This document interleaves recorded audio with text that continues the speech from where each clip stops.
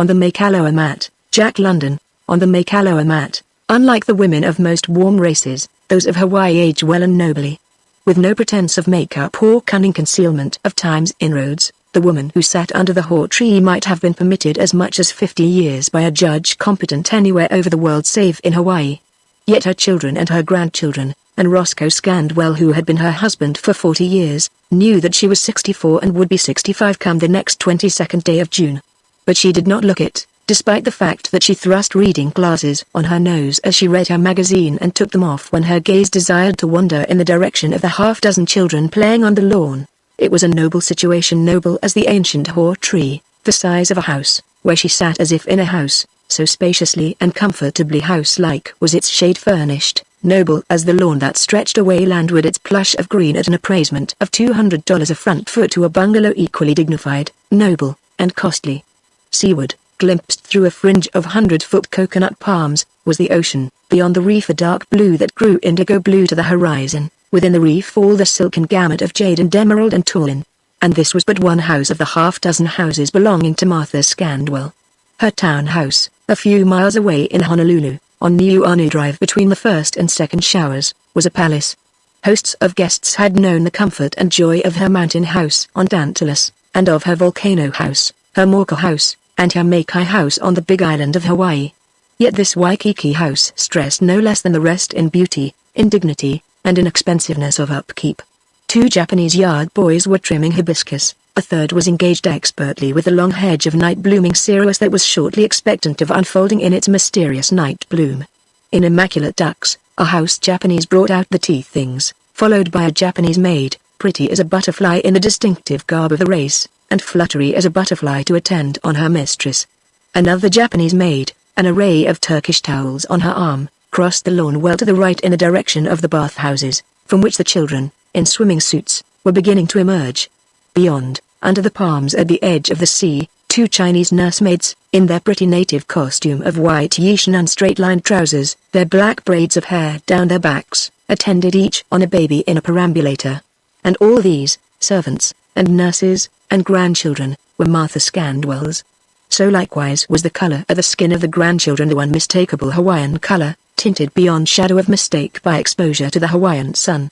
1/8 and 1/16 Hawaiian were they, which meant that 7/8 or 15/16 white blood informed that skin yet failed to obliterate the modicum of golden tawny brown of Polynesia. But in this, again, only a trained observer would have known that the frolicking children were aught but pure-blooded white. Roscoe Scandwell, grandfather, was pure white, Martha 3/4 white, the many sons and daughters of them 7/8 white, the grandchildren graded up to 15/16 white, or, in the cases when their 7/8 fathers and mothers had married 7/8, themselves 14/16 or 7/8 white. On both sides the stock was good, Roscoe straight descended from the New England Puritans, Martha no less straight descended from the royal chief stocks of Hawaii whose genealogies were chanted in males 1,000 years before written speech was acquired. In the distance a machine stopped and deposited a woman whose utmost years might have been guessed as 60, who walked across the lawn as lightly as a well-cared-for woman of 40, and whose actual calendar age was 68. Martha rose from her seat to greet her, in the hearty Hawaiian way, arms about, lips on lips, faces eloquent and bodies no less eloquent with sincereness and frank excessiveness of emotion. And it was Sister Bella, and Sister Martha, back and forth, intermingled with almost incoherent inquiries about each other, and about uncle this and brother that and aunt someone else, until, the first tremulousness of meeting over, eyes moist with tenderness of love, they sat gazing at each other across their teacups. Apparently, they had not seen nor embraced for years. In truth, 2 months marked the interval of their separation. And one was 64, the other 68. But the thorough comprehension resided in the fact that in each of them 1/4 of them was the sun-warm, love-warm heart of Hawaii. The children flooded about Aunt Bella like a rising tide and were capaciously hugged and kissed ere they departed with their nurses to the swimming beach. I thought I'd run out to the beach for several days. The trades had stopped blowing, Martha explained. You've been here 2 weeks already. Bella smiled fondly at her younger sister. Brother Edward told me. He met me at the steamer and insisted on running me out first of all to see Louise and Dorothy and that first grandchild of his.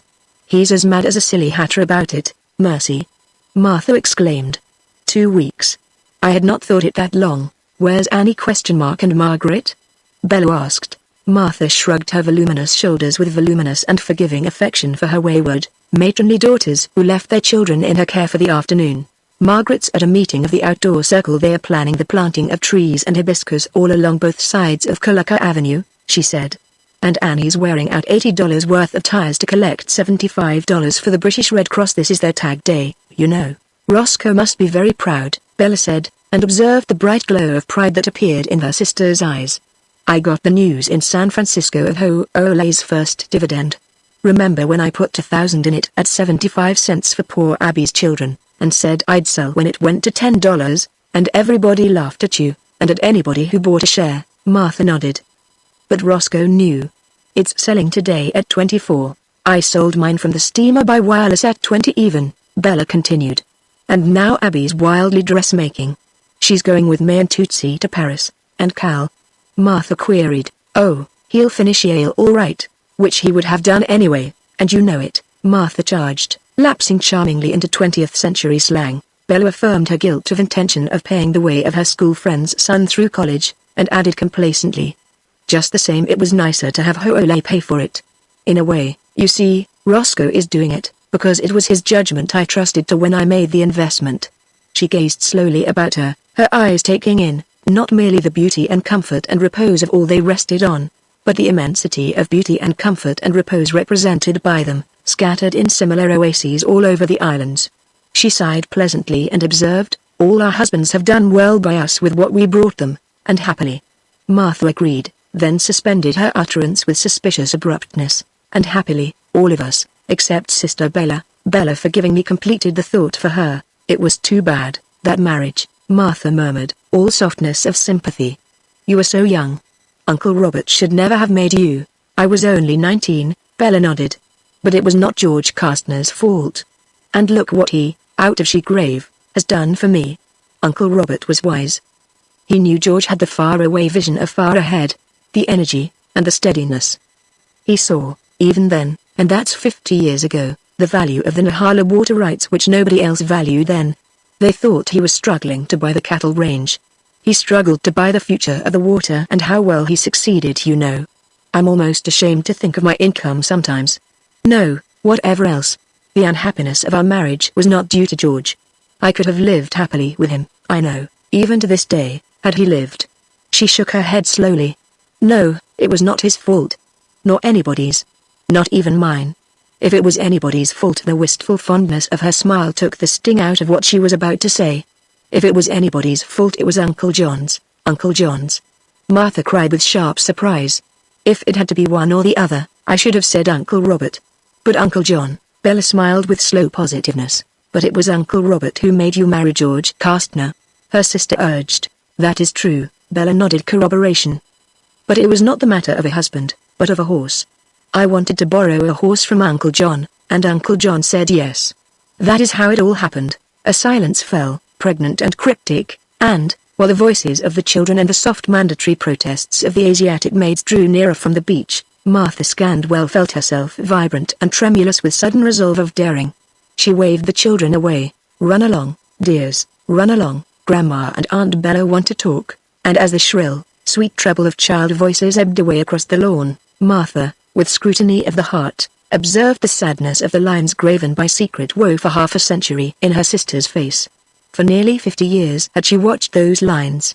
She steeled all the melting softness of the Hawaiian of her to break the half-century of silence. Bella, she said. We never know.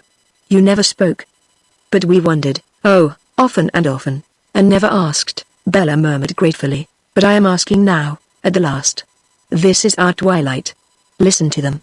Sometimes it almost frightens me to think that they are grandchildren, my grandchildren who only the other day, it would seem, was as heart-free, leg-free, carefree a girl as ever bestrode a horse, or swam in the big surf, or gathered a pie hiss at low tide, or laughed at a dozen lovers.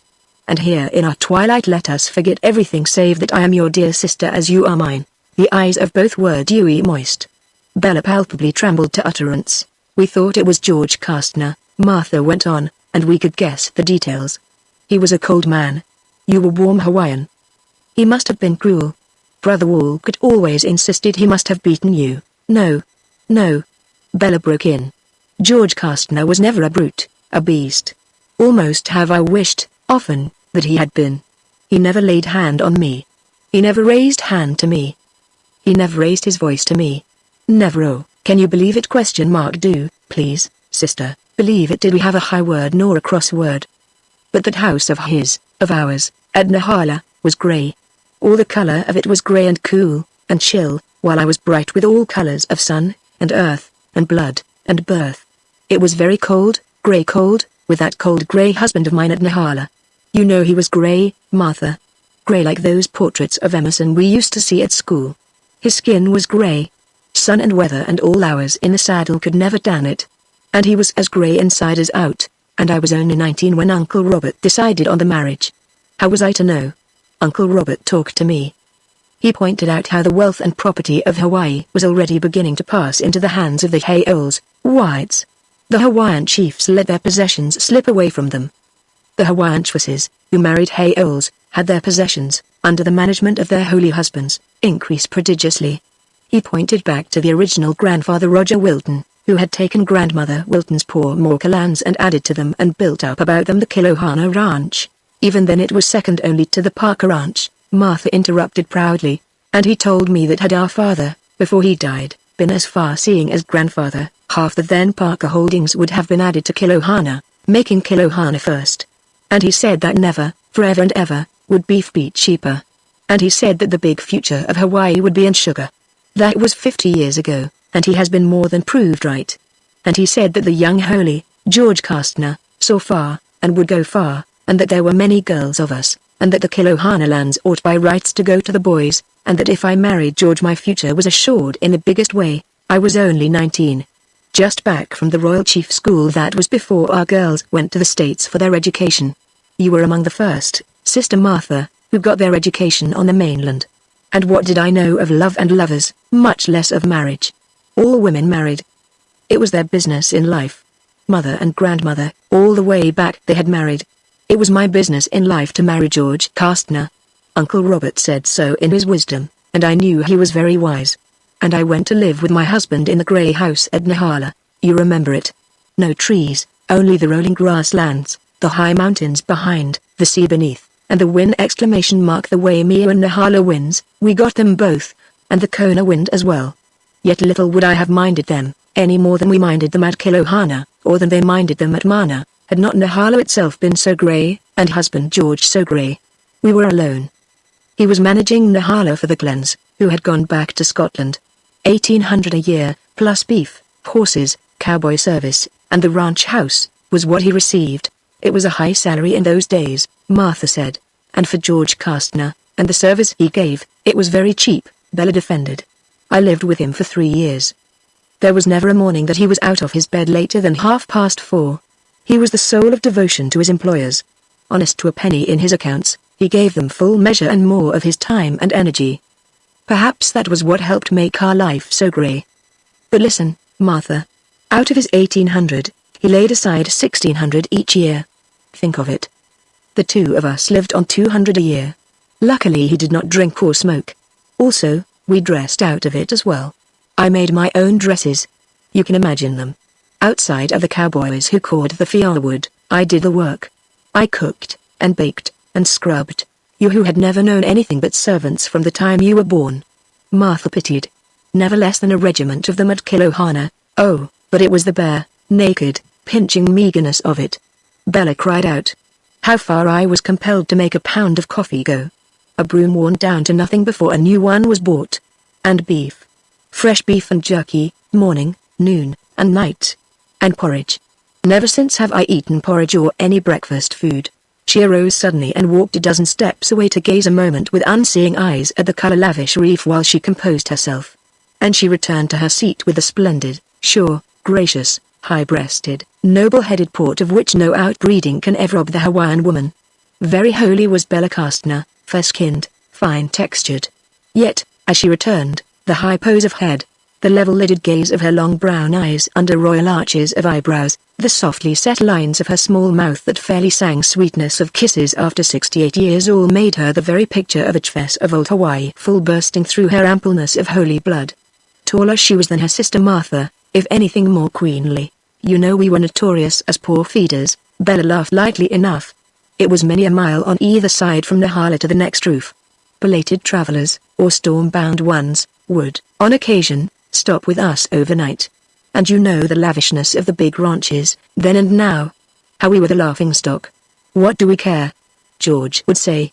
They live today and now. 20 years from now will be our turn, Bella. They will be where they are now, and they will eat out of our hand. We will be compelled to feed them. They will need to be fed, and we will feed them well, for we will be rich. Bella, so rich that I am afraid to tell you. But I know what I know, and you must have faith in me. George was right. 20 years afterward, though he did not live to see it, my income was $1,000 a month. Goodness. I do not know what it is today. But I was only 19, and I would say to George, now. Now. We live now. We may not be alive 20 years from now. I do want a new broom. And there is a third-rate coffee that is only 2 cents a pound more than the awful stuff we are using. Why couldn't I fry eggs in butter now? I should dearly love at least one new tablecloth. Our linen. I'm ashamed to put a guest between the sheets, though heaven knows they dare come seldom enough. Be patient, Bella, he would reply. In a little while, in only a few years, those that scorn to sit at our table now, or sleep between our sheets, will be proud of an invitation, those of them who will not be dead. You remember how Stevens passed out last year, free living and easy, everybody's friend but his own. The Kohala crowd had to bury him, for he left nothing but debts. Watch the others going the same pace. There's your brother Hal. He can't keep it up and live 5 years, and he's breaking his uncle's hearts. And there's Prince Lillo. Dashes by me with 100 mounted, able-bodied, roistering Kanakas in his train who would be better at hard work and looking after their future, for he will never be king of Hawaii. He will not live to be king of Hawaii. George was right. Brother Hal died. So did Prince Lillo. But George was not all right. He, who neither drank nor smoked, who never wasted the weight of his arms in an embrace, nor the touch of his lips a second longer than the most perfunctory of kisses, who was invariably up before cock-crow and asleep ere the kerosene lamp had a tenth emptied itself, and who never thought to die, was dead even more quickly than Brother Hal and Prince Lillo. Be patient, Bella, Uncle Robert would say to me. George Castner is a coming man. I have chosen well for you. Your hardships now are the hardships on the way to the promised land. Not always will the Hawaiians rule in Hawaii. Just as they let their wealth slip out of their hands, so will their rule slip out of their hands. Political power and the land always go together. There will be great changes, revolutions, no one knows how many nor of what sort, save that in the end the Holy will possess the land and the rule. And in that day you may well be First Lady of Hawaii, just as surely as George Castner will be ruler of Hawaii. It is written in the books. It is ever so where the holy conflicts with the easier races. I, your Uncle Robert, who am half Hawaiian and half holy, know whereof I speak. Be patient, Bella, be patient, dear Bella, Uncle John would say, and I knew his heart was tender for me. Thank God, he never told me to be patient. He knew. He was very wise. He was warm human, and, therefore, wiser than Uncle Robert and George Castner, who sought the thing, not the spirit, who kept records in ledgers rather than numbers of heartbeats breast to breast, who added columns of figures rather than remembered embraces and endearments of look and speech and touch. Dear Bella, Uncle John would say. He knew. You have heard always how he was the lover of the Princess Naomi. He was a true lover. He loved but the once. After her death they said he was eccentric. He was. He was the one lover, once and always. Remember the taboo in a room of his at Kilohana that we entered only after his death and found it his shrine to her. Dear Bella, it was all he ever said to me, but I knew he knew, and I was 19, and sun-warm Hawaiian in spite of my 3/4 holy blood, and I knew nothing save my girlhood splendors at Kilohana and my Honolulu education at the Royal Chief School, and my grey husband at Nehala with his grey preachments and practices of sobriety and thrift, and those 2 childless uncles of mine, the one with far, cold vision, the other the broken-hearted, forever dreaming lover of a dead princess. Think of that grey house. I, who had known the ease and the delights and the ever-laughing joys of Kilohana, and of the Parkers at Old Mana, and of Puawa. You remember. We did live in feudal spaciousness in those days. Can you, believe it, Martha at Nehala, the only sewing machine I had was one of those the early missionaries brought, a tiny, crazy thing that one cranked around by hand. Robert and John had each given husband George $5,000 at my marriage. But he had asked for it to be kept secret. Only the 4 of us knew. And while I sewed my cheap holocaust on that crazy machine, he bought land with the money the up in Nahala lands, a bit at a time, each purchase a hard-driven bargain, his face the very face of poverty. Today the Nahala ditch alone pays me 40,000 a year, but was it worth it? I starved. If only once, madly. He had crushed me in his arms. If only once he could have lingered with me 5 minutes from his own business or from his fidelity to his employers. Sometimes I could have screamed, or showered the eternal bowl of hot porridge into his face, or smashed the sewing machine upon the floor and danced a hula on it, just to make him burst out and lose his temper and be human, be a brute, be a man of some sort instead of a grey, frozen demigod. Bella's tragic expression vanished, and she laughed outright in sheer genuineness of mirthful recollection. And when I was in such moods he would gravely look me over, gravely feel my pulse, examine my tongue, gravely dose me with castor oil, and gravely put me to bed early with hot stove lids, and assure me that I'd feel better in the morning. Early to bed. Our wildest sitting up was 9 o'clock. 8 o'clock was our regular bedtime. It saved kerosene. We did not eat dinner at Nahala. Remember the great table at Kilohana where we did have dinner? But husband George and I had supper. And then he would sit close to the lamp on one side the table and read old borrowed magazines for an hour, while I sat on the other side and darned his socks and underclothing. He always wore such cheap, shoddy stuff. And when he went to bed, I went to bed. No wastage of kerosene with only one to benefit by it. And he went to bed always the same way, winding up his watch, entering the day's weather in his diary, and taking off his shoes, right foot first invariably, left foot second, and placing them just so, side by side, on the floor, at the foot of the bed, on his side. He was the cleanest man I ever knew. He never wore the same undergarment a second time. I did the washing. He was so clean it hurt. He shaved twice a day. He used more water on his body than any Kanaka. He did more work than any 2 hay-oles. And he saw the future of the Nahala water, and he made you wealthy, but did not make you happy, Martha observed. Bella sighed and nodded. What is wealth after all, Sister Martha? My new Pierce Arrow came down on the steamer with me. My third in 2 years. But oh, all the Pierce Arrows and all the incomes in the world compared with a lover! The one lover, the one mate, to be married to toil beside and suffer and joy beside, the one male man lover husband. Her voice trailed off, and the sisters sat in soft silence while an ancient crone, staff in hand, twisted, doubled, and shrunken under 100 years of living, hobbled across the lawn to them.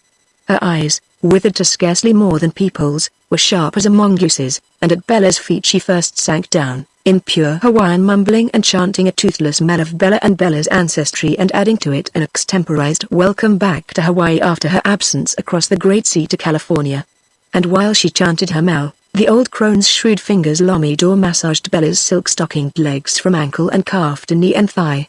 Both Bella's and Martha's eyes were luminous moist, as the old retainer repeated the lama and the mel to Martha, and as they talked with her in the ancient tongue and asked the immemorial questions about her health and age and great-great-grandchildren, she who had lomied them as babies in the great house at Kilohana, as her ancestresses had lomied their ancestresses back through the unnumbered generations. The brief duty visit over, Martha arose and accompanied her back to the bungalow, putting money into her hand, commanding proud and beautiful Japanese housemaids to wait upon the dilapidated aborigine with poi, which is compounded of the roots of the water lily, with ayamaka, which is raw fish, and with pounded kukui nut and limo, which latter is seaweed tender to the toothless, digestible and savory. It was the old feudal tie, the faithfulness of the commoner to the chief, the responsibility of the chief to the commoner, and Martha, 3/4 holy with the Anglo-Saxon blood of New England, was 4/4 Hawaiian in her remembrance and observance of the well-nigh vanished customs of the old days. As she came back across the lawn to the haw tree, Bella's eyes dwelt upon the moving authenticity of her and of the blood of her, and embraced her and loved her. Shorter than Bella was Martha, a trifle, but the merest trifle, less queenly of port, but beautifully and generously proportioned, mellowed rather than dismantled by years.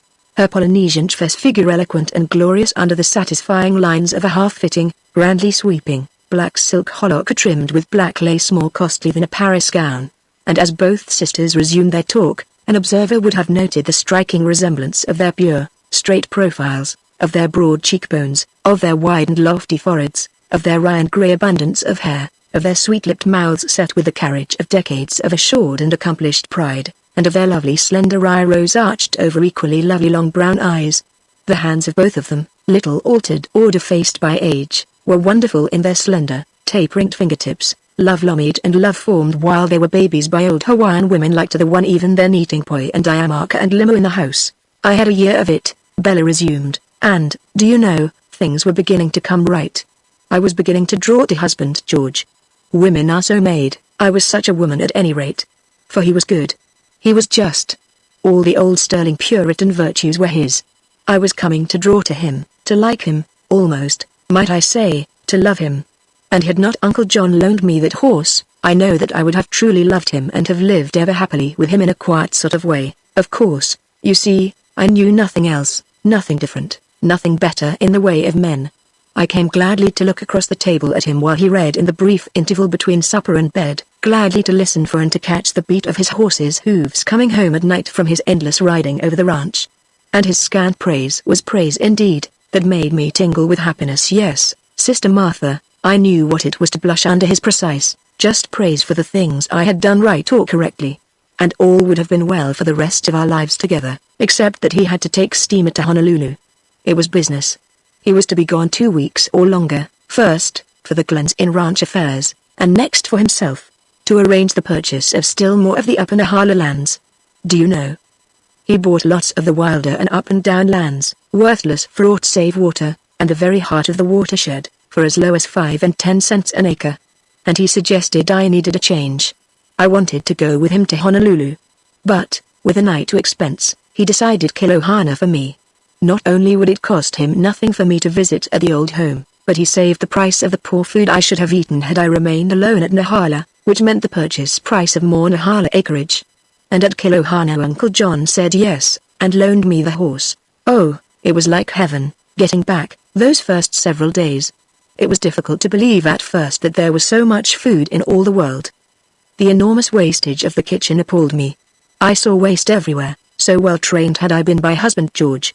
Why, out in the servants' quarters the aged relatives and most distant hangers on of the servants fed better than George and I ever fed.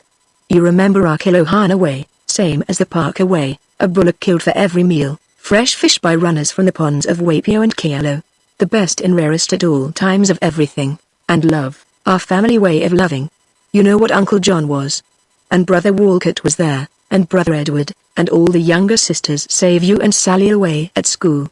And Aunt Elizabeth, and Aunt Janet with her husband and all her children on a visit. It was arms around, and perpetual endearings, and all that I had missed for a weary 12-month. I was thirsty for it.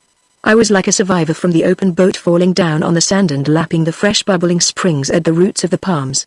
And they came, riding up from Kauai, where they had landed from the royal yacht, the whole glorious cavalcade of them, 2 by 2, flower-garlanded, young and happy, gay, on Parker Ranch horses, 30 of them in the party, 100 Parker Ranch cowboys and as many more of their own retainers. A royal progress. It was Princess Lechu's progress, of course, she flaming and passing as we all knew with the dreadful tuberculosis, but with her were her nephews. Prince Lilo, hailed everywhere as the next king, and his brothers, Prince Kaakili and Prince Kamilau. And with the princess was Ella Higginsworth, who rightly claimed higher chief bloodlines through the Kauai descent and belonged to the reigning family, and Dora Niles, and Emily Lowcroft, and, oh, why enumerate them all? Ella Higginsworth and I had been roommates at the Royal Chief School. And there was a great resting time for an hour no liu or, for the liu awaited them at the Parkers, but beer and stronger drinks for the men, and lemonade, and oranges, and refreshing watermelon for the women. And it was arms around with Ella Higginsworth and me, and the princess, who remembered me, and all the other girls and women, and Ella spoke to the princess, and the princess herself invited me to the progress, joining them at Mano whence they would depart 2 days later. And I was mad with it too, from a 12-month of imprisonment at Nehala. And I was 19 yet, just turning 20 within the week. Oh, I had not thought of what was to happen. So occupied was I with the women that I did not see Lilo, except at a distance, bulking large and tall above the other men. But I had never been on a progress. I had seen them entertained at Kilohana and Mana, but I had been too young to be invited along, and after that it had been school and marriage. I knew what it would be like 2 weeks of paradise, and little enough for another 12 months at Nehala, and I asked Uncle John to lend me a horse, which meant 3 horses, of course, 1 mounted cowboy and a pack horse to accompany me. No roads then. No automobiles. And the horse for myself. It was Hilo. You don't remember him? You were away at school then, and before you came home, the following year, he'd broken his back and his rider's neck wild cattle roping up Mauna Kea. You heard about it, that young American naval officer, Lieutenant Bosefield. Martha nodded. But Hilo. I was the first woman on his back. He was a 3-year-old, almost a 4-year, and just broken. So black and in such a vigor of coat that the highlights on him clad him in shimmering silver. He was the biggest riding animal on the ranch, descended from the king's sparkling doe with a range mare for Dan, and roped wild only 2 weeks before. I never have seen so beautiful a horse. He had the round, deep-chested, big-hearted, well-coupled body of the ideal mountain pony, and his head and neck were true thoroughbred, slender, yet full, with lovely alert ears not too small to be vicious nor too large to be stubborn mulish. And his legs and feet were lovely too, unblemished, sure and firm, with long springy pasterns that made him a wonder of ease under the saddle. I remember hearing Prince Lilo tell Uncle John that you were the best woman rider in all Hawaii, Martha interrupted to say. That was 2 years afterward when I was back from school and while you were still living at Nehala. Lilo said that. Bella cried. Almost as with a blush. Her long, brown eyes were illumined, as she bridged the years to her lover near half a century dead and dust. With the gentleness of modesty so innate in the women of Hawaii, she covered her spontaneous exposure of her heart with added panegyric of Hilo. Oh, when he ran with me up the long grass slopes, and down the long grass slopes, it was like hurdling in a dream, for he cleared the grass at every bound, leaping like a deer, a rabbit, or a fox terrier, you know how they do. And cut up, and prance, and high life. He was a mount for a general, for a Napoleon or a Kitchener. And he had, not a wicked eye, but, oh, such a roguish eye, intelligent and looking as if it cherished a joke behind and wanted to laugh or to perpetrate it. And I asked Uncle John for Hilo. And Uncle John looked at me, and I looked at him, and, though he did not say it, I knew he was feeling dear Bella, and I knew, somewhere in his seeing of me, was always a vision of the Princess Naomi. And Uncle John said yes. That is how it happened, but he insisted that I should try Hilo out myself, rather at private rehearsal. He was a handful, a glorious handful. But not vicious, not malicious. He got away from me over and over again, but I never let him know. I was not afraid, and that helped me keep always a feel of him that prevented him from thinking that he was even a jump ahead of me. I have often wondered if Uncle John dreamed of what possibly might happen. I know I had no thought of it myself, the day I rode across and joined the princess at Mana.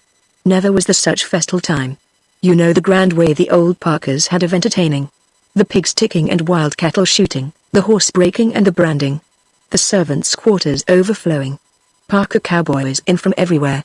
And all the girls from Waimea, and the girls from Waipio, and Ongaka, and Pu'uelo, I can see them yet, sitting in long rows on top the stone walls of the breaking pen and making loose, flower garlands, for their cowboy lovers.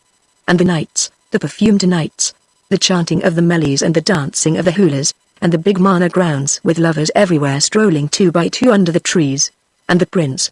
Bella paused, and for a long minute her small fine teeth, still perfect, showed deep in her underlip as she sought and won control and sent her gaze vacantly out across the far blue horizon.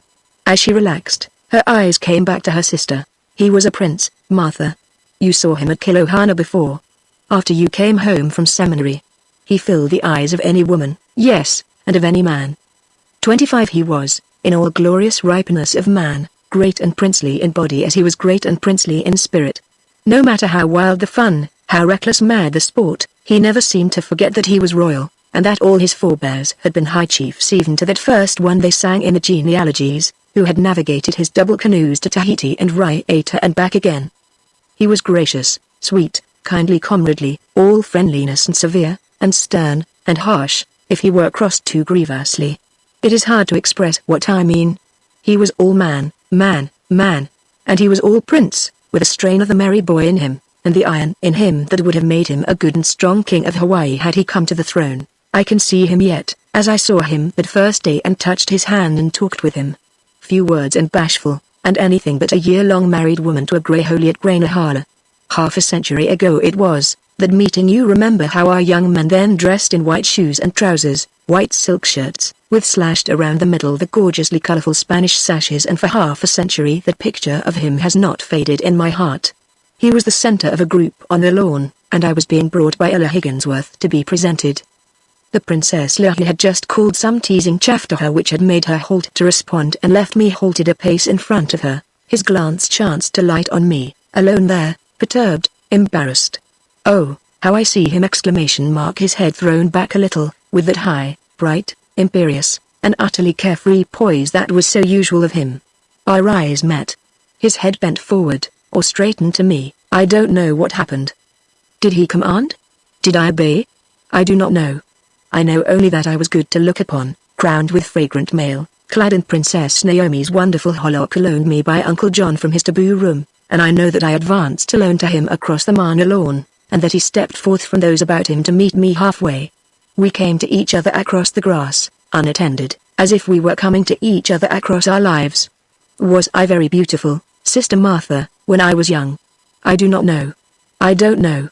But in that moment, with all his beauty and truly royal manners crossing to me and penetrating to the heart of me, I felt a sudden sense of beauty in myself. How shall I say? As if in him and from him perfection were engendered and conjured within myself. No word was spoken.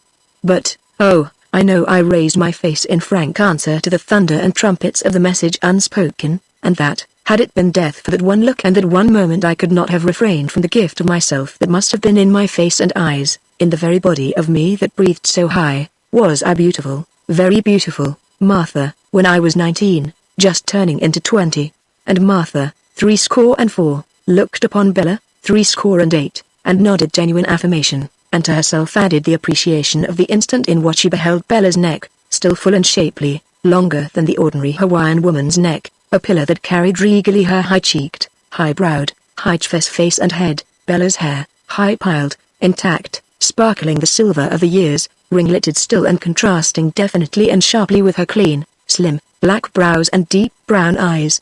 And Martha's glance, immodest overwhelming of modesty by what she saw, dropped down the splendid breast of her and generously true lines of body to the feet, silken-clad, high-heeled slippered, small, plump, with an almost Spanish arch and faultlessness of instep. When one is young, the one young time. Bella laughed. Lillo was a prince. I came to know his every feature and their every phase. Afterward, in our wonder days and nights by the singing waters, by the slumber-drowsy surfs, and on the mountain ways, I knew his fine, brave eyes, with their straight, black brows, the nose of him that was assuredly a Kamamea nose, and the last, least, lovable curve of his mouth. There is no mouth more beautiful than the Hawaiian, Martha, and his body. He was a king of athletes, from his wicked, wayward hair to his ankles of bronzed steel. Just the other day I heard one of the Wilder grandsons referred to as the Prince of Harvard. Mercy. What could they have called my Lillo? Could they have matched him against this Wilder lad and all his team at Harvard? Bella ceased and breathed deeply, the while she clasped her fine small hands in her ample silken lap. But her pink fairness blushed faintly through her skin and warmed her eyes as she relived her prince days. Well, you have guessed, Bella said, with defiant shrug of shoulders and a straight gaze into her sister's eyes. We rode out from Gay Manor and continued the gay progress down the lava trails to Kealo, to the swimming and the fishing and the feasting and the sleeping in the warm sand under the palms, and up to Puawa, and more pigs ticking, and roping and driving, and wild mutton from the upper pasture lands, and on through Kona, now Morka, mountainward, now down to the King's Palace at Kailua, and to the swimming at Ku, and to Kilakua Bay, and Napupu and Honono. And everywhere the people turning out, in their hands gifts of flowers, and fruit, and fish, and pig, in their hearts love and song, their heads bowed in obeisance to the royal ones while their lips ejaculated exclamations of amazement or chanted melodies of old and unforgotten days. What would you, Sister Martha? You know what we Hawaiians are. You know what we were 100 years ago. Lillo was wonderful. I was reckless. Lillo of himself could make any woman reckless. I was twice reckless, for I had cold, grain Ahala to spur me on. I knew. I had never a doubt. Never a hope. Divorces in those days were undreamed. The wife of George Castner could never be Queen of Hawaii, even if Uncle Robert's prophesied revolutions were delayed, and if Lillo himself became king. But I never thought of the throne. What I wanted would have been the quondam of being Lillo's wife and mate. But I made no mistake. What was impossible, and I dreamed no false dream. It was the very atmosphere of love. And Lillo was a lover. I was forever crowned with lust by him, and he had his runners bring meals all the way from the rose gardens of Mana. You remember them, 50 miles across the lava and the ranges, dewy fresh as the moment they were plucked, in their jewel cases of banana bark, yard-long they were, the tiny pink buds like threaded beads of Neapolitan coral. And at the luau's feasts, the forever never-ending luau's, I must be seated on Lil Lillo's Makaloa mat, the prince's mat. His alone and taboo to any lesser mortal save by his own condescension and desire. And I must dip my fingers into his own Pawai Hollow finger bowl, where scented flower petals floated in the warm water. Yes, and careless that all should see his extended favor, I must dip into his papakai for my pinches of red salt, and limo, and kukui nut and chili pepper, and into his ipukai, fish sauce dish, of cod that the great Kamamia himself had eaten from on many a similar progress. And it was the same for special delicacies that were for Lil Lillo and the princess alone for his Nelu, and the Ak, and the Palu, and the Alala. And his kahalis were waved over me, and his attendants were mine, and he was mine, and from my flower-crowned hair to my happy feet I was a woman loved. Once again Bella's small teeth pressed into her underlip, as she gazed vacantly seaward and won control of herself and her memories. It was on, through all Kona, and all Kau, from Hupoloa and Kapua to Honuapo and Punaluu, a lifetime of living compressed into 2 short weeks. A flower blooms but once. That was my time of bloom. Lil Lillo beside me, myself on my wonderful Hilo, a queen, not of Hawaii, but of Lil Lillo and love. He said I was a bubble of color and beauty on the black back of Leviathan, that I was a fragile dewdrop on the smoking crest of a lava flow, that I was a rainbow riding the thundercloud. Bella paused for a moment. I shall tell you no more of what he said to me, she declared gravely, save that the things he said were fire of love and essence of beauty, and that he composed hulas to me, and sang them to me, before all, of nights under the stars as we lay on our mats at the feasting, and I on the Makaloa mat of Lil Lillo. And it was on to Kailea the dream so near its ending, and of course we tossed into the pit of sea-surging lava our offerings to the fire goddess of males and of fish and hardpoi wrapped moist in the tea leaves. And we continued down through Old Puna, and feasted and danced and sang at Koali and Kamali and Apihikau, and swam in the clear, sweet water pools of Kalapana. And in the end came to Hilo by the sea. It was the end. We had never spoken. It was the end recognized and unmentioned. The yacht waited. We were days late. Honolulu called, and the news was that the king had gone particularly pupule, insane, that there were Catholic and Protestant missionary plottings, and that trouble with France was brewing. As they had landed at Kauai 2 weeks before with laughter and flowers and song, so they departed from Hilo. It was a merry parting, full of fun and frolic and 1,000 last messages and reminders and jokes. The anchor was broken out to a song of farewell from Lil Lillo's singing boys on the quarterdeck, while we, in the big canoes and whaleboats, saw the first breeze fill the vessel's sails and the distance begin to widen. Through all the confusion and excitement, Lil Lillo, at the rail, who must say last farewells and quip last jokes to many, looked squarely down at me. On his head he wore my illimil, which I had made for him and placed there. And into the canoes, to the favored ones, they on the yacht began tossing their menials. I had no expectancy of hope.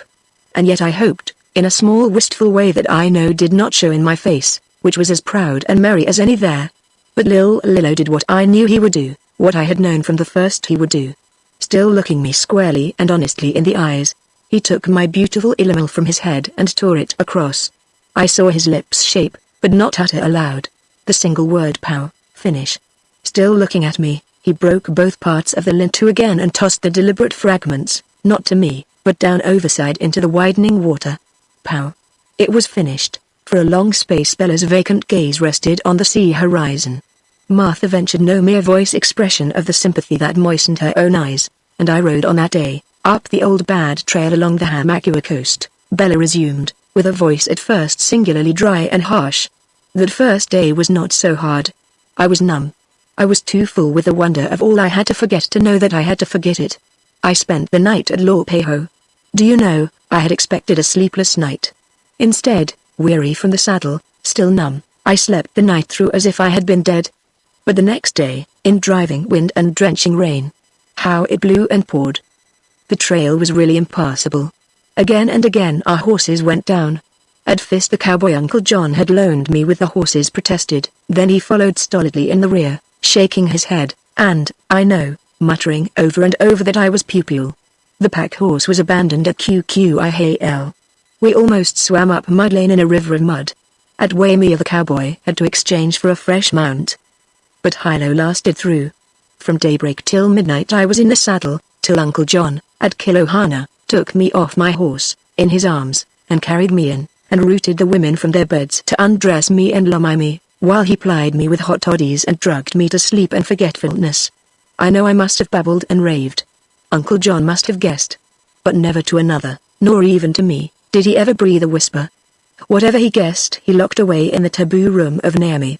I do have fleeting memories of some of that day, all a broken-hearted mad rage against fate, of my hair down and wet and stinging about me in the driving rain, of endless tears of weeping contributed to the general deluge, of passionate outbursts and resentments against a world all twisted and wrong, of beatings of my hands upon my saddle pommel, of asperities to my Kilohana cowboy, of spurs into the ribs of poor magnificent Hilo, with a prayer on my lips, bursting out from my heart, that the spurs would so madden him as to make him rear and fall on me and crush my body forever out of all beauty for man, or topple me off the trail and finish me at the foot of the palace precipices, writing pow at the end of my name as final as the unuttered pow on Lil Lillo's lips when he tore across my illimil and dropped it in the sea. Husband George was delayed in Honolulu. When he came back to Nehala I was there waiting for him.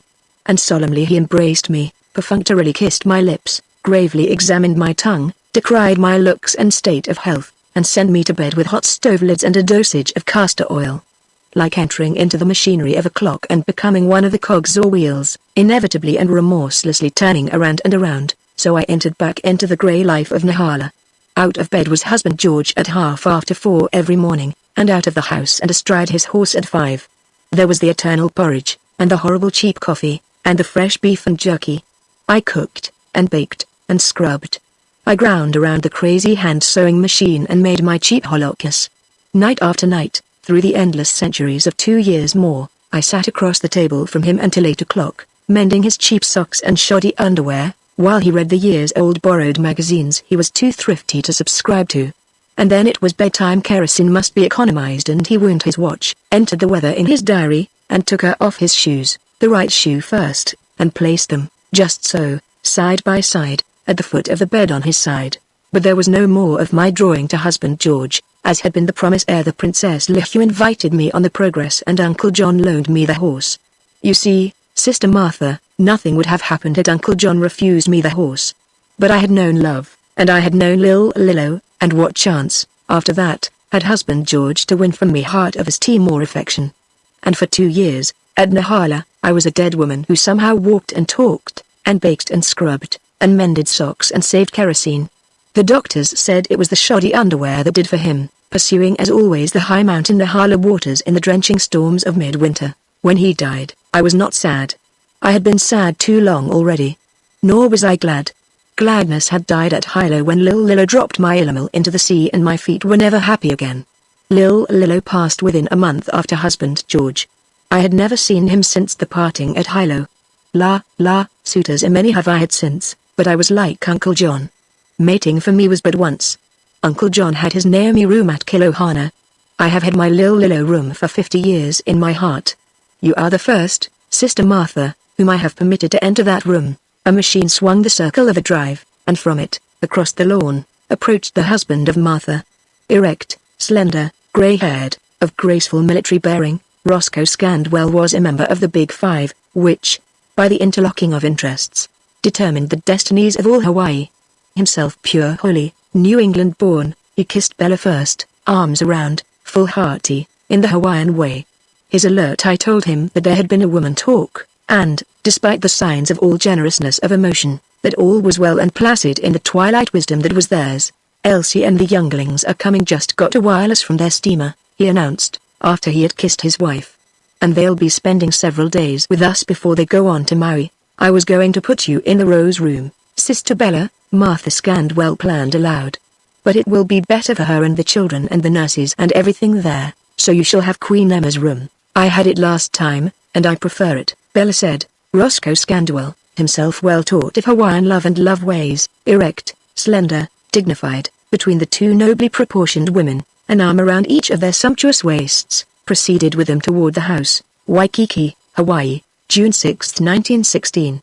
The bones of Ka'akili, from over the lofty Kū'au mountains, vagrant wisps of the trade wind drifted, faintly swaying the great, unwhipped banana leaves, rustling the palms, and fluttering and setting up a whispering among the lace-leaved algaroba trees. Only intermittently did the atmosphere so breathe, for breathing it was. The suspiring of the languid, Hawaiian afternoon. In the intervals between the soft breathings, the air grew heavy and balmy with the perfume of flowers and the exhalations of fat, living soil. Of humans about the low bungalow-like house, there were many, but one only of them slept. The rest were on the tense tiptoes of silence. At the rear of the house a tiny babe piped up a thin blatting wail that the quickly thrust breast could not appease. The mother, a slender hapaholi, half white, clad in a loose flowing holoku of white muslin, hastened away swiftly among the banana and papaya trees to remove the babe's noise by distance. Other women, hapaholi and full native, watched her anxiously as she fled. At the front of the house, on the grass, squatted a score of Hawaiians. Well-muscled, broad-shouldered. They were all strapping men. Brown-skinned, with luminous brown eyes and black, their features large and regular, they showed all the signs of being as good-natured, merry-hearted, and soft-tempered as the climate. To all of which a seeming contradiction was given by the ferociousness of their accoutrement. Into the tops of their rough leather leggings were thrust long knives, the handles projecting. On their heels were huge roweled Spanish spurs. They had the appearance of banditti, save for the incongruous wreaths of flowers and fragrant mail that encircled the crowns of their flopping cowboy hats. One of them, deliciously and roguishly handsome as a fawn, with the eyes of a fawn, wore a flaming double hibiscus bloom coquettishly tucked over his ear. Above them, casting a shelter of shade from the sun, grew a wide-spreading canopy of Ponciana regia, itself a flame of blossoms, out of each of which sprang pom-poms of feathery stamens. From far off, muffled by distance, came the faint stamping of their tethered horses. The eyes of all were intently fixed upon the solitary sleeper who lay on his back on a lohala mat 100 feet away under the monkey pod trees. Large as were the Hawaiian cowboys, the sleeper was larger. Also, as his snow-white hair and beard attested, he was much older. The thickness of his wrist and the greatness of his fingers made authentic the mighty frame of him hidden under loose dungaree pants and cotton shirt, buttonless, open from midriff to Adam's apple, exposing a chest matted with a thatch of hair as white as that of his head and face. The depth and breadth of that chest, its resilience, and its relaxed and plastic muscles, tokened the knotty strength that still resided in him. Further, no bronze and beat of sun and wind availed to hide the testimony of his skin that he was all wholly a white man. On his back, his great white beard, thrust skyward, untrimmed of barbers, stiffened and subsided with every breath, while with the outblow of every exhalation the white moustache erected perpendicularly like the quills of a porcupine and subsided with each intake. A young girl of 14, clad only in a single shift, or muumuu, herself a granddaughter of the sleeper, crouched beside him and with a feathered fly flapper brushed away the flies. In her face were depicted solicitude, and nervousness, and awe, as if she attended on a god. And truly, Hardman Poole, the sleeping whiskery one, was to her, and to many and sundry, a god, a source of life, a source of food, a fount of wisdom, a giver of law, a smiling beneficence, a blackness of thunder and punishment, in short, a man-master whose record was 14 living and adult sons and daughters, 6 great-grandchildren, and more grandchildren than could he in his most lucid moments enumerate. 51 years before, he had landed from an open boat at Lo'opeho on the windward coast of Hawaii. The boat was the one surviving one of the whaler Black Prince of New Bedford. Himself New Bedford born, 20 years of age, by virtue of his driving strength and ability he had served as second mate on the lost whale ship.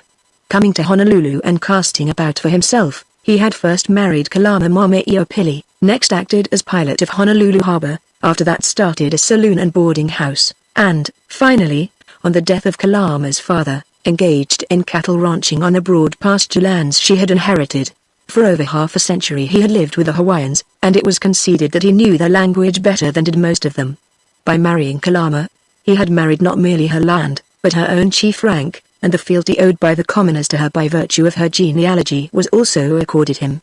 In addition, he possessed of himself all the natural attributes of chiefship, the gigantic stature, the fearlessness, the pride, and the high hot temper that could brook no impudence nor insult, that could be neither bullied nor awed by any utmost magnificence of power that walked on 2 legs, and that could compel service of lesser humans, not by any ignoble purchase by bargaining, but by an unspoken but expected condescending of largesse. He knew his Hawaiians from the outside and the in, knew them better than themselves, their Polynesian circumlocutions, faiths, customs, and mysteries, and at 71, after a morning in the saddle over the ranges that began at 4 o'clock, he lay under the monkey pods in his customary and sacred siesta that no retainer dared to break, nor would dare permit any equal of the Great One to break. Only to the king was such a right accorded, and, As the king had early learned, to break Hardman Poole's siesta was to gain awake a very irritable and grumpy Hardman Poole who would talk straight from the shoulder and say unpleasant but true things that no king would care to hear. The sun blazed down. The horses stamped remotely. The fading trade wind wisps sighed and rustled between longer intervals of quiescence. The perfume grew heavier. The woman brought back the babe, quiet again, to the rear of the house. The monkey pods folded their leaves and swooned to a siesta of their own in the soft air above the sleeper. The girl, breathless as ever from the enormous solemnity of her task, still brushed the flies away, and a score of cowboys still intently and silently watched. Hardman Poole awoke. The next out-breath, expected of the long rhythm, did not take place. Neither did the white, long moustache rise up.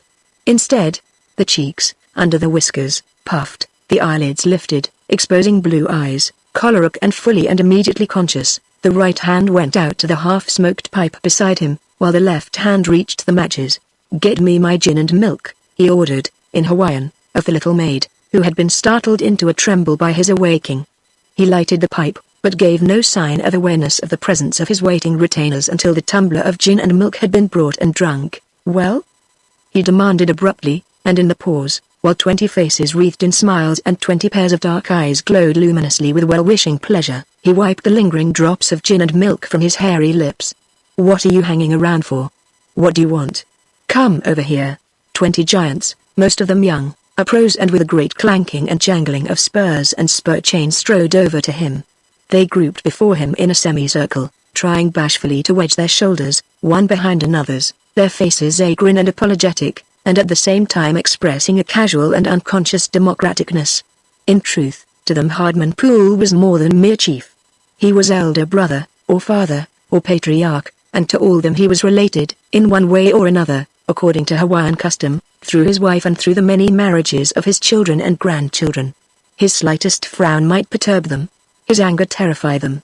His command compel them to certain death, yet, on the other hand, not one of them would have dreamed of addressing him otherwise than intimately by his first name, which name, Hardman, was transmuted by their tongues into Kanakao'ali. At a nod from him, the semicircle seated itself on the manini grass, and with further deprecatory smiles waited his pleasure. "What do you want?" demanded, in Hawaiian, with a brusqueness and sternness they knew were put on. They smiled more broadly, and deliciously squirmed their broad shoulders and great torsos with the appeasingness of so many wriggling puppies. Hardman Poole singled out one of them. "Well, Iliopoi, what do you want?" $10, Kanakao'ali, $10. Poole cried, in apparent shock at mention of so vast a sum. "Does it mean you are going to take a second wife? Remember the missionary teaching. One wife at a time, Iliopoi, one wife at a time. For he who entertains a plurality of wives will surely go to hell." Giggles and flashings of laughing eyes from all greeted the joke. "No, Kanakao'ali," came the reply. "The devil knows I am hard put to get Kaukau for one wife and her several relations, Kaukau." Poole repeated the Chinese-introduced word for food which the Hawaiians had come to substitute for their own paina. "Didn't you boys get Kaukau here this noon?" "Yes, Kanakao'ali," volunteered an old, withered native who had just joined the group from the direction of the house. "All of them had Kaukau in the kitchen, and plenty of it. They ate like lost horses brought down from the lava. And what do you want, Kumuhana?" Poole diverted to the old one, at the same time motioning to the little maid to flap flies from the other side of him. $12, said Kumuhana. "I want to buy a jackass and a second-hand saddle and bridle. I am growing too old for my legs to carry me in walking." "You wait," his holy lord commanded. "I will talk with you about the matter, and about other things of importance, when I am finished with the rest and they are gone." The withered old one nodded and proceeded to light his pipe. "The Kaukau in the kitchen was good," Iliopoi resumed, licking his lips. "The poi was one finger, the pig fat, the salmon belly unstinking, the fish of great freshness and plenty, though the apias, tiny, rock-clinging shellfish, had been salted and thereby made tough. Never should the apias be salted. Often have I told you, Kanakao'ali, that apias should never be salted. I am full of good Kaukau. My belly is heavy with it. Yet is my heart not light of it because there is no Kaukau in my own house. Where is my wife, who is the aunt of your fourth son's second wife, and where is my baby daughter, and my wife's old mother, and my wife's old mother's feeding child that is a cripple, and my wife's sister who lives likewise with us along with her 3 children, the father being dead of a wicked dropsy? Will $5 save all of you from funerals for a day or several?" Poole testily cut the tale short. Yes, Kanaka, and as well it will buy my wife a new comb and some tobacco for myself. From a gold sack drawn from the hip pocket of his dungarees, Hardman Poole drew the gold piece and thrust it accurately into the waiting hand. To a bachelor who wanted $6 for new leggings, tobacco, and spurs, $3 were given, the same to another who needed a hat, and to a third, who modestly asked for $2, 4 were given with a flowery worded compliment anent his prowess in roping a recent wild bull from the mountains. They knew, as a rule, that he cut their requisitions in half, therefore they doubled the size of their requisitions. And Hardman Poole knew they doubled, and smiled to himself. It was his way, and, further, it was a very good way with his multitudinous relatives, and did not reduce his stature in their esteem. And you, Ahu? He demanded of one whose name meant poison wood. And the price of a pair of dungarees, Ahu concluded his list of needs. I have ridden much and hard after your cattle, Kanaka, and where my dungarees have pressed against the seat of the saddle there is no seat to my dungarees. It is not well that it be said that a Kanaka cowboy, who is also a cousin of Kanaka wife's half-sister, should be shamed to be seen out of the saddle save that he walks backward from all that behold him. The price of a dozen pairs of dungarees be thine, Ahu. Hardman Poole beamed, tossing to him the necessary sum. I am proud that my family shares my pride.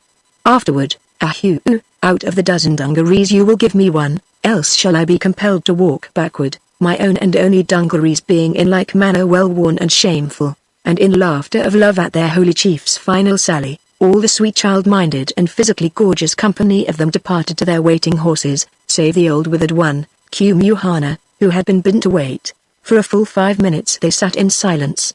Then Hardman Poole ordered the little maid to fetch a tumbler of gin and milk, which, when she brought it, he nodded her to hand to Kumuhana. The glass did not leave his lips until it was empty, whereon he gave a great audible out-breath of aar, and smacked his lips. Much awa have I drunk in my time, he said reflectively. Yet is the awa but a common man's drink, while the holy liquor is a drink for chiefs. The awa has not the liquor's hot willingness, its spur in the ribs of feeling, its biting alive of oneself that is very pleasant since it is pleasant to be alive. Hardman Poole smiled, nodded agreement, and old Kumuhana continued. There is a warmingness to it. It warms the belly and the soul. It warms the heart. Even the soul and the heart grow cold when one is old. You are old, Poole conceded. Almost as old as I. Kumuhana shook his head and murmured.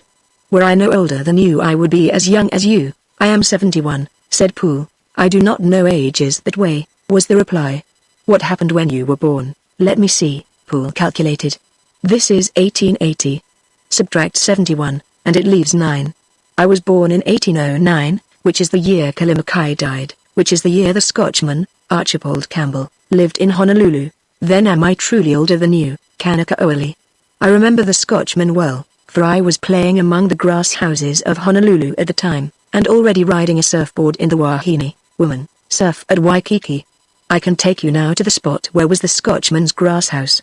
The seaman's mission stands now on the very ground. Yet do I know when I was born? Often my grandmother and my mother told me of it.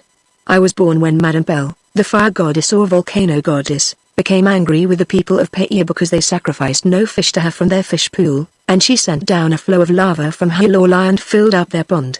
Forever was the fish pond of Paia filled up. That was when I was born. That was in 1801, when James Boyd was building ships for Kamehameha at Hilo. Poole cast back through the calendar, which makes you 79, or 8 years older than I. You are very old. Yes, Kanaka, muttered Kumuhana, pathetically attempting to swell his shrunken chest with pride. And you are very wise. Yes, Kanaka, and you know many of the secret things that are known only to old men. Yes, Kanaka, and then you know Hardman Poole broke off, the more effectively to impress and hypnotize the other ancient with the set stare of his pale-washed blue eyes. They say the bones of Kaakili were taken from their hiding place and lie today in the royal mausoleum. I have heard it whispered that you alone of all living men truly know. I know, was the proud answer. I alone know. Well, do they lie there? Yes or no? Kaakili was an ally, High Chief. It is from this straight line that your wife Kalama came. She is an ally. The old retainer paused and pursed his lean lips in meditation. I belong to her, as all my people before me belong to her people before her.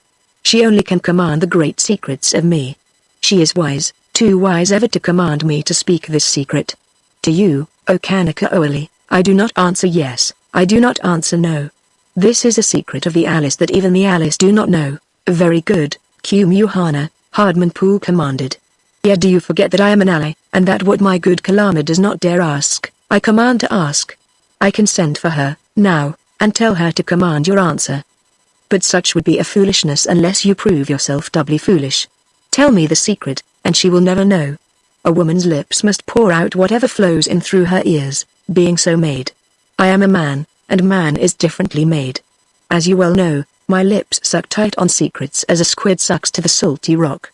If you will not tell me alone, then will you tell Kalama and me together, and her lips will talk, so that the latest Malahini will shortly know what, otherwise, you and I alone will know. Long time Kumuhana sat on in silence, debating the argument and finding no way to evade the fact logic of it. Great is your holy wisdom, he conceded at last. Yes or no?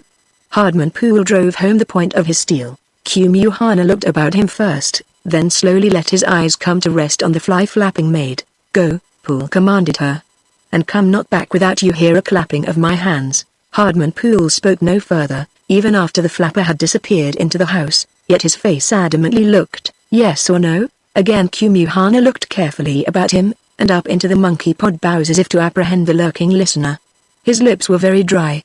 With his tongue he moistened them repeatedly. Twice he essayed to speak, but it was inarticulately husky. And finally, with bowed head, he whispered, so low and solemnly that Hardman Poole bent his own head to hear. No. Poole clapped his hands, and the little maid ran out of the house to him in tremulous, fluttery haste. Bring a milk and gin for old Kumuhana. Here, Poole commanded, and, to Kumuhana, now tell me the whole story. Wait, was the answer. Wait till the little Wahine has come and gone. And when the maid was gone, and the gin and milk had travelled the way predestined of gin and milk when mixed together, Hardman Poole waited without further urge for the story. Kumuhana pressed his hand to his chest and coughed hollowly at intervals, bidding for encouragement, but in the end, of himself, spoke out. It was a terrible thing in the old days when a great ally died. Kaakili was a great ally. He might have been king had he lived. Who can tell? I was a young man, not yet married. You know, Kanakaoli, when Kaakili died, and you can tell me how old I was. He died when Governor Boki ran the Blonde Hotel here in Honolulu. You have heard? I was still on Windward, Hawaii, Poole answered. But I have heard. Boki made a distillery, and leased Manoa lands to grow sugar for it, and Kahumanu, who was regent, cancelled the lease, routed out the cane, and planted potatoes.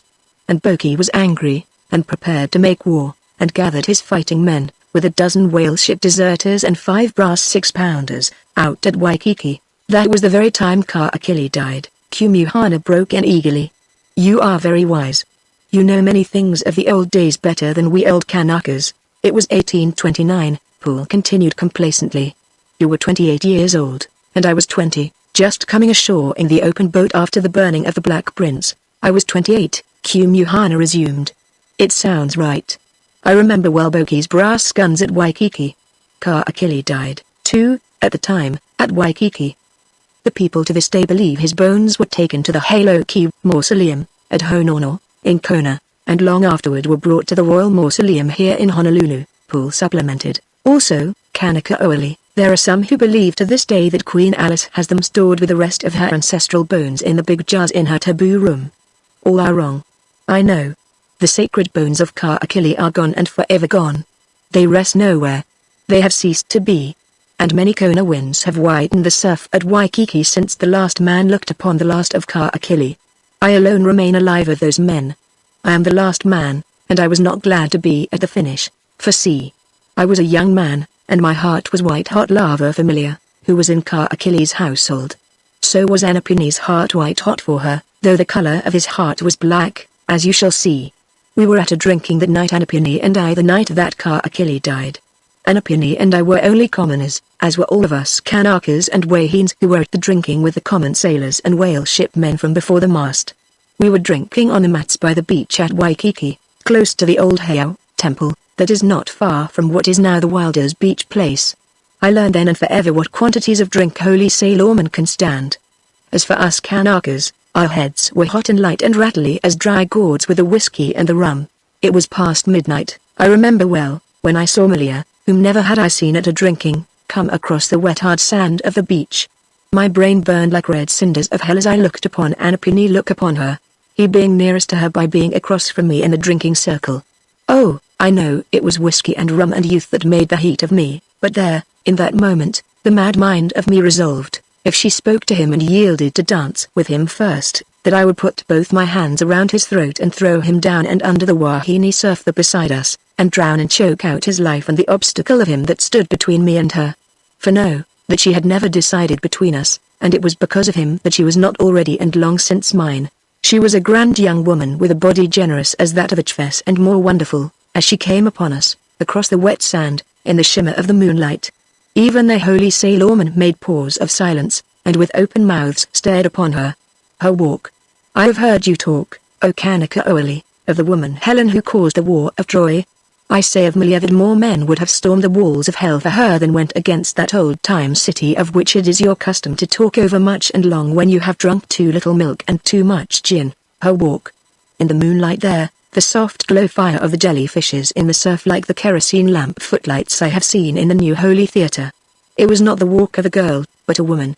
She did not flutter forward like rippling wavelets on a reef-sheltered, placid beach. There was that in her manner of walk that was big and queen-like the motion of the forces of nature, like the rhythmic flow of lava down the slopes of Kau to the sea, like the movement of the huge orderly trade-wind seas, like the rise and fall of the four great tides of the year that may be like music in the eternal ear of God, being too slow of occurrence in time to make a tune for ordinary quick-pulsing, brief-living, swift-dying man. Anapuni was nearest. But she looked at me. Have you ever heard a call, Kanakaoali, that is without sound yet is louder than the conches of God? So called she to me across that circle of the drinking. I half arose, for I was not yet full drunken, but Anapuni's arm caught her and drew her, and I sank back on my elbow and watched and raged. He was for making her sit beside him, and I waited.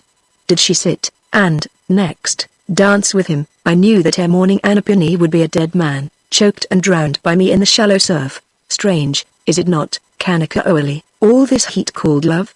Yet it is not strange. It must be so in the time of one's youth, else would mankind not go on. That is why the desire of woman must be greater than the desire of life, Poole concurred. Else would there be neither men nor women. Yes, said Kumuhana. But it is many a year now since the last of such heat has gone out of me. I remember it as one remembers an old sunrise, a thing that was. And so one grows old, and cold, and drinks gin, not for madness, but for warmth. And the milk is very nourishing. But Malia did not sit beside him. I remember her eyes were wild, her hair down and flying, as she bent over him and whispered in his ear. And her hair covered him about and hid him as she whispered, and the sight of it pounded my heart against my ribs and dizzied my head till scarcely could I half see. And I willed myself with all the will of me that if, in short minutes, she did not come over to me, I would go across the circle and get her. It was one of the things never to be. You remember Chief Konukalani? Himself he strode up to the circle. His face was black with anger. He gripped Malia, not by the arm, but by the hair, and dragged her away behind him and was gone. Of that, even now, can I understand not the half. I, who was for slaying Anapuni because of her, raised neither hand nor voice of protest when Konukalani dragged her away by the hair, nor did Anapuni. Of course, we were common men, and he was a chief. That I know. But why should two common men, mad with desire of woman, with desire of woman stronger in them than desire of life, let any one chief, even the highest in the land, drag the woman away by the hair? Desiring her more than life, why should the two men fear to slay then and immediately the one chief? Here is something stronger than life, stronger than woman, but what is it? And why? I will answer you, said Hardman Poole. It is so because most men are fools, and therefore must be taken care of by the few men who are wise. Such is the secret of chiefship. In all the world are chiefs over men. In all the world that has been have there ever been chiefs, who must say to the many fool men, do this, do not do that. Work, and work as we tell you, or your bellies will remain empty and you will perish. Obey the laws we set you, or you will be beasts and without place in the world. You would not have been, save for the chiefs before you who ordered and regulated for your fathers. No seed of you will come after you, except that we order and regulate for you now. You must be peace-abiding, and decent, and blow your noses. You must be early to bed of nights, and up early in the morning to work if you would heave beds to sleep in and not roost in trees like the silly fowls. This is the season for the yam planting and you must plant now. We say now, today, and not picnicking and hoolaying today and yam planting tomorrow or some other day of the many careless days. You must not kill one another, and you must leave your neighbors' wives alone. All this is life for you, because you think but one day at a time, while we, your chiefs, think for you all days and for days ahead, like a cloud on the mountain top that comes down and wraps about you and that you dimly see as a cloud, so is your wisdom to me, Kanakaoli, Kumuhana murmured. Yet is it sad that I should be born a common man and live all my days a common man. That is because you were of yourself common, Hardman Poole assured him. When a man is born common, and is by nature uncommon, he rises up and overthrows the chiefs and makes himself chief over the chiefs. Why do you not run my ranch, with its many thousands of cattle, and shift the pastures by the rainfall, and pick the bulls, and arrange the bargaining and the selling of the meat to the sailing ships and war vessels and the people who live in the Honolulu houses, and fight with lawyers, and help make laws, and even tell the king what is wise for him to do and what is dangerous? Why does not any man do this that I do? Any man of all the men who work for me, feed out of my hand, and let me do their thinking for them, me, who work harder than any of them, who eats no more than any of them, and who can sleep on no more than one lohala mat at a time like any of them. I am out of the cloud, Kanakaoli, said Kumuhana, with a visible brightening of countenance. More clearly do I see. All my long years have the Alice I was born under thought for me. Ever, when I was hungry, I came to them for food, as I come to your kitchen now. Many people eat in your kitchen, and the days of feasts when you slay fat steers for all of us are understandable. It is why I come to you this day, an old man whose labor of strength is not worth a shilling a week, and ask of you $12 to buy a jackass and a second-hand saddle and bridle. It is why twice 10 fool men of us, under these monkey pods half an hour ago, asked of you $1 or $2, or $4 or $5, or 10 or 12. We are the careless ones of the careless days who will not plant the yam in season if our ally does not compel us, who will not think one day for ourselves, and who, when we age to worthlessness, know that our ally will think cow into our bellies and a grass thatch over our heads. Hardman Poole bowed his appreciation, and urged. But the bones of Kaakili. The chief Konu Kalani had just dragged away Malia by the hair of the head, and you and Anapuni sat on without protest in the circle of drinking. What was it Malia whispered in Anapuni's ear, bending over him, her hair hiding the face of him? That Kaakili was dead. That was what she whispered to Anapuni. That Kaakili was dead, just dead, and that the chiefs, ordering all within the house to remain within, were debating the disposal of the bones and meat of him before word of his death should get abroad. That the high priest Iopo was deciding them, and that she had overheard no less than Anapuni and me chosen as the sacrifices to go the way of Kaakili and his bones and to care for him afterward and forever in the shadowy other world. The Mopu, the human sacrifice, Poole commented. Yet it was 9 years since the coming of the missionaries, and it was the year before their coming that the idols were cast down and the taboos broken, Kumuhana added. But the chiefs still practiced the old ways, the custom of hung akil, and hid the bones of the Alice where no men should find them and make fishhooks of their jaws or arrowheads of their long bones for the slaying of little mice in sport. Behold, O Kanakaoli. The old man thrust out his tongue, and, to Poole's amazement, he saw the surface of that sensitive organ, from root to tip, tattooed in intricate designs. That was done after the missionaries came, several years afterward, when Kapilani died. Also, did I knock out 4 of my front teeth, and half circles did I burn over my body with blazing bark. And whoever ventured out of doors that night was slain by the chiefs. Nor could a light be shown in a house or a whisper of noise be made. Even dogs and hogs that made a noise were slain, nor all that night were the ship's bells of the Haoles in the harbor allowed to strike. It was a terrible thing in those days when an ally died. But the night that Kaakili died, we sat on in the drinking circle after Konu Kalani dragged Malia away by the hair. Some of the holy sailors grumbled, but they were few in the land in those days and the Kanakas many. And never was Malia seen of men again. Konu Kalani alone knew the manner of her slaying, and he never told. And in after years what common men like Anapuni and me should dare to question him? Now she had told Anapuni before she was dragged away. But Anapuni's heart was black. Me he did not tell. Worthy he was of the killing I had intended for him. There was a giant harpooner in the circle, whose singing was like the bellowing of bulls, and, gazing on him in amazement while he roared some song of the sea, when next I looked across the circle to Anapuni, Anapuni was gone. He had fled to the high mountains where he could hide with the birdcatchers a week of moons. This I learned afterward. I sat on, ashamed of my desire of woman that had not been so strong as my slave obedience to a chief, and I drowned my shame in large drinks of rum and whiskey, till the world went round and round, inside my head and out, and the Southern Cross danced a hula in the sky, and the cool mountains bowed their lofty summits to Waikiki, and the surf of Waikiki kissed them on their brows. And the giant harpooner was still roaring, his the last sounds in my ear, as I fell back on the Lohala mat, and was to all things for the time as one dead. When I awoke was at the faint first beginning of dawn. I was being kicked by a hard naked heel in the ribs. What of the enormousness of the drink I had consumed, the feelings aroused in me by the heel were not pleasant. The Kanakas and Waheens of the drinking were gone. I alone remained among the sleeping sailormen, the giant harpooner snoring like a whale, his head upon my feet. More heel kicks, and I sat up and was sick. But the one who kicked was impatient, and demanded to know where was Anapuni. And I did not know, and was kicked, this time from both sides by two impatient men, because I did not know. Nor did I know that Kaakili was dead. Yet did I guess something serious was afoot, for the two men who kicked me were chiefs, and no common men crouched behind them to do their bidding. One was Imaku, of Kaink, the other Humayumu, of Manoa. They commanded me to go with them, and they were not kind in their commanding, and as I uprose, the head of the giant harpooner was rolled off my feet, past the edge of the mat, into the sand. He grunted like a pig, his lips opened, and all his tongue rolled out of his mouth into the sand. Nor did he draw it back. For the first time I knew how long was a man's tongue. The sight of the sand on it made me sick for the second time. It is a terrible thing. The next day after a night of drinking, I was afire, dry afire, all the inside of me like a burnt cinder, like a lava, like the harpooner's tongue dry and gritty with sand.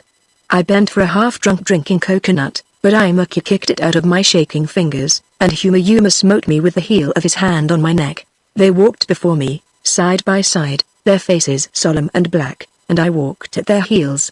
My mouth stank of the drink, and my head was sick with the stale fumes of it, and I would have cut off my right hand for a drink of water, one drink, a mouthful even. And, had I had it, I know it would have sizzled in my belly like water spilled on heated stones for the roasting. It is terrible. The next day after the drinking, all the lifetime of many men who died young has passed by me since the last I was able to do such mad drinking of youth when youth knows not capacity and is undeterred. But as we went on, I began to know that some ally was dead. No Kanakas lay asleep in the sand, nor stole home from their love-making, and no canoes were abroad after the early fish most catchable then inside the reef at the change of the tide. When we came, past the Hoiao temple, to where the great Kamamia used to haul out his brigs and schooners, I saw, under the canoe sheds, that the mat thatches of Kaakili's great double canoe had been taken off, and that even then, at low tide, many men were launching it down across the sand into the water. But all these men were chiefs. And, though my eyes swam, and the inside of my head went around and around, and the inside of my body was a cinder athirst, I guessed that the ally who was dead was Kaakili. For he was old, and most likely of the allies to be dead. It was his death, as I have heard it, more than the intercession of Kekuana Oa, that spoiled Governor Boki's rebellion. Hardman Poole observed. It was Kaakili's death that spoiled it, Kumuhana confirmed. All commoners, when the word slipped out that night of his death, fled into the shelter of the grass houses, nor lighted fire nor pipes, nor breathed loudly, being therein and thereby taboo from use for sacrifice. And all Governor Boki's commoners of fighting men, as well as the holy deserters from ships, so fled, so that the brass guns lay unserved and his handful of chiefs themselves could do nothing. Imaku and Humayuma made me sit on the sand to the side from the launching of the great double canoe. And when it was afloat all the chiefs were athirst, not being used to such toil, and I was told to climb the palms beside the canoe sheds and throw down drink coconuts. They drank and were refreshed, but me they refused to let drink. Then they bore Kaakili from his house to the canoe in a holy coffin, oiled and varnished and new. It had been made by a ship's carpenter, who thought he was making a boat that must not leak. It was very tight, and over where the face of Kaakili lay was nothing but thin glass. The chiefs have not screwed on the outside plank to cover the glass. Maybe they did not know the manner of holy coffins, but at any rate I was to be glad they did not know, as you shall see. There is but one mopu, said the priest Hiopo, looking at me where I sat on the coffin in the bottom of the canoe. Already the chiefs were paddling out through the reef. The other has run into hiding, Imaku answered. This one was all we could get. And then I knew. I knew everything. I was to be sacrificed. Anapuni had been planned for the other sacrifice. That was what Malia had whispered to Anapuni at the drinking. and she had been dragged away before she could tell me. And in his blackness of heart he had not told me. This should be too, said Iopo. It is the law. Imakia stopped paddling and looked back shoreward as if to return and get a second sacrifice. But several of the chiefs contended no, saying that all commoners were fled to the mountains or were lying taboo in their houses, and that it might take days before they could catch one. In the end Iopo gave in, though he grumbled from time to time that the law required 2 mopus. We paddled on, past Diamond Head and abreast of Cocoa Head, till we were in the midway of the Molokai Channel. There was quite a sea running, though the trade wind was blowing light. The chiefs rested from their paddles, save for the steersman who kept the canoe's bow onto the wind and swell. And, ere they proceeded further in the matter, they opened more coconuts and drank. I do not mind so much being the mopu, I said to Yuma, but I should like to have a drink before I am slain. I got no drink. But I spoke true. I was too sick of the much whiskey and rum to be afraid to die.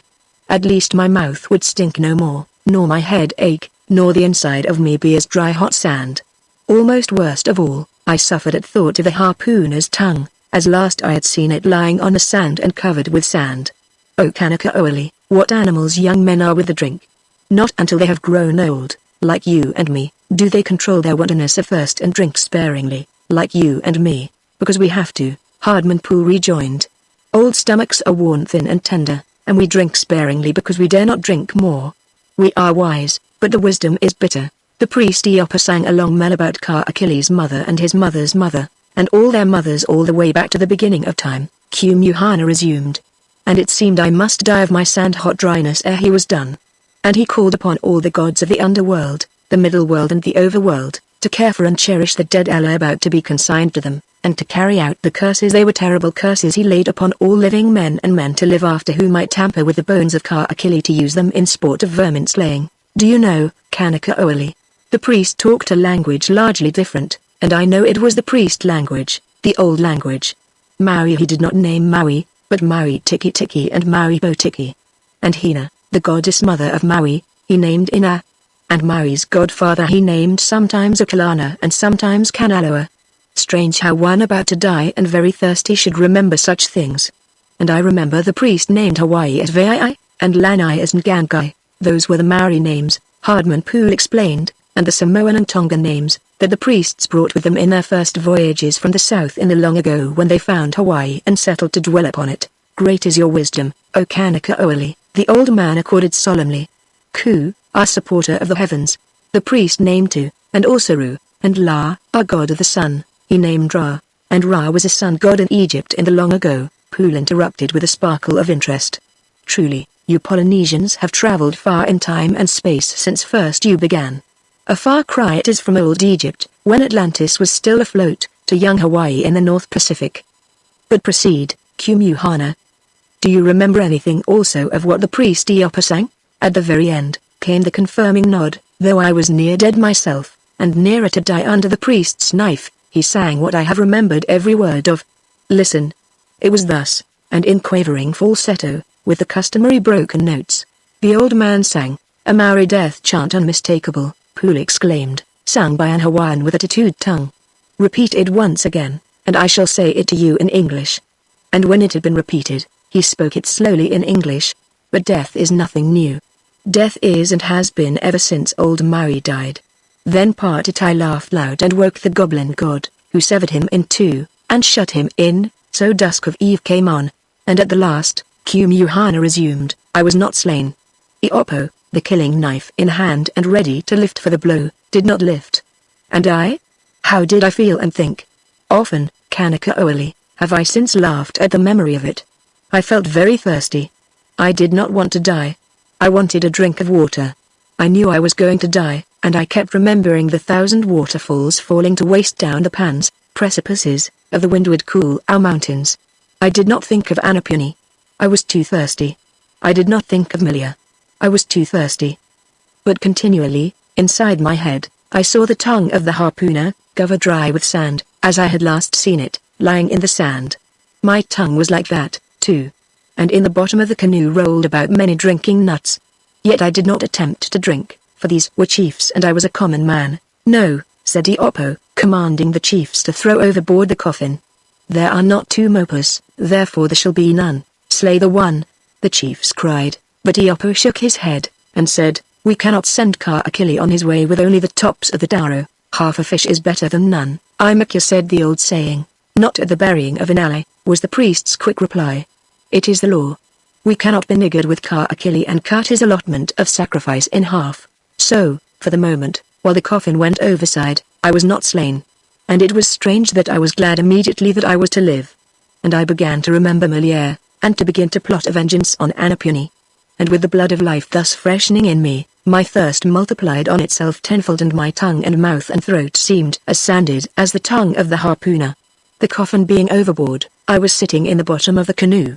A coconut rolled between my legs and I closed them on it. But as I picked it up in my hand, Imakia smote my hand with the paddle edge. Behold!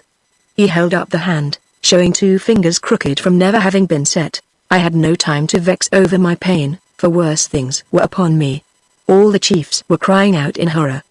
The coffin, head end up, had not sunk. It bobbed up and down in the sea astern of us. And the canoe, without way on it, bow on to sea and wind, was drifted down by sea and wind upon the coffin. And the glass of it was to us, so that we could see the face and head of Kaakili through the glass, and he grinned at us through the glass and seemed alive already in the other world and angry with us, and, with other world power, about to wreak his anger upon us. Up and down he bobbed, and the canoe drifted closer upon him, kill him, bleed him, thrust to the heart of him. These things the chiefs were crying out to Iopo in their fear. Over with the taro tops. Let the ally have the half of a fish. Iopo, priest though he was likewise afraid, and his reason weakened before the sight of Kaakili and his holy coffin that would not sink. He seized me by the hair, drew me to my feet, and lifted the knife to plunge to my heart. And there was no resistance in me. I knew again only that I was very thirsty, and before my swimming eyes, in midair and close up, dangled the sanded tongue of the harpooner. But before the knife could fall and drive in, the thing happened that saved me. Akai, half-brother to Governor Boki, as you will remember, was steersman of the canoe, and, therefore, in the stern, was nearest to the coffin and its dead that would not sink. He was wild with fear, and he thrust out with the point of his paddle to fend off the coffined ally that seemed bent to come on board. The point of the paddle struck the glass. The glass broke, and the coffin immediately sank. Hardman Pool broke in, the air that floated it escaping through the broken glass. The coffin immediately sank, being builded by the ship's carpenter like a boat, Kumuhana confirmed. And I, who was a Mopu, became a man once more. And I lived, though I died 1,000 deaths from thirst before we gained back to the beach at Waikiki. And so, O Kanakaoali, the bones of Kaakili do not lie in the royal mausoleum. They are at the bottom of Molokai Channel, if not, long since, they have become floating dust of slime, or, builded into the bodies of the coral creatures dead and gone, are builded into the coral reef itself. Of men I am the one living who saw the bones of Kaakili sink into the Molokai Channel. In the pause that followed, wherein Hardman Pool was deep sunk in meditation, Kumuhana licked his dry lips many times. At the last he broke silence. "The $12, Kanakaoali, for the jackass and the second-hand saddle and bridle?" "The $12 would be thine," Pool responded, passing to the ancient one $6.50, "save that I have in my stable junk the very bridle and saddle for you which I shall give you. These $6.50 will buy you the perfectly suitable jackass of the Paik, Chinese, at Kokako, who told me only yesterday that such was the price." They sat on, Pool meditating, conning over and over to himself the Maori death chant he had heard, and especially the line, "So dusk of eve came on," finding in it an intense satisfaction of beauty, Kumuhana licking his lips and tokening that he waited for something more. At last he broke silence. "I have talked long, O Kanakaoali. There is not the enduring moistness in my mouth that was when I was young. It seems that afresh upon me is the thirst that was mine when tormented by the vision tongue of the harpooner. The gin and milk is very good, O Kanakaoali, for a tongue that is like the harpooner's." A shadow of a smile flickered across Pool's face. He clapped his hands, and the little maid came running. "Bring 1 glass of gin and milk for old Kumuhana," commanded Hardman Pool. Waikiki, Honolulu, June 28, 1916. When Alice told her soul, this, of Alice Akana, is an affair of Hawaii, not of this day, but of days recent enough, when Abel Ayo preached his famous revival in Honolulu and persuaded Alice Akana to tell her soul. But what Alice told concerned itself with the earlier history of the then surviving generation, for Alice Akana was 50 years old, had begun life early, and, early and late, lived it spaciously. What she knew went back into the roots and foundations of families, businesses, and plantations. She was the one living repository of accurate information that lawyers sought out, whether the information they required related to land boundaries and land gifts, or to marriages, births, bequests, or scandals.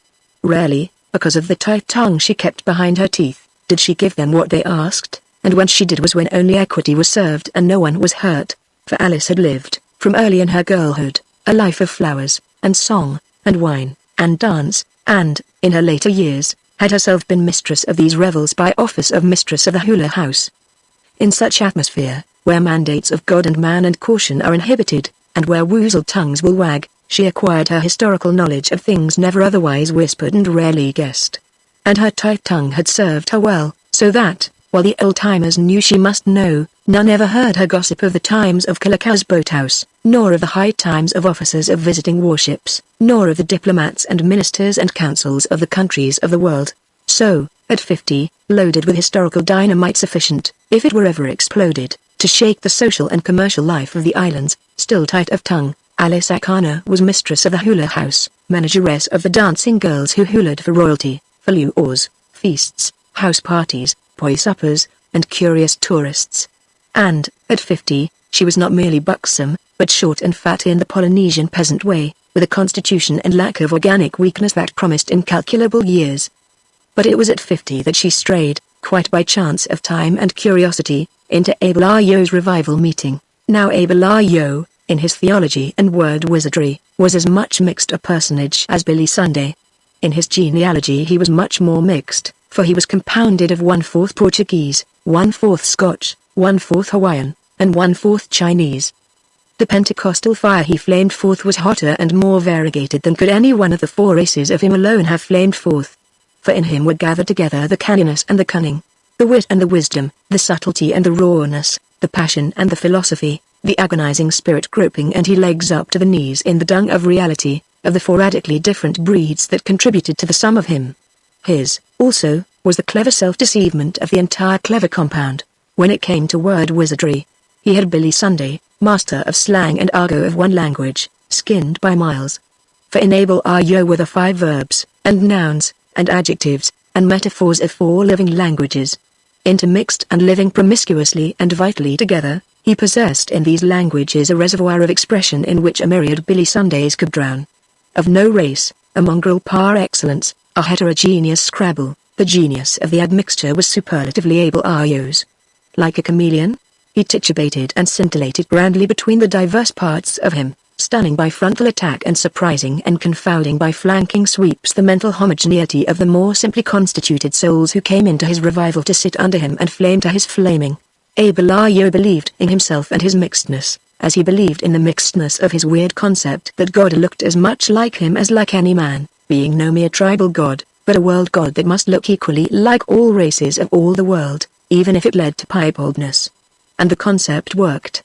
Chinese, Korean, Japanese, Hawaiian, Puerto Rican, Russian, English, French members of all races knelt without friction, side by side, to his revision of deity. Himself in his tender youth an apostate to the Church of England, Abel Ayo had for years suffered the lively sense of being a Judas sinner. Essentially religious, he had forsworn the Lord. Like Judas therefore he was. Judas was damned. Wherefore he, Abel Ayo, was damned, and he did not want to be damned. So, quite after the manner of humans, he squirmed and twisted to escape damnation. The day came when he solved his escape.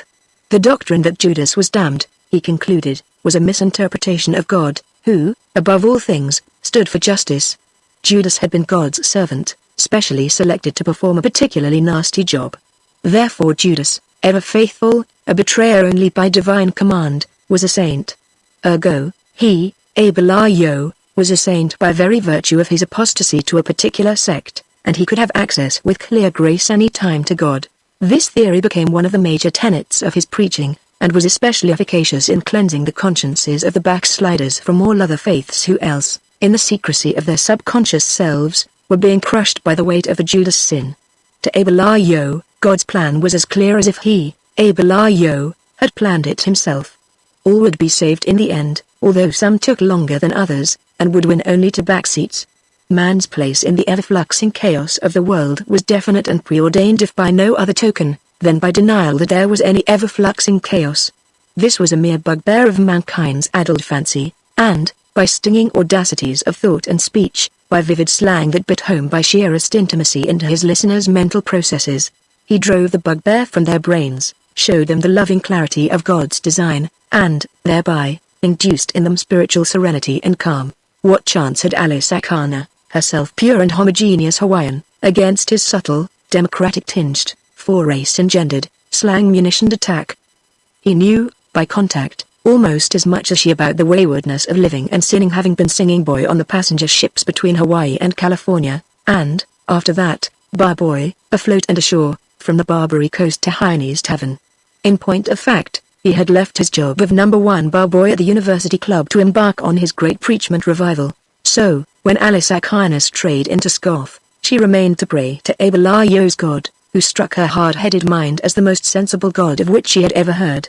She gave money into Abel-Ayo's collection plate, closed up the hula house, and dismissed the hula dancers to more devious ways of earning a livelihood, shed her bright colors and raiments and flower garlands, and bought a Bible. It was a time of religious excitement in the purlieus of Honolulu. The thing was a democratic movement of the people toward God. Place and caste were invited, but never came.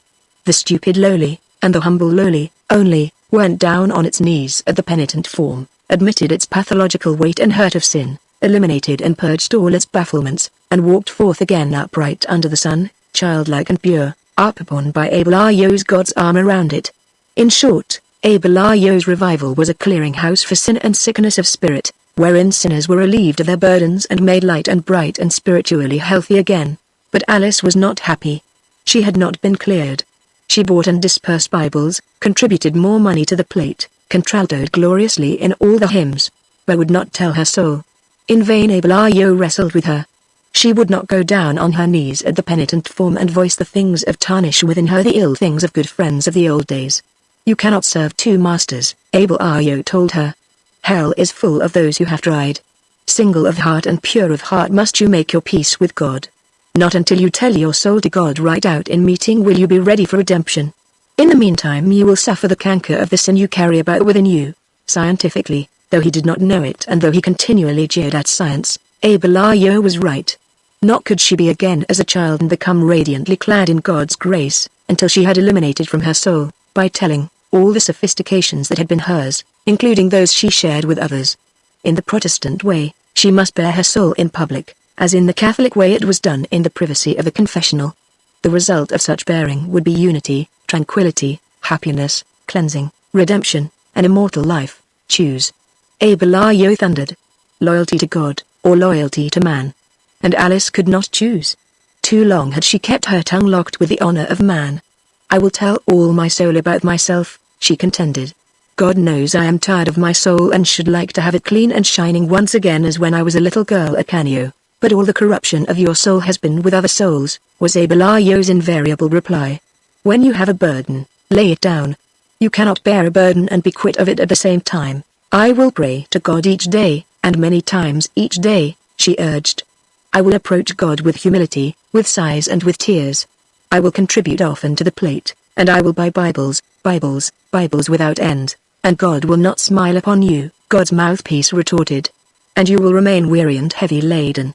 For you will not have told all your sin, and not until you have told all will you be rid of any. This rebirth is difficult, Alice sighed. Rebirth is even more difficult than birth. Abel-Ayo did anything but comfort her. Not until you become as a little child. If ever I tell my soul, it will be a big telling, she confided. The bigger the reason to tell it then. And so the situation remained at deadlock, Abel-Ayo demanding absolute allegiance to God, and Alice Akana flirting on the fringes of paradise. You bet it will be a big telling, if Alice ever begins. The beachcombing and disreputable Camuanas, old-timers, gleefully told one another over their palm tree gin. In the clubs the possibility of her telling was of more moment. The younger generation of men announced that they had applied for front seats at the telling, while many of the older generation of men joked hollowly about the conversion of Alice. Further, Alice found herself abruptly popular with friends who had forgotten her existence for 20 years. One afternoon, as Alice, Bible in hand, was taking the electric streetcar at Hotel and Fort, Cyrus Hodge, sugar factor and magnate, ordered his chauffeur to stop beside her.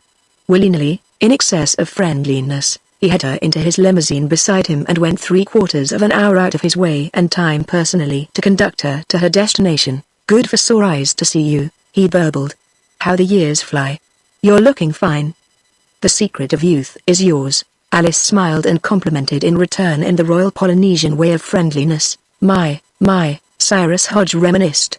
"I was such a boy in those days, some boy," she laughed acquiescence. "But knowing no more than the foolishness of a boy in those long ago days, remember the night your hack driver got drunk and left you, SSSH?" he cautioned. "That Jap driver is a high school graduate and knows more English than either of us. Also, I think he is a spy for his government. So why should we tell him anything? Besides, I was so very young. You remember, your cheeks were like the peaches we used to grow before the Mediterranean fruit fly got into them," Alice agreed.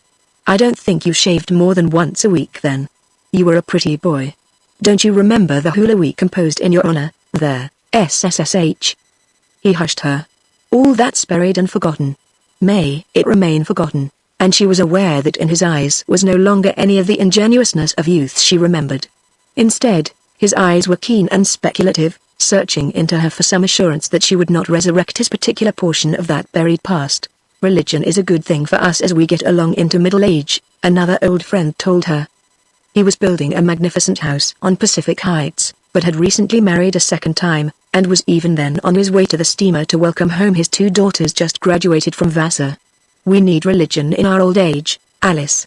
It softens, makes us more tolerant and forgiving of the weaknesses of others, especially the weaknesses of youth of others, when they played high and low and didn't know what they were doing."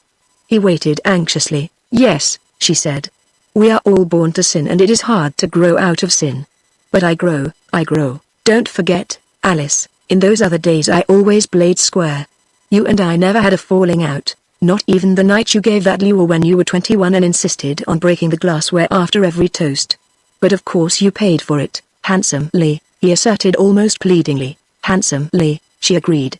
"I replaced more than double the quantity with what you paid me, so that at the next lure I catered 120 plates without having to rent or borrow a dish or glass. Lord Mainweather gave that lure, you remember him. I was pig-sticking with him at Mana," the other nodded. "We were at a 2 weeks house party there. But say, Alice, as you know, I think this religion stuff is all right and better than all right. But don't let it carry you off your feet. And don't get to telling your soul on me. What would my daughters think of that broken glassware? I always did have an aloha, warm regard, for you, Alice," a member of the Senate, fat and bald-headed, assured her. "And another, a lawyer and a grandfather, we were always friends, Alice. And remember, any legal advice or handling of business you may require, I'll do for you gladly, and without fees, for the sake of our old-time friendship," came a banker to her late Christmas Eve, with formidable, legal-looking envelopes in his hand which he presented to her. "Quite by chance," he explained, "when my people were looking up land records in Iapio Valley, I found a mortgage of $2,000 on your holdings that rice land leased to Arch Inn. And my mind drifted back to the past when we were all young together, and wild, a bit wild, to be sure. And my heart warmed with the memory of you, and, so, just as an aloha, here's the whole thing cleared off for you." Nor was Alice forgotten by her own people. Her house became a mecca for native men and women, usually performing pilgrimage privily after darkness fell, with presents always in their hands: squid fresh from the reef, a pahis and limo, baskets of alligator pears, roasting corn of the earliest from Windward Camp, mangoes and star apples, taro pink and royal of the finest selection, sucking pigs, banana poi, breadfruit, and crabs caught the very day from Pearl Harbor. Mary Mandana, wife of the Portuguese consul, remembered her with a $5 box of candy and a mandarin coat that would have fetched $750 at a fire sale. And Elvira Miyahara Makano Yinwap, the wife of Yinwap the wealthy Chinese importer, brought personally to Alice 2 entire bolts of peanut cloth from the Philippines and a dozen pairs of silk stockings. The time passed, and Abelayo struggled with Alice for a properly penitent heart, and Alice struggled with herself for her soul, while half of Honolulu Wikilio apprehensively hung on the outcome. Carnival week was over, polo and the races had come and gone, and the celebration of 4th of July was ripening. Abelayo beat down by brutal psychology the citadel of her reluctance. It was then that he gave his famous exhortation, which might be summed up as Abelayo's definition of eternity. "Of course, like Billy Sunday on certain occasions, Abalayo had cribbed the definition. But no one in the islands knew it, and his rating as a revivalist uprose 100%. So successful was his preaching that night, that he reconverted many of his converts, who fell and moaned about the penitent form and crowded for him amongst scores of new converts burnt by the Pentecostal fire, including half a company of Negro soldiers from the garrison 25th Infantry, a dozen troopers from the 4th Cavalry on its way to the Philippines, as many drunken man-of-war's men, divers ladies from Iwalai, and half the riffraff of the beach. Abalayo, subtly sympathetic himself by virtue of his racial admixture, knowing human nature like a book and Alisakana even more so, knew just what he was doing when he arose that memorable night and exposited God, hell, and eternity in terms of Alisakana's comprehension. For, quite by chance, he had discovered her cardinal weakness. First of all, like all Polynesians, an ardent lover of nature, he found that earthquake and volcanic eruption were the things of which Alice lived in terror. She had been, in the past, on the Big Island, through cataclysms that had slackened grass houses down upon her while she slept, and she had beheld Madame Belle, the fire or volcano goddess, fling red fluxing lava down the long slopes of Mauna Loa, destroying fish ponds on the sea brim and licking up droves of beef cattle, villages, and humans on her fiery way. The night before, a slight earthquake had shaken Honolulu and given Alisakana insomnia. And the morning papers had stated that Mauna Kea had broken into eruption, while the lava was rising rapidly in the great pit of Kailea. So, at the meeting, her mind vexed between the terrors of this world and the delights of the eternal world to come, Alice sat down in a front seat in a very definite state of the jumps, and Abalayo arose and put his finger on the sorest part of her soul. Sketching the nature of God in the stereotyped way, but making the stereotyped alive again with his gift of tongues in Pidgin English and Pidgin Hawaiian, Abalayo described the day when the Lord, even his infinite patience at an end, would tell Peter to close his day book and ledgers, command Gabriel to summon all souls to judgment, and cry out with a voice of thunder, Walakaho. This anthropomorphic deity of Abalayo thundering the modern Hawaiian English slang of Walakaho at the end of the world, is a fair sample of the revivalists' speech tools of discourse. Walakaho means literally hot iron. It was coined in the Honolulu Iron Works by the hundreds of Hawaiian men there employed, who meant by it to hustle, to get a move on, the iron being hot meaning that the time had come to strike, and the Lord cried Walakaho, and the day of judgment began and was over wiki, quickly, just like that, for Peter was a better bookkeeper than any on the Waterhouse Trust Company Limited, and, further, Peter's books were true. Swiftly Abalayo divided the sheep from the goats, and hastened the latter down into hell, and now, he demanded, perforce his language on these pages being properly Englished, what is hell like? Oh, my friends, let me describe to you, in a little way, what I have beheld with my own eyes on earth of the possibilities of hell. I was a young man, a boy, and I was at Hilo. Morning began with earthquakes. Throughout the day the mighty land continued to shake and tremble, till strong men became seasick, and women clung to trees to escape falling, and cattle were thrown down off their feet. I beheld myself a young calf so thrown. A night of terror indescribable followed. The land was in motion like a canoe in a Kona gale. There was an infant crushed to death by its fond mother stepping upon it whilst fleeing her falling house. The heavens were on fire above us. We read our Bibles by the light of the heavens, and the print was fine, even for young eyes. Those missionary Bibles were always too small of print. 40 miles away from us, the heart of hell burst from the lofty mountains and gushed red blood of fire melted rock toward the sea. With the heavens in vast conflagration and the earth hulaing beneath our feet, was a scene too awful and too majestic to be enjoyed. We could think only of the thin bubble skin of earth between us and the everlasting lake of fire and brimstone, and of God to whom we prayed to save us. There were earnest and devout souls who there and then promised their pastors to give not their shaved tithes, but 5/10 of their all to the church, if only the Lord would let them live to contribute. Oh, my friends, God saved us. But first he showed us a foretaste of that hell that will yawn for us on the last day, when he cries Walakaho, in a voice of thunder. When the iron is hot. Think of it. When the iron is hot for sinners, by the third day, things being much quieter, my friend the preacher and I, being calm in the hand of God, journeyed up Mauna Loa and gazed into the awful pit of Kailea. We gazed down into the fathomless abyss to the lake of fire far below, roaring and dashing its fiery spray into billows and fountaining hundreds of feet into the air like 4th of July fireworks you have all seen, and all the while we were suffocating and made dizzy by the immense volumes of smoke and brimstone ascending. And I say unto you, No pious person could gaze down upon that scene without recognizing fully the Bible picture of the pit of hell. Believe me, the writers of the New Testament had nothing on us. As for me, my eyes were fixed upon the exhibition before me, and I stood mute and trembling under a sense never before so fully realized of the power, the majesty, and terror of Almighty God, the resources of His wrath, and the untold horrors of the finely impenitent who do not tell their souls and make their peace with the Creator. 1. But oh, my friends, think you our guides, our native attendants, deep sunk in heathenism, were affected by such a scene? No. The devil's hand was upon them. Utterly regardless and unimpressed. They were only careful about their supper, chatted about their raw fish, and stretched themselves upon their mats to sleep. Children of the devil they were, insensible to the beauties, the sublimities, and the awful terror of God's works. But you are not he I now address. What is a he? He is one who betrays a stupid insensibility to every elevated idea and to every elevated emotion. If you wish to awaken his attention, do not bid him to look down into the pit of hell, but present him with a calabash of poi, a raw fish, or invite him to some low, groveling, and sensuous sport. Oh, my friends, how lost are they to all that elevates the immortal soul. But the preacher and I, sad and sick at heart for them, gazed down into hell. Oh, my friends, it was hell, the hell of the scriptures, the hell of eternal torment for the undeserving. Alice Akana was in an ecstasy or hysteria of terror. She was mumbling incoherently, "Oh Lord, I will give 9/10 of my all. I will give all. I will give even the 2 bolts of peanut cloth, the mandarin coat, and the entire dozen silk stockings." By the time she could lend ear again, Abel Ayo was launching out on his famous definition of eternity. Eternity is a long time, my friends. God lives, and, therefore, God lives inside eternity. And God is very old. The fires of hell are as old and as everlasting as God. How else could there be everlasting torment for those sinners cast down by God into the pit on the last day to burn forever and forever through all eternity? Oh, my friends, your minds are small, too small to grasp eternity.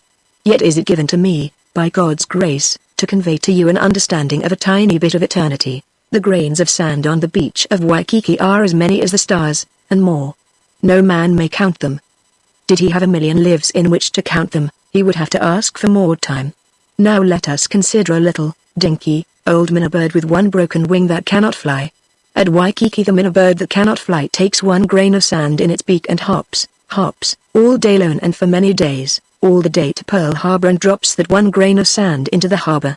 Then it hops, all day and for many days, all the way back to Waikiki for another grain of sand. And again it hops all the way back to Pearl Harbor. And it continues to do this through the years and centuries, and the thousands and thousands of centuries, until, at last, there remains not 1 grain of sand at Waikiki and Pearl Harbor is filled up with land and growing coconuts and pineapples.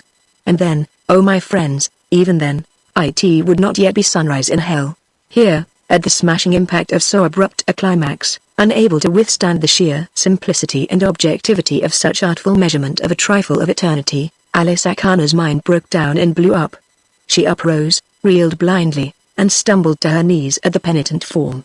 Abel Ayo had not finished his preaching, but it was his gift to know crowd psychology, and to feel the heat of the Pentecostal conflagration that scorched his audience. He called for a rousing revival hymn from his singers, and stepped down to wade among the hallelujah-shouting Negro soldiers to Alice Akana.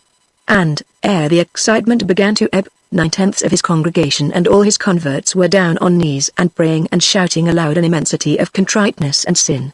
Word came, via telephone, almost simultaneously to the Pacific and University clubs, that at last Alice was telling her soul and meeting, and, by private machine and taxicab, for the first time Abel Ayo's revival was invaded by those of caste and place.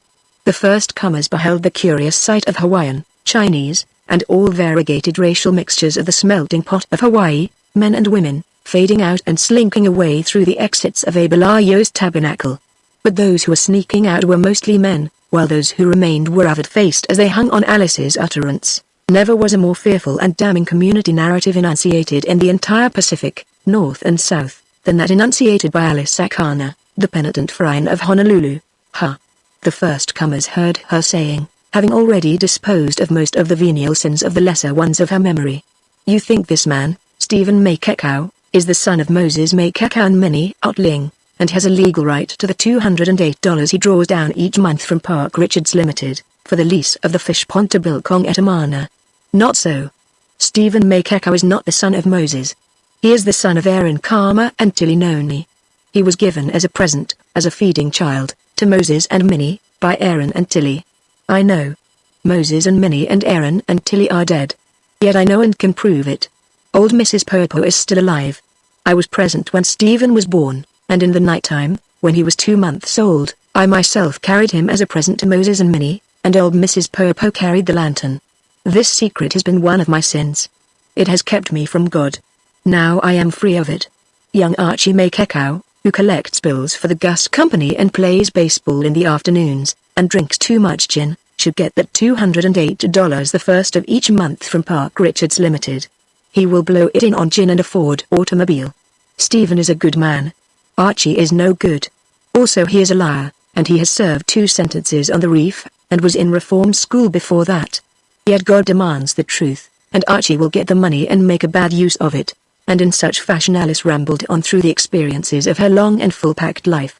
And women forgot they were in a tabernacle, and men too, and faces darkened with passion as they learned for the first time the long-buried secrets of their other halves. The lawyers' offices will be crowded tomorrow morning. Makaloa, chief of detectives, paused long enough from storing away useful information to lean and mutter in Colonel Stilton's ear. Colonel Stilton grinned affirmation, although the chief of detectives could not fail to note the ghastliness of the grin. There is a banker in Honolulu. You will know his name. He is way up, swell society because of his wife. He owns much stock in General Plantations and entire island. Makaloa recognized the growing portrait and forbore to chuckle. His name is Colonel Stilton. Last Christmas Eve he came to my house with big aloha, love, and gave me mortgages on my land in Iapio Valley, all cancelled, for $2,000 worth. Now why did he have such big cash aloha for me? I will tell you, until she did, throwing the searchlight on ancient business transactions and political deals which from their inception had lurked in the dark. This, Alice concluded the episode, has long been a sin upon my conscience, and kept my heart from God. And Harold Miles was that time president of the Senate, and next week he bought 3 town lots at Pearl Harbor, and painted his Honolulu house, and paid up his back dues in his clubs. Also the Ramsey home at Okiki was left by will to the people if the government would keep it up. But if the government, after 2 years, did not begin to keep it up, then would it go to the Ramsey heirs, whom old Ramsey hated like poison? Well, it went to the heirs all right. Their lawyer was Charlie Middleton, and he had me help fix it with the government men. And their names were 6 names, from both branches of the legislature, Alice recited, and added, maybe they all painted their houses after that. For the first time have I spoken. My heart is much lighter and softer. It has been coated with an armor of house paint against the Lord. And there is Harry Werther. He was in the Senate that time. Everybody said bad things about him, and he was never re-elected. Yet his house was not painted. He was honest. To this day his house is not painted, as everybody knows. There is Jim Lokendamper. He has a bad heart. I heard him, only last week, right here before you all, tell his soul. He did not tell all his soul, and he lied to God. I am not lying to God. It is a big telling, but I am telling everything. Now Azalea Akor, sitting right over there, is his wife. But Lizzie Lokendamper is his married wife. A long time ago he had the great aloha for Azalea. You think her uncle, who went to California and died, left her by will that $2,500 she got? Her uncle did not. I know. Her uncle cried broke in California, and Jim Lokendamper sent $80 to California to bury him. Jim Lokendamper had a piece of land in Kohala he got from his mother's aunt. Lizzie, his married wife, did not know this. So he sold it to the Kohala Ditch Company and waved the $2,500 to Azalea Akor. Here, Lizzie, the married wife, upstood like a fury long thwarted, and, in lieu of her husband, already fled, flung herself tooth and nail on Azalea. Wait, Lizzie Lokendamper. Alice cried out. I have much weight of you on my heart and some house paint too. And when she had finished her disclosure of how Lizzie had painted her house, Azalea was up and raging. Wait, Azalea Akor. I shall now lighten my heart about you. And it is not house paint. Jim always paid that. It is your new bathtub and modern plumbing that is heavy on me. Worse, much worse, about many and sundry, did Alice Akana have to say, cutting high in business, financial, and social life, as well as low. None was too high nor too low to escape, and not until 2 in the morning. Before an entranced audience that packed the tabernacle to the doors, did she complete her recital of the personal and detailed iniquities she knew of the community in which she had lived intimately all her days. Just as she was finishing, she remembered more. She sniffed. I gave last week one lot worth $800 cash market price to Abel to pay running expenses and add up in Peter's books in heaven. Where did I get that lot? You all think Mr. Fleming Jason is a good man. He is more crooked than the entrance was to Pearl Locks before the United States government straightened the channel. He has liver disease now, but his sickness is a judgment of God, and he will die crooked. Mr. Fleming Jason gave me that lot 22 years ago, when its cash market price was $35. Because his aloha for me was big? No. He never had aloha inside of him except for dollars. You listen. Mr. Fleming Jason put a great sin upon me. When Frank Lomilali was at my house, full of gin, for which gin Mr. Fleming Jason paid me in advance 5 times over, I got Frank Lomilali to sign his name to the sale paper of his town land for $100. It was worth $600 then. It is worth $20,000 now. Maybe you want to know where that town land is. I will tell you and remove it off my heart. It is on King Street, where is now the Come Again Saloon, the Japanese taxi cab company garage, the Smith & Wilson plumbing shop, and the Ambrosia Lee cream parlors, with the 2 more stories big Addison lodging house overhead. And it is all wood, and always has been well painted. Yesterday they started painting it at Ain. But that paint will not stand between me and God. There are no more paint spots between me and my path to heaven. The morning and evening papers of the day following held an unholy hush on the greatest news story of years, but Honolulu was half a giggle and half aghast at the whispered reports, not always basely exaggerated, that circulated wherever 2 Honoluluans chanced to meet. Our mistake, said Colonel Chilton, at the club, was that we did not, at the very first, appoint a committee of safety to keep track of Alice's soul. Bob Christie, one of the younger Islanders, burst into laughter, so pointed and so loud that the meaning of it was demanded. Oh, nothing much, was his reply. But I heard, on my way here, that old John Ward had just been run in for drunken and disorderly conduct and for resisting an officer. Now Abel fine-tooth combs the police court. He loves nothing better than soul-snatching a chronic drunkard. Colonel Chilton looked at Lask Fineston, and both looked at Gary Wilkinson. He returned to them a similar look. The old beachcomber? Lask Fineston cried. The drunken old reprobate? I'd forgotten he was alive. Wonderful constitution. Never drew a sober breath except when he was shipwrecked, and, when I remember him, into every deviltry afloat. He must be going on 80. He isn't far away from it, Bob Christie nodded. Still beachcombs, drinks when he gets the price, and keeps all his senses, though he's not spry and has to use glasses when he reads. And his memory is perfect. Now if Abel catches him. Gary Wilkinson cleared his throat preliminary to speech. Now there's a grand old man, he said. A leftover from a forgotten age. Few of his type remain. A pioneer. A true Kamuana, old-timer. Helpless and in the hands of the police in his old age. We should do something for him in recognition of his yeoman work in Hawaii. His old home, I happen to know, is Sag Harbor. He hasn't seen it for over half a century. Now why shouldn't he be surprised tomorrow morning by having his fine paid, and by being presented with return tickets to Sag Harbor, and, say, expenses for a year's trip? I move a committee. I appoint Colonel Chilton, Lask Fineston, and myself. As for chairman, who more appropriate than Lask Fineston, who knew the old gentleman so well in the early days? Since there is no objection, I hereby appoint Lask Fineston chairman of the committee for the purpose of raising and donating money to pay the police court fine and the expenses of a year's travel for that noble pioneer, John Ward, in recognition of a lifetime of devotion of energy to the upbuilding of Hawaii. There was no dissent. The committee will now go into secret session, said Lask Fineston, arising and indicating the way to the library. Glen Ellen, California, August 30, 1916, Shin Bones. They have gone down to the pit with their weapons of war, and they have laid their swords under their heads. It was a sad thing to see the old lady revert. Prince Akalai shot an apprehensive glance sideward to where, under the shade of a kukui tree, an old wahine, Hawaiian woman, was just settling herself to begin on some work in hand.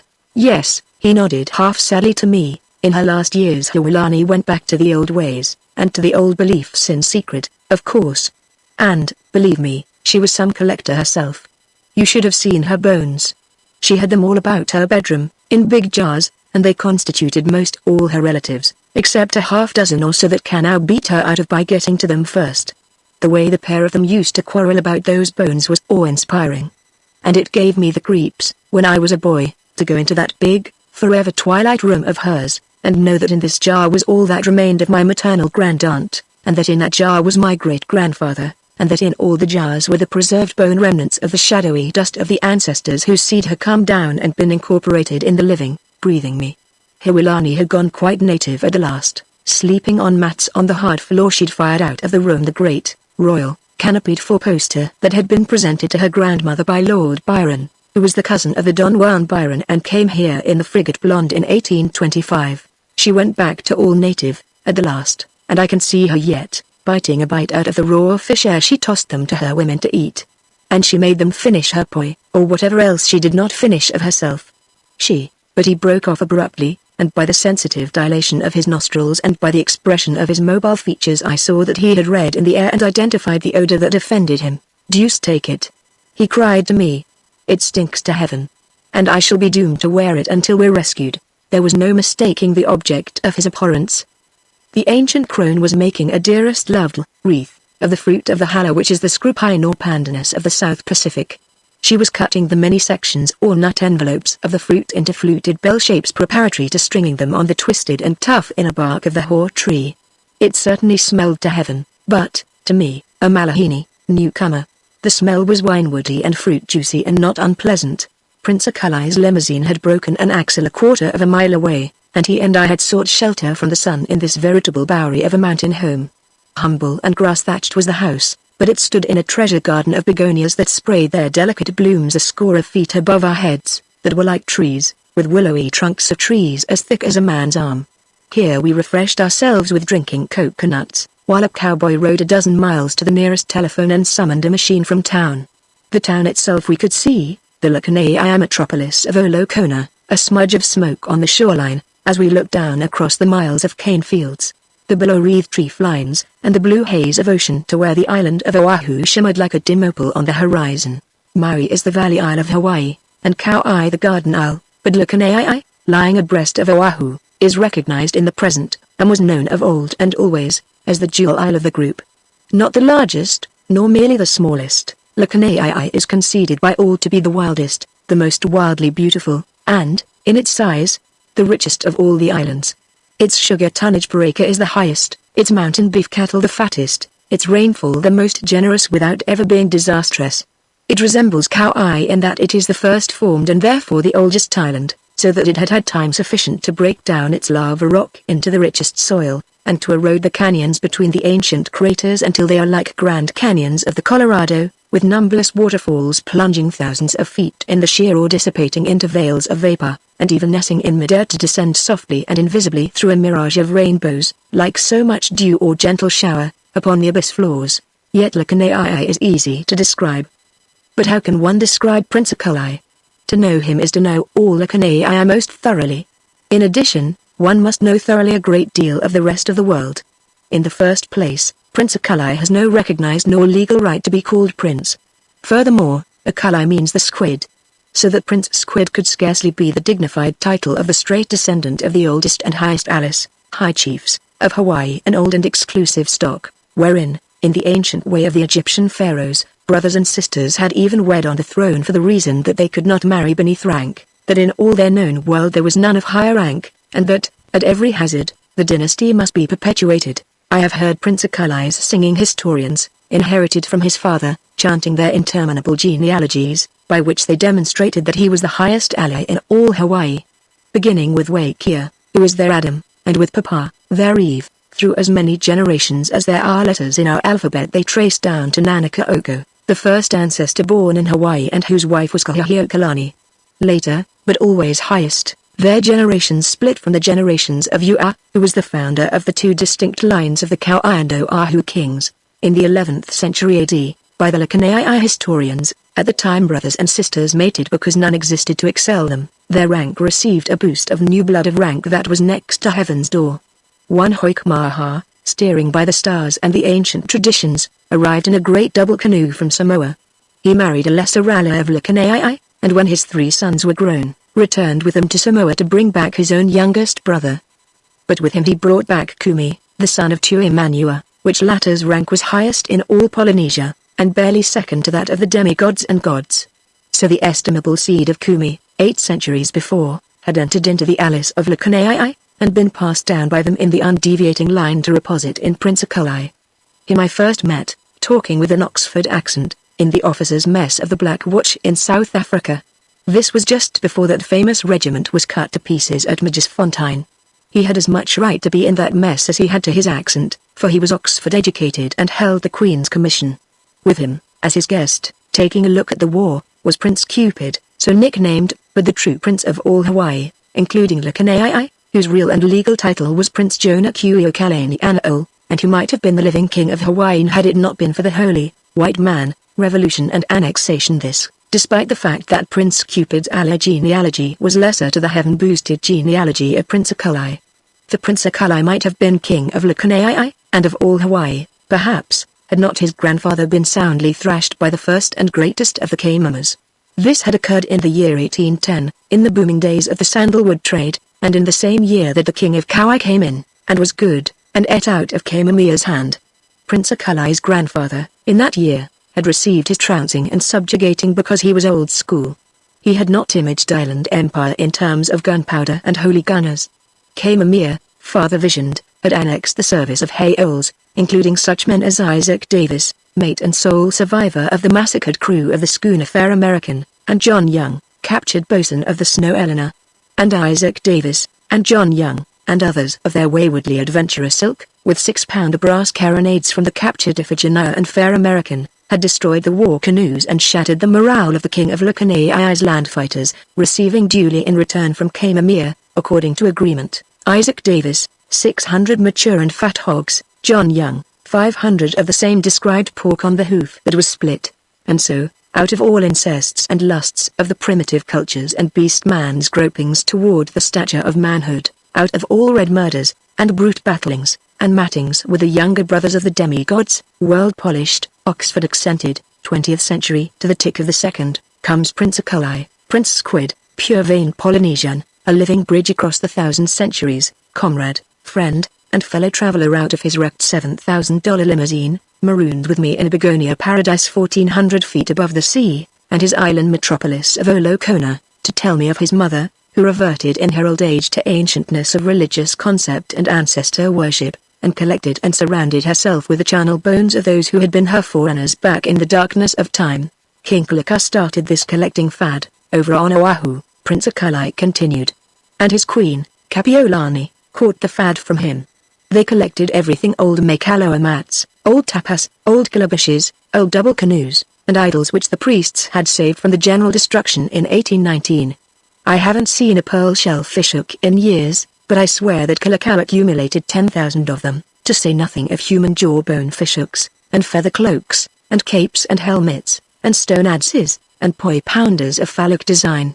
When he and Kapiolani made their royal progresses around the islands, their hosts had to hide away their personal relics.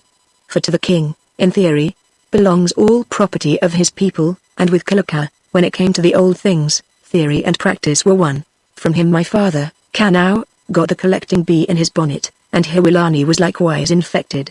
But further was modern to his fingertips. He believed neither in the gods of the kahunas, priests, nor of the missionaries. He didn't believe in anything except sugar stocks, horse breeding, and that his grandfather had been a fool in not collecting a few Isaac Davises and John Youngs and brass carronades before he went to war with Kaimamia. So he collected curios in the pure collector's spirit, but my mother took it seriously. That was why she went in for bones. I remember, too, she had an ugly old stone idol she used to Yamato and crawl around on the floor before. It's in the Deacon Museum now. I sent it there after her death, and her collection of bones to the Royal Mausoleum in Olokona. I don't know whether you remember her father was Kaokiu. Well, he was, and he was a giant. When they built the mausoleum, his bones, nicely cleaned and preserved, were dug out of their hiding place, and placed in the mausoleum. Hiwilani had an old retainer, Ahuna. She stole the key from Kanau one night, and made Ahuna go and steal her father's bones out of the mausoleum. I know. And he must have been a giant. She kept him in one of her big jars. One day, when I was a tidy size of a lad, and curious to know if Kaokiu was as big as tradition had him, I fished his intact lower jaw out of the jar, and the wrappings, and tried it on. I stuck my head right through it, and it rested around my neck and on my shoulders like a horse collar. And every tooth was in the jaw, whiter than porcelain, without a cavity, the enamel unstained and unchipped. I got the walloping of my life for the defense, although she had to call old Ahuna in to help give it to me. But the incident served me well. It won her confidence in me that I was not afraid of the bones of the dead ones, and it won for me my Oxford education. As you shall see, if that car doesn't arrive first. Old Ahuna was one of the real old ones with a hallmark on him and branded into him of faithful born slave service.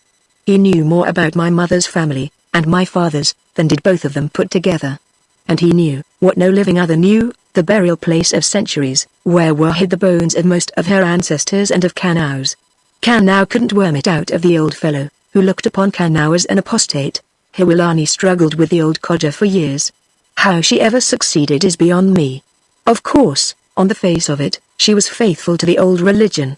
This might have persuaded Ahuna to loosen up a little. Or she may have jolted fear into him, for she knew a lot of the line of chatter of the old Huni sorcerers, and she could make a noise like being on terms of utmost intimacy with Ali, who is the chiefest god of sorcery of all the sorcerers. She could skin the ordinary Kahuna Lepo, medicine man, when it came to praying to Opuhu and Koli Amaku, read dreams and visions and signs and omens and indigestions to beat the band, make the practitioners under the medicine god, Maiola, look like 30 cents, pull off a Pulhi incantation that would make them dizzy, and she claimed to a practice of Kahuna Ho'enoho, which is modern spiritism, second to none. I have myself seen her drink the wind, throw a fit, and prophesy. The Ormakuas were brothers to her when she slipped offerings to them across the altars of the ruined Heiaus, temples, with a line of prayer that was as unintelligible to me as it was hair-raising. And as for old Ahuna, she could make him get down on the floor and yammer and bite himself when she pulled the real mystery dope on him. Nevertheless, my private opinion is that it was the Ana stuff that got him. She snipped off a lock of his hair one day with a pair of manicure scissors. This lock of hair was what we call the mornu, meaning the bait. And she took jolly good care to let him know she had that bit of his hair. Then she tipped it off to him that she had buried it, and was deeply engaged each night in her offerings and incantations to Allah. That was the regular praying to death? I queried in the pause of Prince Akalai's lighting his cigarette. Sure thing, he nodded. And Ahuna fell for it. First he tried to locate the hiding place of the bait of his hair. Failing that, he hired a Pahiuiu sorcerer to find it for him. But Hiwilani queered that game by threatening to the sorcerer to practice a polio on him, which is the art of permanently depriving a person of the power of speech without otherwise injuring him. Then it was that Ahuna began to pine away and get more like a corpse every day. In desperation he appealed to Kanau. I happened to be present. You have heard what sort of a man my father was, pig. He called Ahuna. Swine brains.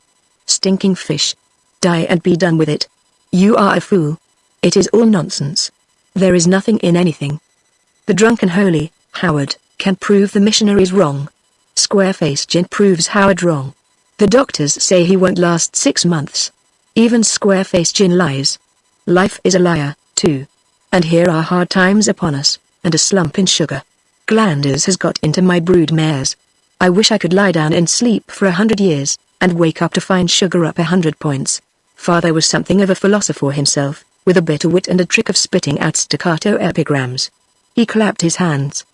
Bring me a highball, he commanded. No, bring me 2 highballs. Then he turned on Ahuna. Go and let yourself die, old Hin, survival of darkness, blight of the pit that you are. But don't die on these premises. I desire merriment and laughter, and the sweet tickling of music, and the beauty of youthful motion, not the croaking of sick toads and googly-eyed corpses about me still afoot on their shaky legs. I'll be that way soon enough if I live long enough. And it will be my everlasting regret if I don't live long enough. Why in hell did I sink that last 20,000 into Curtis's plantation? Howard warned me the slump was coming. But I thought it was the square face making him lie. And Curtis has blown his brains out, and his head Luna has run away with his daughter, and the sugar chemist has got typhoid, and everything's going to smash. He clapped his hands for his servants, and commanded, bring me my singing boys. And the hula dancers, plenty of them. And send for old Howard. Somebody's got to pay, and I'll shorten his 6 months of life by a month. But above all, music.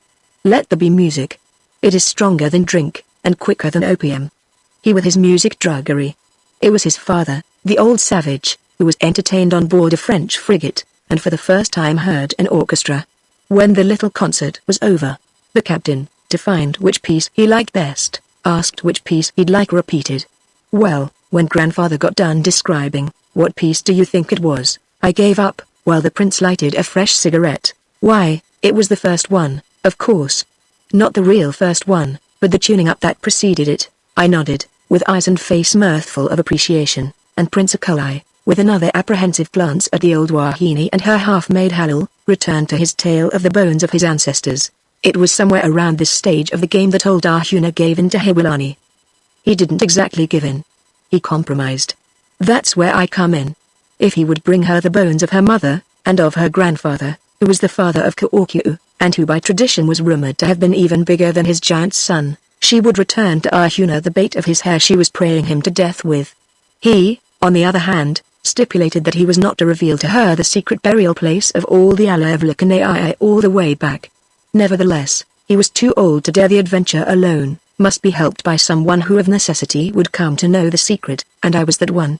I was the highest ally, beside my father and mother, and they were no higher than I. So I came upon the scene, being summoned into the twilight room to confront those two dubious old ones who dealt with the dead. They were a pair, mother fat to despair of helplessness, Arjuna thin as a skeleton and as fragile. Of her one had the impression that if she lay down on her back she could not roll over without the aid of block and tackle. Of Arjuna one's impression was that the toothpickedness of him would shatter to splinters if one bumped into him. And when they had broached the matter, there was more pilikia, trouble. My father's attitude stiffened my resolution. I refused to go on the bone-snatching expedition. I said I didn't care a whoop for the bones of all the Alice of my family and race. You see, I had just discovered Jules Verne, loaned me by old Howard, and was reading my head off. Bones?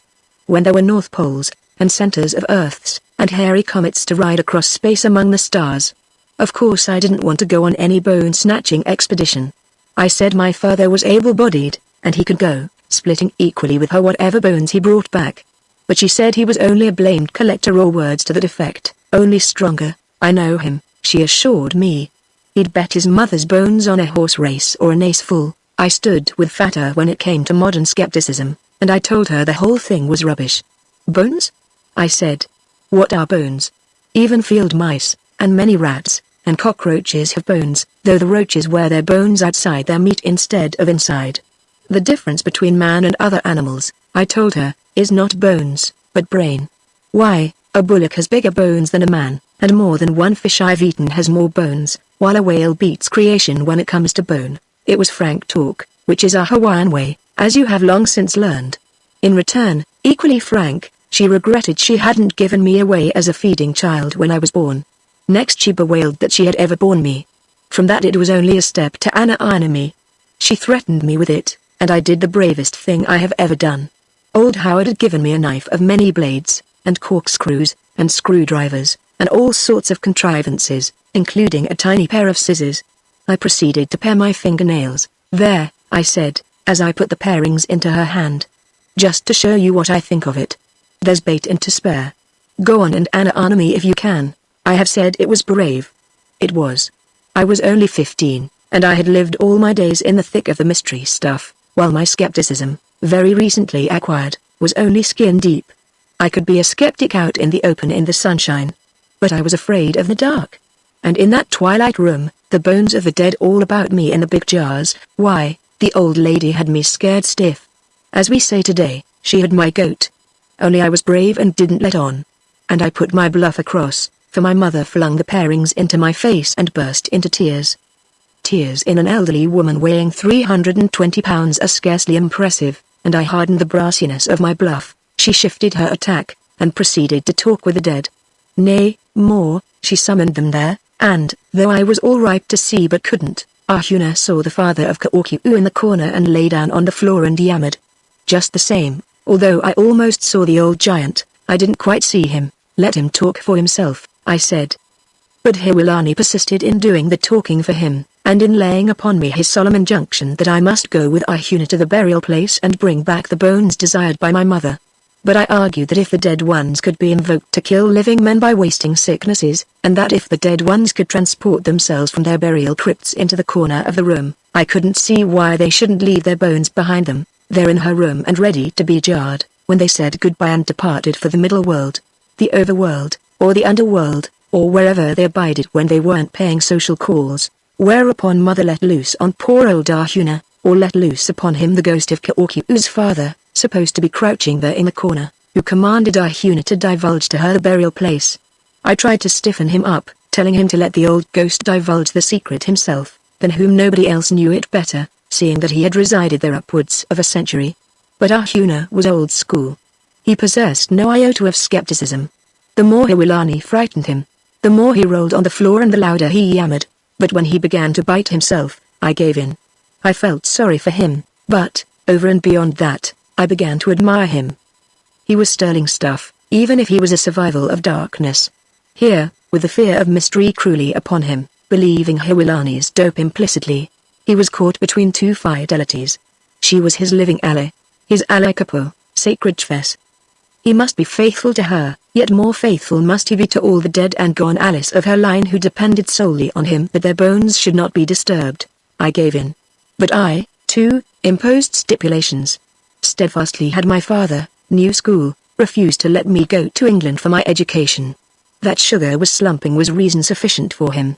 Steadfastly had my mother, old school, refused, her heathen mind too dark to place any value on education, while it was shrewd enough to discern that education led to unbelief in all that was old. I wanted to study science, the arts, philosophy, to study everything old Howard knew, which enabled him, on the edge of the grave, undauntedly to sneer at superstition, and to give me Jules Verne to read. He was an Oxford man before he went wild and wrong, and it was he who had set the Oxford bee buzzing in my noddle. In the end Arjuna and I, old school and new school leagued together, won out. Mother promised that she'd make father send me to England, even if she had to pester him into a prolonged drinking that would make his digestion go back on him. Also, Howard was to accompany me, so that I could decently bury him in England. He was a queer one, old Howard, an individual if there ever was one. Let me tell you a little story about him. It was when Kalakai was starting on his trip around the world. You remember, when Armstrong, and Judd, and the drunken valet of a German baron accompanied him. Kalakai made the proposition to Howard, but here the long-apprehended calamity fell upon Prince Akalai. The old Wahini had finished her Valhalla. Barefooted, with no adornment of femininity, clad in a shapeless shift of much-washed cotton, with age-withered face and labor-gnarled hands, she cringed before him and crooned a mel in his honor, and, still cringing, put the lei round his neck. It is true the Halla smelled most freshly strong, yet was the act beautiful to me, and the old woman herself beautiful to me. My mind leapt into the prince's narrative so that to Arjuna I could not help likening her. Oh, truly, to be an ally in Hawaii, even in this second decade of the 20th century, is no light thing. The ally, utterly of the new, must be kindly and kingly to those old ones absolutely of the old. Nor did the prince without a kingdom. His loved island long since annexed by the United States and incorporated into a territory along with the rest of the Hawaiian Islands, nor did the prince betray his repugnance for the odor of the Halla. He bowed his head graciously, and his royal condescending words of pure Hawaiian I knew would make the old woman's heart warm until she died with remembrance of the wonderful occasion. The wry grimace he stole to me would not have been made had he felt any uncertainty of its escaping her, and so, Prince Akalai resumed, after the Wahini had tottered away in an ecstasy, Arjuna and I departed on our grave-robbing adventure. You know the iron-bound coast, I nodded, knowing full well the spectacle of those lava leagues of weather coast, truly iron-bound so far as landing places or anchorages were concerned, great forbidding cliff walls thousands of feet in height, their summits wreathed in cloud and rain squall, their knees hammered by the trade wind billows into spouting, spuming white. The air, from sea to rain cloud, spanned by a myriad leaping waterfalls, provocative, in day or night, of countless sun and lunar rainbows. Valleys, so called, but fissures rather, slit the cyclopean walls here and there, and led away into a lofty and madly vertical back country, most of it inaccessible to the foot of man and trod only by the wild goat. Precious little you know of it, Prince Akalai retorted, in reply to my nod. You've seen it only from the decks of steamers. There are valleys there, inhabited valleys, out of which there is no exit by land, and perilously accessible by canoe only on the selected days of 2 months in the year. When I was 28 I was over there in one of them on a hunting trip. Bad weather, in the auspicious period, marooned us for 3 weeks. Then 5 of my party and myself swam for it out through the surf. 3 of us made the canoes waiting for us. The other 2 were flung back on the sand, each with a broken arm. Save for us, the entire party remained there until the next year, 10 months afterward. And one of them was Wilson, of Wilson and Wall, the Honolulu sugar factors. And he was engaged to be married. I've seen a goat, shot above by a hunter above, land at my feet 1,000 yards underneath. Believe me, that landscape seemed to rain goats and rocks for 10 minutes. One of my canoemen fell off the trail between the 2 little valleys of Apio and Luno. He hit first 1,500 feet beneath us, and fetched up in a ledge 300 feet further down. We didn't bury him. We couldn't get to him, and flying machines had not yet been invented. His bones are there now, and, barring earthquake and volcano, will be there when the trumps of judgment sound. Goodness me. Only the other day, when our promotion committee, trying to compete with Honolulu for the tourist trade, called in the engineers to estimate what it would cost to build a scenic drive around the ironbound coast, the lowest figures were $250,000 a mile, and Ahuna and I, an old man and a young boy, started for that stern coast in a canoe paddled by old men. The youngest of them, the steersman, was over 60, while the rest of them averaged 70 at the very least. There were 8 of them, and we started in the nighttime, so that none should see us go. Even these old ones, trusted all their lives, knew no more than the fringe of the secret. To the fringe, only, could they take us.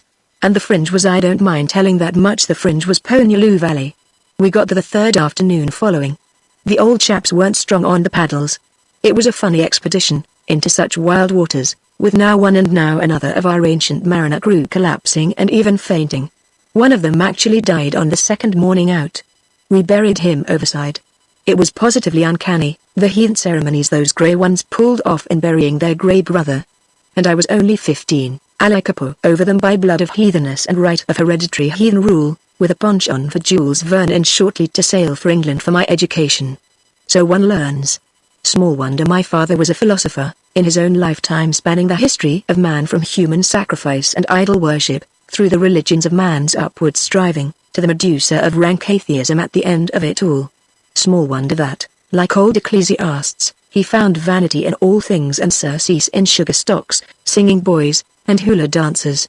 Prince Akalai debated with his soul for an interval. Oh, well, he sighed, I have done some spanning of time myself. He sniffed disgustedly of the odor of the halal that stifled him. It stinks of the ancient. He vouchsafed. I stink of the modern. My father was right. The sweetest of all is sugar up 100 points, or 4 aces in a poker game. If the big war lasts another year, I shall clean up $750,000 over $1 million. If peace breaks tomorrow, with the consequent slump, I could enumerate 100 who will lose my direct bounty, and go into the old natives' homes my father and I long since endowed for them. He clapped his hands, and the old Wahine tottered toward him in an excitement of haste to serve. She cringed before him, as he drew pad and pencil from his breast pocket. Each month, old woman of our old race, he addressed her, will you receive, by rural free delivery, a piece of written paper that you can exchange with any storekeeper anywhere for $10 gold. This shall be so for as long as you live. Behold, I write the record and the remembrance of it, here and now, with this pencil on this paper. And this is because you are of my race and service, and because you have honored me this day with your mats to sit upon and your thrice blessed and thrice delicious lahala. He turned to me a weary and skeptical eye, saying, and if I die tomorrow, not alone will the lawyers contest my disposition of my property, but they will contest my benefactions and my pensions accorded, and the clarity of my mind. It was the right weather of the year, but even then, with our old weak ones at the paddles, we did not attempt the landing until we had assembled half the population of Honolulu Valley down on the steep little beach. Then we counted our waves, selected the best one, and ran in on it. Of course, the canoe was swamped and the outrigger smashed, but the ones on shore dragged us up unharmed beyond the Washington. Ahuna gave his orders. In the night-time all must remain within their houses, and the dogs be tied up and have their jaws bound so that there should be no barking. And in the night-time Ahuna and I stole out on our journey, no one knowing whether we went to the right or left or up the valley toward its head. We carried jerky, and hardpoi and dried aku, and from the quantity of the food I knew we were to be gone several days. Such a trail. A Jacob's ladder to the sky, truly, for that first parley, precipice, almost straight up, was 3,000 feet above the sea. And we did it in the dark. At the top, beyond the site of the valley we had left, we slept until daylight on the hard rock in a hollow nook Arjuna knew, and that was so small that we were squeezed. And the old fellow, for fear that I might move and the heavy restlessness of lad's sleep, lay on the outside with one arm resting across me. At daybreak, I saw why. Between us and the lip of the cliff scarcely a yard intervened. I crawled to the lip and looked, watching the abyss take on immensity in the growing light and trembling from the fear of height that was upon me. At last I made out the sea, over half a mile straight beneath. And we had done this thing in the dark. Down in the next valley, which was a very tiny one, we found evidence of the ancient population, but there were no people. The only way was the crazy footpaths up and down the dizzy valley walls from valley to valley. But lean and aged as Arjuna was, he seemed untirable. In the second valley dwelt an old leper in hiding. He did not know me, and when Arjuna told him who I was, he grovelled at my feet, almost clasping them, and mumbled a mel of all my line out of a lipless mouth. The next valley proved to be the valley. It was long and so narrow that its floor had caught not sufficient space of soil to grow taro for a single person. Also, it had no beach, the stream that threaded it leaping a parley of several hundred feet down to the sea. It was a god-forsaken place of naked, eroded lava, to which only rarely could the scant vegetation find root-hold. For miles we followed up that winding fissure through the towering walls, far into the chaos of back country that lies behind the iron-bound coast. How far that valley penetrated I do not know, but, from the quantity of water in the stream, I judged it far. We did not go to the valley's head. I could see Arjuna casting glances to all the peaks, and I knew he was taking bearings, known to him alone, from natural objects. When he halted at the last, it was with abrupt certainty. His bearings had crossed. He threw down the portion of food and outfit he had carried. It was the place. I looked on either hand at the hard, implacable walls, naked of vegetation, and could dream of no burial place possible in such bare adamant. We ate, then stripped for work. Only did Arjuna permit me to retain my shoes. He stood beside me at the edge of a deep pool, likewise apparelled and prodigiously skinny. "You will dive down into the pool at this spot," he said. "Search the rock with your hands as you descend, and, about 1.5 fathoms down, you will find a hole. Enter it, head first, but going slowly, for the lava rock is sharp and may cut your head and body." "And then?" I queried. "You will find the hole growing larger," was his answer. "When you have gone all of 8 fathoms along the passage, come up slowly, and you will find your head in the air, above water, in the dark. Wait there then for me. The water is very cold." It didn't sound good to me. I was thinking, not of the cold water and the dark, but of the bones. "You go first," I said. But he claimed he could not. "You are my ally, my prince," he said. "It is impossible that I should go before you into the sacred burial place of your kingly ancestors." But the prospect did not please. "Just cut out this prince stuff," I told him. "It isn't what it's cracked up to be. You go first, and I'll never tell on you. Not alone the living must we please," he admonished, "but, more so, the dead must we please. Nor can we lie to the dead." We argued it out, and for half an hour it was stalemate. I wouldn't, and he simply couldn't. He tried to buck me up by appealing to my pride. He chanted the heroic deeds of my ancestors, and, I remember especially, he sang to me of Makaloa, my great-grandfather and the gigantic father of the gigantic Kaokyu, telling how thrice in battle Makaloa leapt among his foes, seizing by the neck a warrior in either hand and knocking their heads together until they were dead. But this was not what decided me. I really felt sorry for old Arjuna. He was so beside himself for fear the expedition would come to naught. And I was coming to a great admiration for the old fellow, not least among the reasons being the fact of his lying down to sleep between me and the cliff lip. So, with true ally authority of command, saying, "You will immediately follow after me," I dived in. Everything he had said was correct. I found the entrance to the subterranean passage, swam carefully through it, cutting my shoulder once on the lava-sharp roof, and emerged in the darkness and air. But before I could count 30, he broke water beside me, rested his hand on my arm to make sure of me, and directed me to swim ahead of him for the matter of 100 feet or so. Then we touched bottom and climbed out on the rocks. And still no light, and I remember I was glad that our altitude was too high for centipedes. He had brought with him a coconut calabash, tightly stoppered, of whale oil that must have been landed on Lahaina Beach 30 years before. From his mouth he took a watertight arrangement of a matchbox composed of 2 empty rifle cartridges fitted snugly together. He lighted the wicking that floated on the oil, and I looked about, and knew disappointment.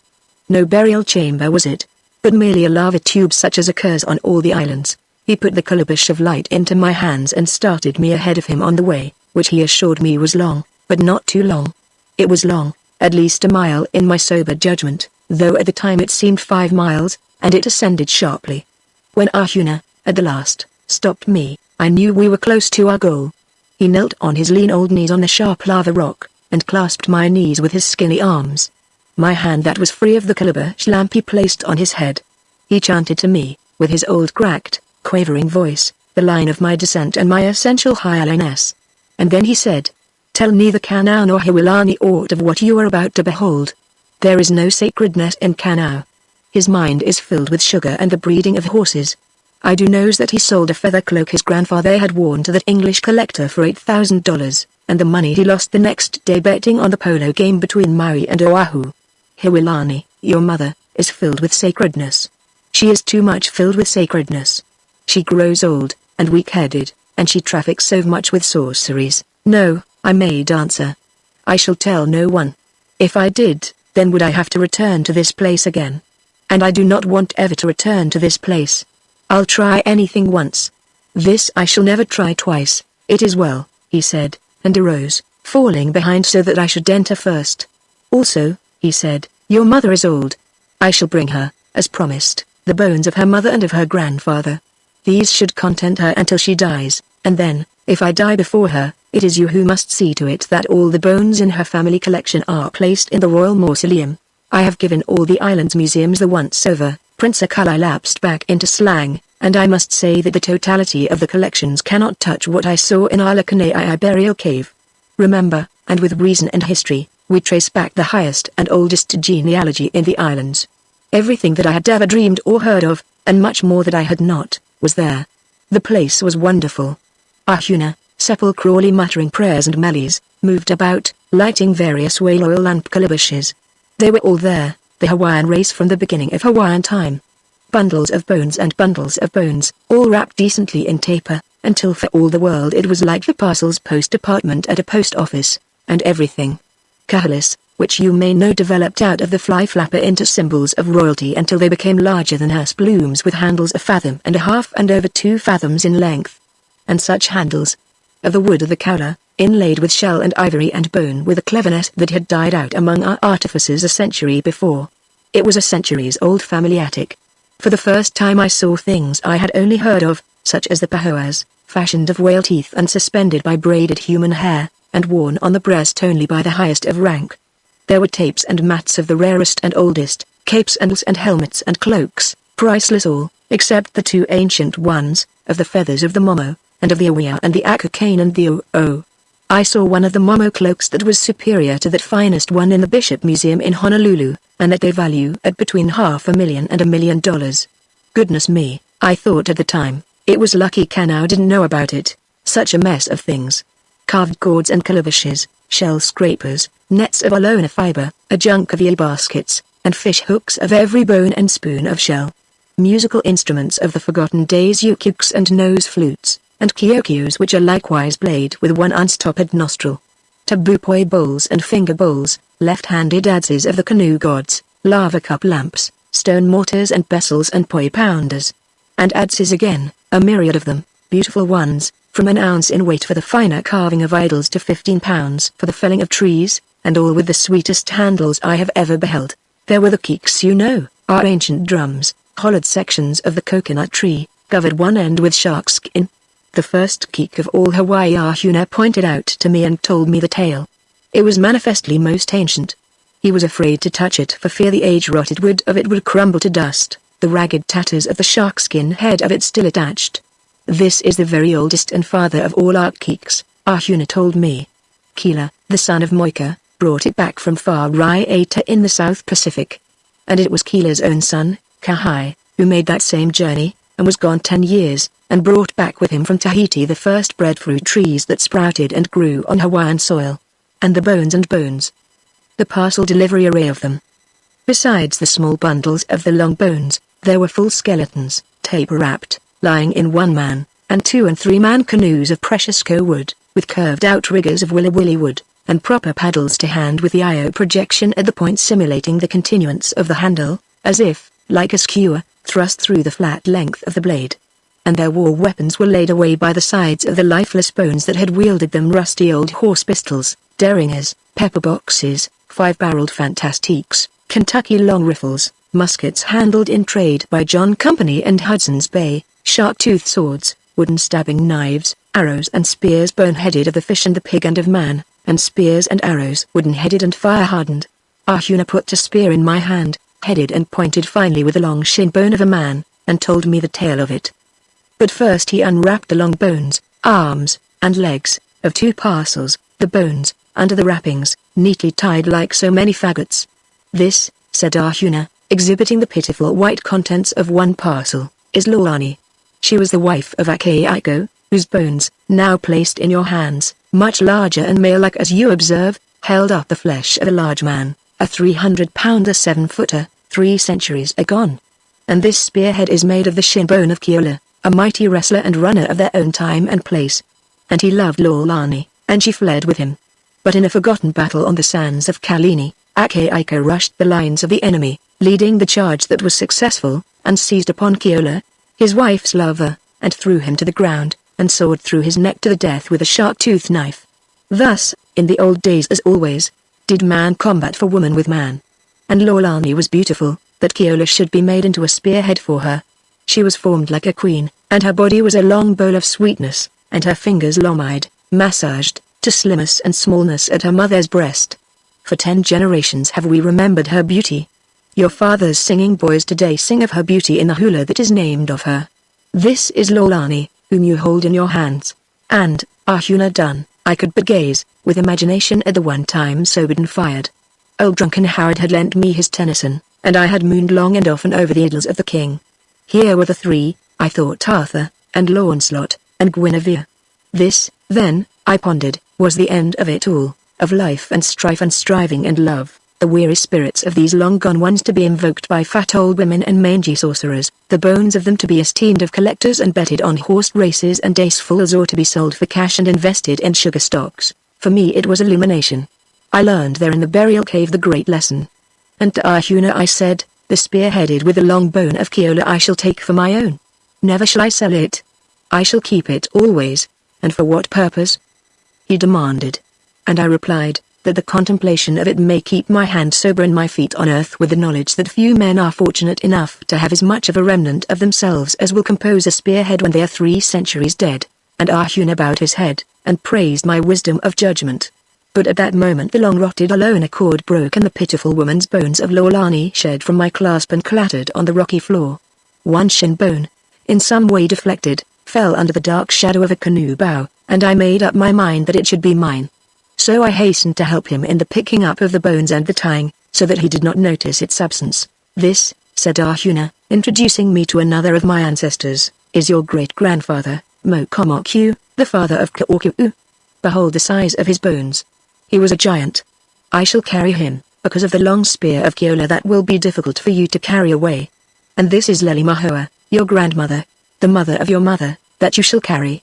And day grows short, and we must still swim up through the waters to the sun ere darkness hides the sun from the world.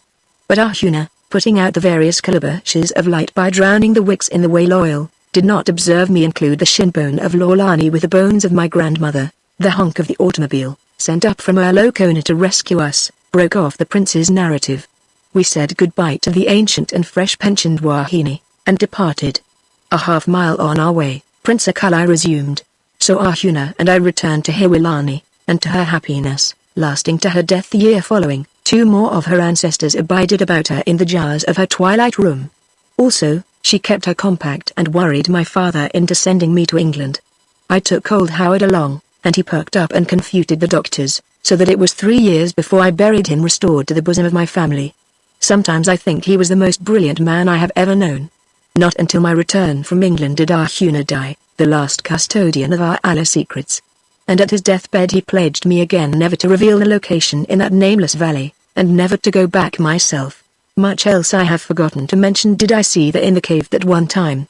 There were the bones of Kumi, the near demigod, son of Tuimanu of Samoa, who, in a long before, married into my line, and heaven boosted my genealogy. And the bones of my great-grandmother who had slept in the four-poster presented her by Lord Byron. And Ahune hinted tradition that there was reason for that presentation, as well as for the historically known lingering of the blonde in her locona for so long. And I held her poor bones in my hands, bones once fleshed with sensate beauty, informed with sparkle and spirit, instinct with love and love, warmness of arms around and eyes and lips together, that yet begat me in the end of the generations unborn. It was a good experience. I am modern, 'tis true.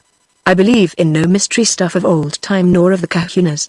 And yet, I saw in that cave things which I dare not name to you, and which I, since old Ahuna died, alone of the living know. I have no children. With me my long line ceases. This is the 20th century, and we stink of gasoline. Nevertheless these other and nameless things shall die with me. I shall never revisit the burial place. Nor in all time to come will any man gaze upon it through living eyes, unless the quakes of earth rend the mountains asunder and spew forth the secrets contained in the hearts of the mountains. Prince Akalai ceased from speech. With welcome relief on his face, he removed the lhala from his neck, and, with a sniff and a sigh, tossed it into concealment in the thick lantana by the side of the road. But the shinbone of Lolani? I queried softly. He remained silent while a mile of pasture land fled by us and yielded to Canland. I have it now, he at last said. And beside it is Keola, slain ere his time and made into a spearhead for love of the woman whose shinbone abides near to him. To them, those poor pathetic bones, I owe more than to aught else. I became possessed of them in the period of my culminating adolescence. I know they changed the entire course of my life and trend of my mind. They gave to me a modesty and a humility in the world, from which my father's fortune has ever failed to seduce me, and often, when woman was knight or willing to the empery of my mind over me, I sought Lolani's shinbone.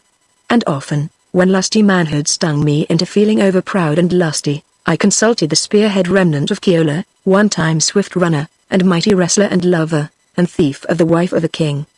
The contemplation of them has ever been of profound aid to me, and you might well say that I have founded my religion or practice of living upon them. Waikiki, Honolulu, Hawaiian Islands. July 16, 1916. The Water Baby. I lent a weary ear to old Kohokuma's interminable chanting of the deeds and adventures of Maui, the Promethean demigod of Polynesia who fished up dry land from ocean depths with hooks made fast to heaven, who lifted up the sky whereunder previously men had gone on all fours, not having space to stand erect, and who made the sun with its 16 snared legs stand still and agree thereafter to traverse the sky more slowly, the sun being evidently a trade unionist and believing in the 6-hour day, while Maui stood for the open shop and the 12-hour day. Now this, said Kohokuma, is from Queen Liliuokalani's own family Mel. Maui became restless and fought the sun with a noose that he laid. And winter won the sun, and summer was won by Maui. Born in the islands myself, I knew the Hawaiian myths better than this old fisherman, although I possessed not his memorization that enabled him to recite them endless hours. And you believe all this? I demanded in the sweet Hawaiian tongue. It was a long time ago, he pondered. I never saw Maui with my own eyes. But all our old men from all the way back tell us these things, as I, an old man, tell them to my sons and grandsons, who will tell them to their sons and grandsons all the way ahead to come. You believe, I persisted, that whopper of Maui roping the sun like a wild steer, and that other whopper of heaving up the sky from off the earth? I am of little worth, and am not wise, Olakana, my fisherman made answer. Yet have I read the Hawaiian Bible the missionaries translated to us, and there have I read that your big man of the beginning made the earth, and sky, and sun, and moon, and stars, and all manner of animals from horses to cockroaches and from centipedes and mosquitoes to sea lice and jellyfish, and man and woman, and everything, and all in 6 days. Why, Maui didn't do anything like that much. He didn't make anything. He just put things in order, that was all, and it took him a long time to make the improvements. And anyway, it is much easier and the more reasonable to believe the little whopper than the big whopper. And what could I reply? He had me on the matter of reasonableness. Besides, my head ached. And the funny thing, as I admitted it to myself, was that evolution teaches in no uncertain voice that man did run on all fours ere he came to walk upright, that astronomy states flatly that the speed of the revolution of the Earth on its axis has diminished steadily, thus increasing the length of day, and that the seismologists accept that all the islands of Hawaii were elevated from the ocean floor by volcanic action. Fortunately, I saw a bamboo pole, floating on the surface several hundred feet away, suddenly upend and start a very devil's dance. This was a diversion from the profitless discussion, and Kohokumu and I dipped our paddles and raced the little outrigger canoe to the dancing pole. Kohokumu caught the line that was fast to the butt of the pole and underhanded it in until a 2-foot yukikiki, battling fiercely to the end, flashed its wet silver in the sun and began beating a tattoo on the inside bottom of the canoe. Kohokumu picked up a squirming, slimy squid, with his teeth bit a chunk of live bait out of it, attached the bait to the hook, and dropped line and sinker overside. The stick floated flat on the surface of the water, and the canoe drifted slowly away. With a survey of the crescent composed of a score of such sticks all lying flat, Kohokumu wiped his hands on his naked sides and lifted the wearisome and centuries-old chant of Kuali. Oh, the great fishhook of Maui. Manai Kalani made fast to the heavens. An earth-twisted cord ties the hook, engulfed from lofty Kauiki. Its bait the red-billed alii, the bird tahina sacred. It sinks far down to Hawaii, struggling and in pain dying. Caught is the land beneath the water, floated up to the surface, but Hina hid a wing of the bird and broke the land beneath the water. Below was the bait snatched away and eaten at once by the fishes, the alu of the deep muddy places. His aged voice was hoarse and scratchy from the drinking of too much swipes at a funeral the night before, nothing of which contributed to make me less irritable. My head ached. The sun glare on the water made my eyes ache, while I was suffering more than half a touch of mal-de-mer from the antic conduct of the outrigger on the blobby sea. The air was stagnant. In the lee of Waihi, between the white beach and the roof, no whisper of breeze eased the still sultriness. I really think I was too miserable to summon the resolution to give up the fishing and go into shore. Lying back with closed eyes, I lost count of time. I even forgot that Kohokumu was chanting till reminded of it by his ceasing. An exclamation made me bare my eyes to the stab of the sun. He was gazing down through the water glass. It's a big one, he said, passing me the device and slipping over side feet first into the water. He went under without splash and ripple, turned over and swam down. I followed his progress through the water glass, which is merely an oblong box a couple of feet long, open at the top, the bottom sealed watertight with a sheet of ordinary glass. Now Kohokumu was a bore, and I was squeamishly out of sorts with him for his volubleness, but I could not help admiring him as I watched him go down. Past 70 years of age, lean as a toothpick, and shriveled like a mummy, he was doing what few young athletes of my race would do or could do. It was 40 feet to bottom.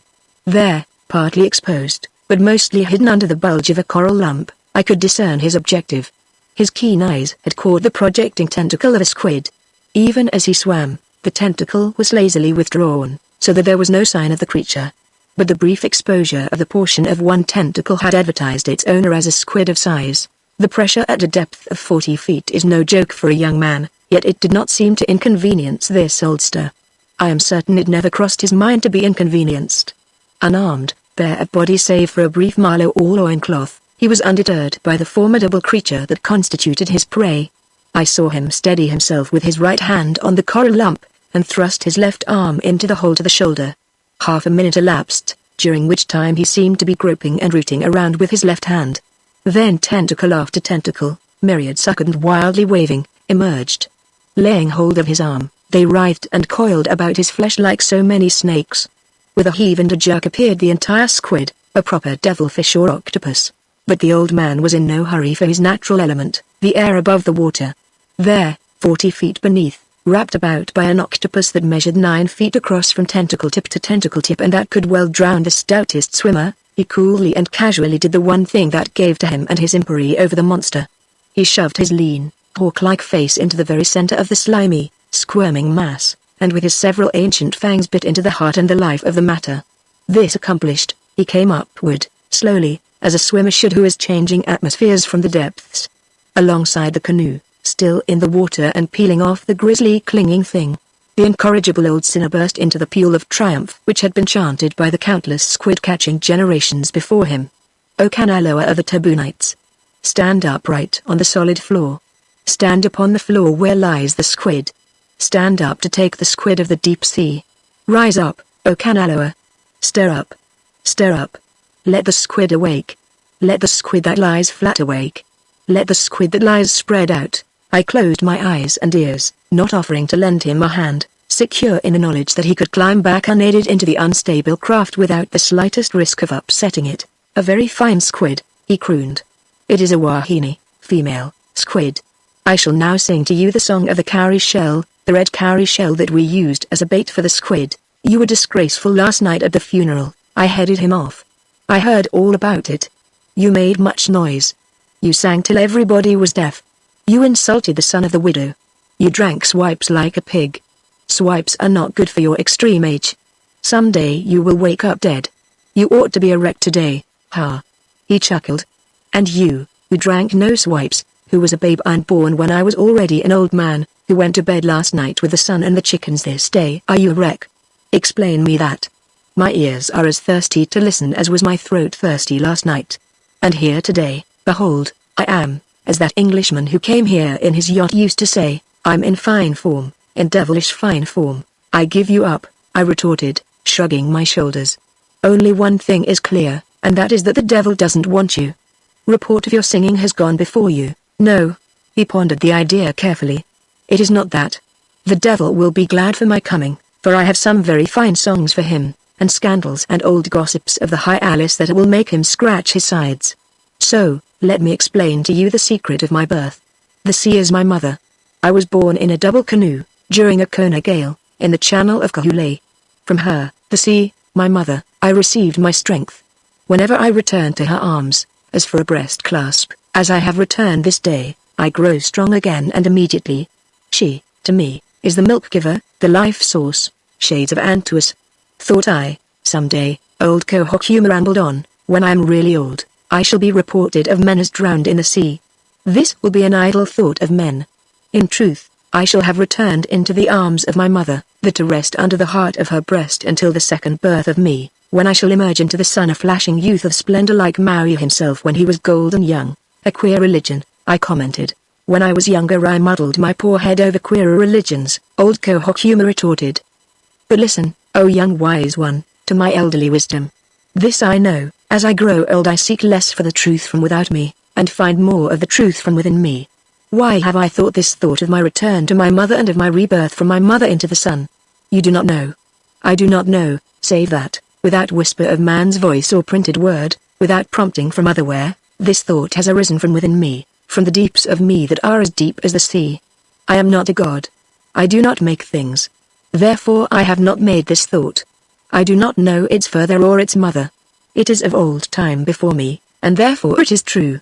Man does not make truth. Man, if he be not blind, only recognizes truth when he sees it. Is this thought that I have thought a dream? Perhaps it is you that are a dream, I laughed. And that I, and sky, and sea, and the iron-hard land, are dreams, all dreams. I have often thought that, he assured me soberly. It may well be so.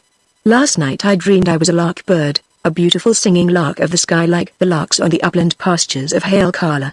And I flew up, toward the sun, singing, as old Kohokuma never sang. I tell you now that I dreamed I was a lark bird singing in the sky. But may not I, the real I, be the lark bird? And may not the telling of it be the dream that I, the lark bird, am dreaming now? Who are you to tell me yea or no? Dare you tell me I am not a lark bird asleep and dreaming that I am old Kohokuma? I shrugged my shoulders, and he continued triumphantly. And how do you know but what you are old Maui himself asleep and dreaming that you are John Lakana talking with me in a canoe?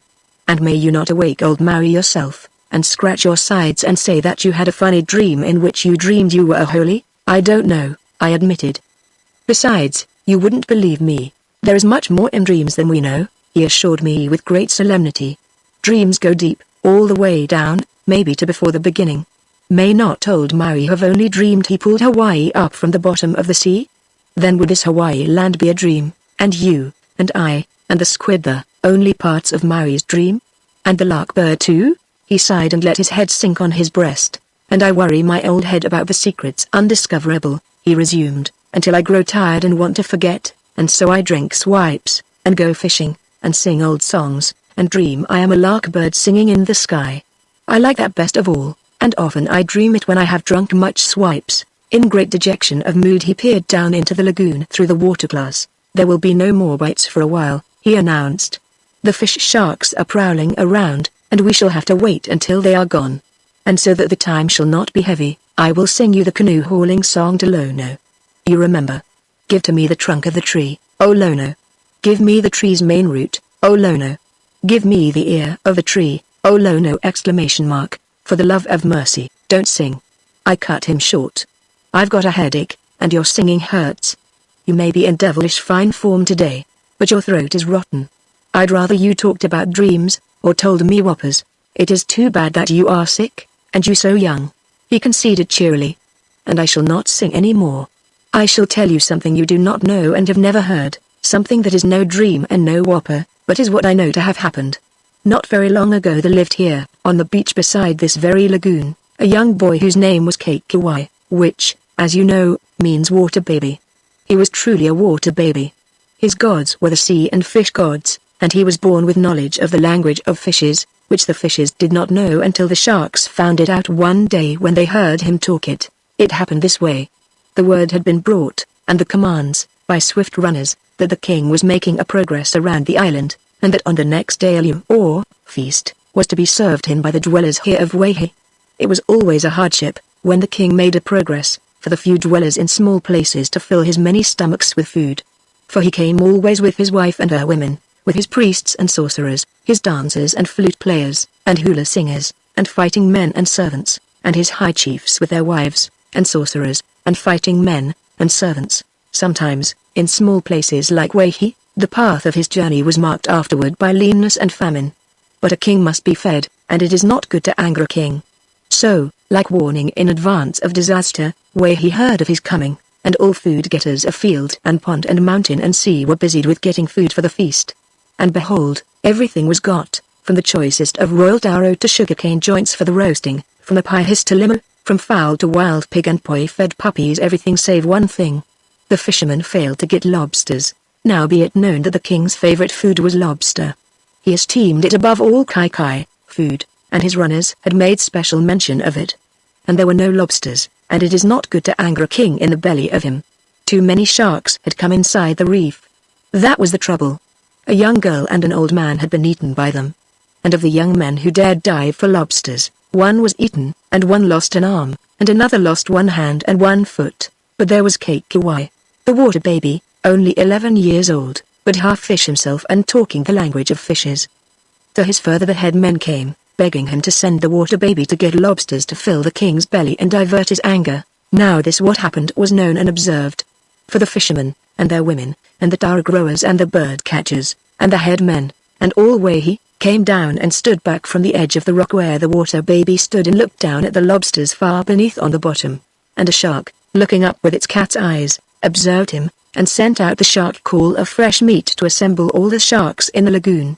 For the sharks work thus together, which is why they are strong.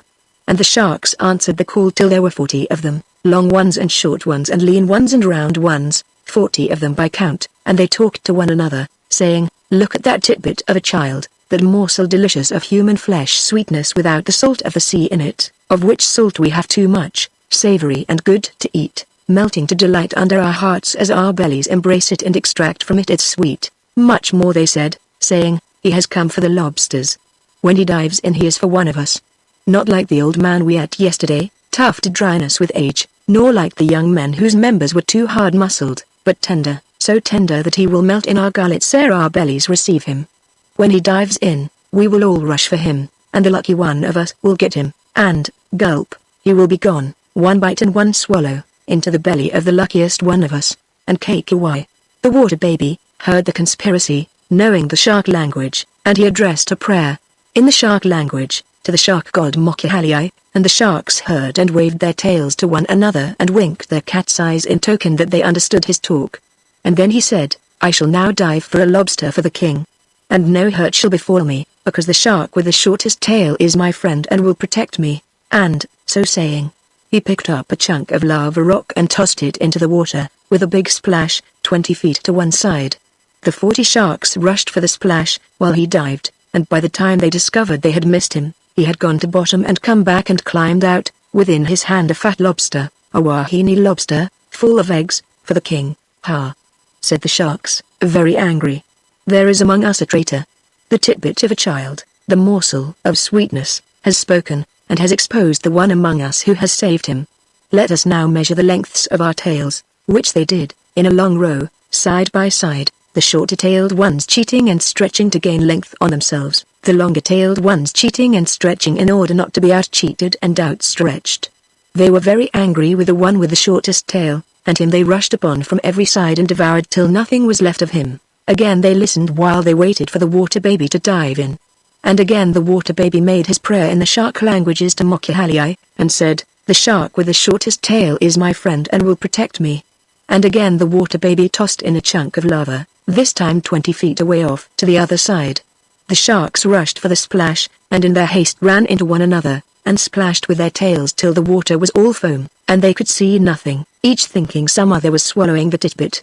And the water baby came up and climbed out with another fat lobster for the king. And the 39 sharks measured tails, devoting the one with the shortest tail, so that there were only 38 sharks. And the water baby continued to do what I have said, and the sharks to do what I have told you, while for each shark that was eaten by his brothers there was another fat lobster laid on the rock for the king. Of course, there was much quarreling and argument among the sharks when it came to measuring tails, but in the end it worked out in rightness and justice, for, when only 2 sharks were left, they were the 2 biggest of the original 40. And the water baby again claimed the shark with the shortest tail was his friend, fooled the 2 sharks with another lava chunk, and brought up another lobster. The 2 sharks each claimed the other had the shorter tail, and each fought to eat the other, and the one with the longer tail won. Hold, Okohokyum. I interrupted. Remember that shark had already. I know just what you are going to say. He snatched his recital back from me. And you are right. It took him so long to eat the 39th shark, for inside the 39th shark were already the 19 other sharks he had eaten, and inside the 40th shark were already the 19 other sharks he had eaten, and he did not have the appetite he had started with. But do not forget he was a very big shark to begin with. It took him so long to eat the other shark, and the 19 sharks inside the other shark, that he was still eating when darkness fell, and the people of he went away home with all the lobsters for the king. And didn't they find the last shark on the beach next morning dead, and burst wide open with all he had eaten? Kohokyuma fetched a full stop and held my eyes with his own shrewd ones. Hold, Olakana. He checked the speech that rushed to my tongue. I know what next you would say. You would say that with my own eyes I did not see this, and therefore that I do not know what I have been telling you. But I do know, and I can prove it. My father's father knew the grandson of the water baby's father's uncle. Also, there, on the rocky point to which I point my finger now, is where the water baby stood and dived. I have dived for lobsters there myself. It is a great place for lobsters. Also, and often, have I seen sharks there. And there, on the bottom, as I should know, for I have seen and counted them, are the 39 lava rocks thrown in by the water baby as I have described. But I began, He baffled me. Look. While we have talked the fish have begun again to bite. He pointed to 3 of the bamboo poles erect and devil dancing in token that fish were hooked and struggling on the lines beneath. As he bent to his paddle, he muttered, for my benefit, of course I know. The 39 lava rocks are still there. You can count them any day for yourself. Of course I know, and I know for a fact. Glen Ellen. October 2, 1916. The Tears of Our Kim. There was a great noise and racket, but no scandal, in Honolulu's Chinatown. Those within hearing distance merely shrugged their shoulders and smiled tolerantly at the disturbance as an affair of accustomed usualness. What is it? Asked Chin Mo, down with a sharp pleurisy, of his wife, who had paused for a second at the open window to listen. Only Ah Kim, was her reply. His mother is beating him again. The fracas was taking place in the garden, behind the living rooms that were at the back of a store that fronted on the street with the proud sign above, Ah Kim Company, General Merchandise. The garden was a miniature domain, 20 feet square, that somehow cunningly seduced the eye into a sense and seeming of illimitable vastness. There were forests of dwarf pines and oaks, centuries old yet 2 or 3 feet in height, and imported at enormous care and expense. A tiny bridge, a pace across, arched over a miniature river that flowed with rapids and cataracts from a miniature lake stocked with myriad-finned, orange-miracled goldfish that in proportion to the lake and landscape were whales. On every side the many windows of the several storage shack buildings looked down. In the center of the garden, on the narrow gravelled walk close beside the lake, Ah Kim was noisily receiving his beating. No Chinese lad of tender and beatable years was Ah Kim. His was the store of Ah Kim Company, and his was the achievement of building it up through the long years from the shoestring of savings of a contract coolie laborer to a bank account in 4 figures and a credit that was gilt-edged. An even half-century of summers and winters had passed over his head, and, in the passing, fattened him comfortably and snugly. Short of stature, his full front was as rotund as a watermelon seed. His face was moon-faced. His garb was dignified and silken, and his black silk skull cap with a red button atop, now, alas, fallen on the ground, was the skull cap worn by the successful and dignified merchants of his race. But his appearance, in this moment of the present, was anything but dignified. Dodging and ducking under a rain of blows from a bamboo cane, he was crouched over in a half-doubled posture. When he was rapped on the knuckles and elbows, with which he shielded his face and head, his winces were genuine and involuntary. From the many surrounding windows the neighborhood looked down with placid enjoyment, and she who wielded the stick so shrewdly from long practice. 74 years old, she looked every minute of her time. Her thin legs were encased in straight-lined pants of linen stiff-textured and shiny black. Her scraggly grey hair was drawn unrelentingly and flatly back from a narrow, unrelenting forehead. Eyebrows she had none, having long since shed them. Her eyes, of pinhole tininess, were blackest black. She was shockingly cadaverous. Her shriveled forearm, exposed by the loose sleeve, possessed no more of muscle than several taut bowstrings stretched across meager bone under yellow, parchment-like skin. Along this mummy arm jade bracelets shot up and down and clashed with every blow. "Ah!" she cried out, rhythmically accenting her blows in series of 3 to each shrill observation. "I forbade you to talk to Li Fa. Today you stopped on the street with her. Not an hour ago. Half an hour by the clock you talked. What is that?" "It was the thrice accursed telephone," Kim muttered, while she suspended the stick to catch what he said. "Mrs. Chang Lucy told you." "I know she did. I saw her see me. I shall have the telephone taken out. It is of the devil. It is a device of all the devils," Mrs. Taifu agreed, taking a fresh grip on the stick. "Yet shall the telephone remain. I like to talk with Mrs. Chang Lucy over the telephone. She has the eyes of 10,000 cats," quoth Kim, ducking and receiving the stick stinging on his knuckles. "And the tongues of 10,000 toads," he supplemented ere his next duck. "She is an impudent-faced and evil-mannered hussy," Mrs. Taifu accented. "Mrs. Chang Lucy was ever that," Kim murmured like the dutiful son he was. "I speak of Li Fa," his mother corrected with stick emphasis. "She is only half Chinese, as you know. Her mother was a shameless Kanaka. She wears skirts like the degraded holy women, also corsets, as I have seen for myself. Where are her children? Yet is she buried 2 husbands. The one was drowned, the other kicked by a horse," Kim qualified. "A year of her, unworthy son of a noble father, and you would gladly be going out to get drowned or be kicked by a horse." Subdued chucklings and laughter from the window audience applauded her point. "You buried 2 husbands yourself, revered mother," Kim was stung to retort. "I had the good taste not to marry a third. Besides, my 2 husbands died honorably in their beds. They were not kicked by horses nor drowned at sea. What business is it of our neighbors that you should inform them I have had 2 husbands, or 10, or none? You have made a scandal of me, before all our neighbors, and for that I shall now give you a real beating." Kim endured the staccato rain of blows, and said when his mother paused, breathless and weary, "Always have I insisted and pleaded, honorable mother, that you beat me in the house, with the windows and doors closed tight, and not in the open street or the garden open behind the house. You have called this unthinkable Li Fa the silvery moon blossom," Mrs. Taifu rejoined, quite illogically and femininely, but with utmost success in so far as she deflected her son from continuance of the thrust he had so swiftly driven home. "Mrs. Chang Lucy told you," he charged. "I was told over the telephone," his mother evaded. "I do not know all voices that speak to me over that contrivance of all the devils." Strangely, Kim made no effort to run away from his mother, which he could easily have done. She, on the other hand, found fresh cause for more stick blows. "Ah, stubborn one. Why do you not cry? Mule that shameth its ancestors. Never have I made you cry. From the time you were a little boy I have never made you cry. Answer me. Why do you not cry?" Weak and breathless from her exertions, she dropped the stick and panted and shook as if with a nervous palsy. "I do not know, except that it is my way," Kim replied, gazing solicitously at his mother. "I shall bring you a chair now, and you will sit down and rest and feel better." But she flung away from him with a snort and tottered agedly across the garden into the house. Meanwhile, recovering his skullcap and smoothing his disordered attire, Kim rubbed his hurts and gazed after her with eyes of devotion. He even smiled, and almost might it appear that he had enjoyed the beating. Kim had been so beaten ever since he was a boy, when he lived on the high banks of the 11th cataract of the Yangtze River. Here his father had been born and toiled all his days from young manhood as a towing coolie. When he died, Kim, in his own young manhood, took up the same honorable profession. Farther back than all remembered annals of the family, had the males of it been towing coolies.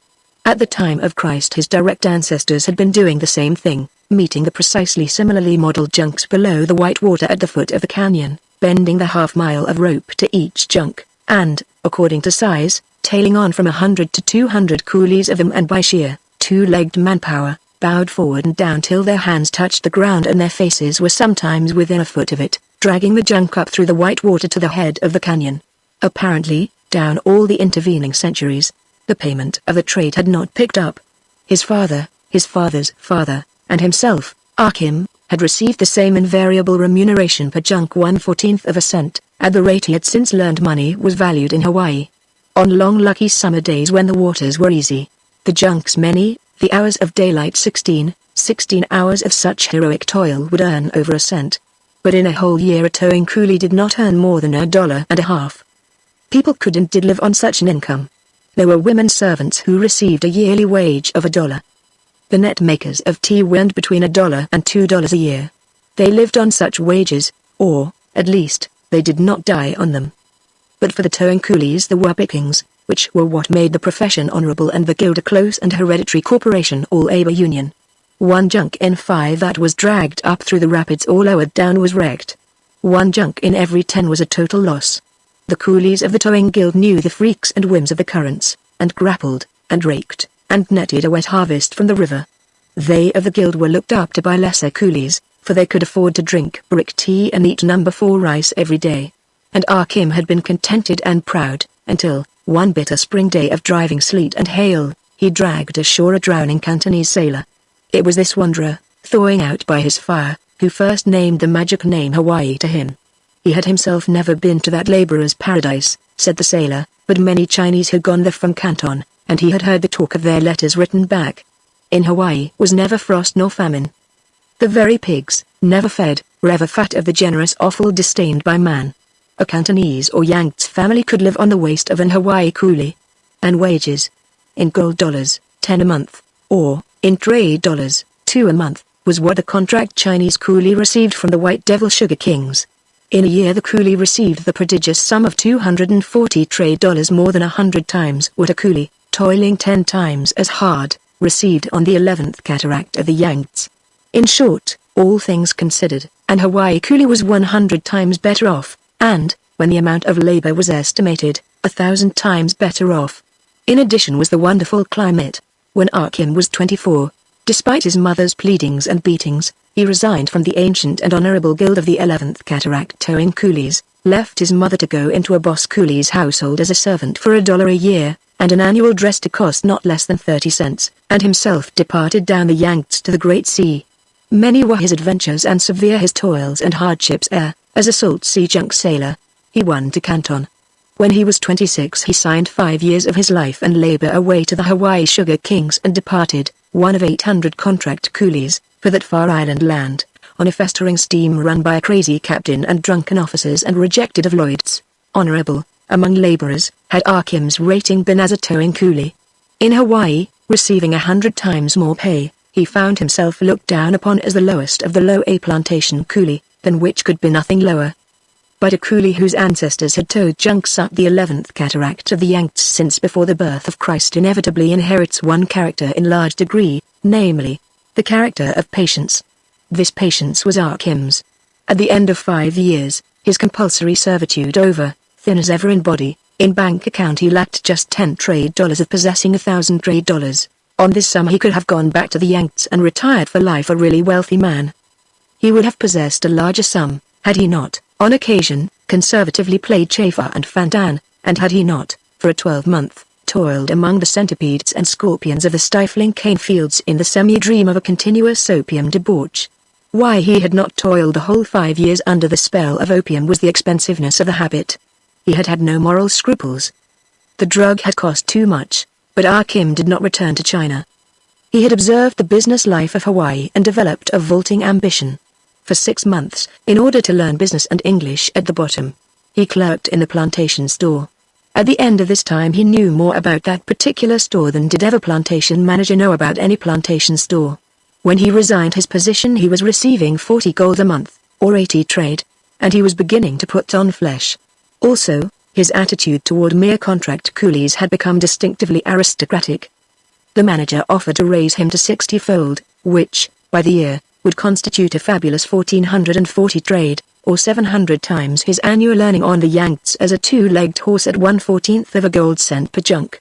Instead of accepting, Kim departed to Honolulu, and in the big general merchandise store of Fong and Chow Fong began at the bottom for 15 gold per month. He worked a year and a half, and resigned when he was 33, despite the 75 gold per month his Chinese employers were paying him. Then it was that he put up his own sign, Kim Company, General Merchandise. Also, better fed, there was about his less meager figure a foreshadowing of the melon seed rotundity that was to attach to him in future years. With the years he prospered increasingly, so that, when he was 36, the promise of his figure was fulfilling rapidly, and, himself a member of the exclusive and powerful Hai Gum Tong, and of the Chinese Merchants Association, he was accustomed to sitting as host at dinners that cost him as much as 30 years of towing on the 11th cataract could have earned him. Two things he missed, a wife, and his mother to lay the stake on him as of yore. When he was 37 he consulted his bank balance. It stood him 3,000 gold.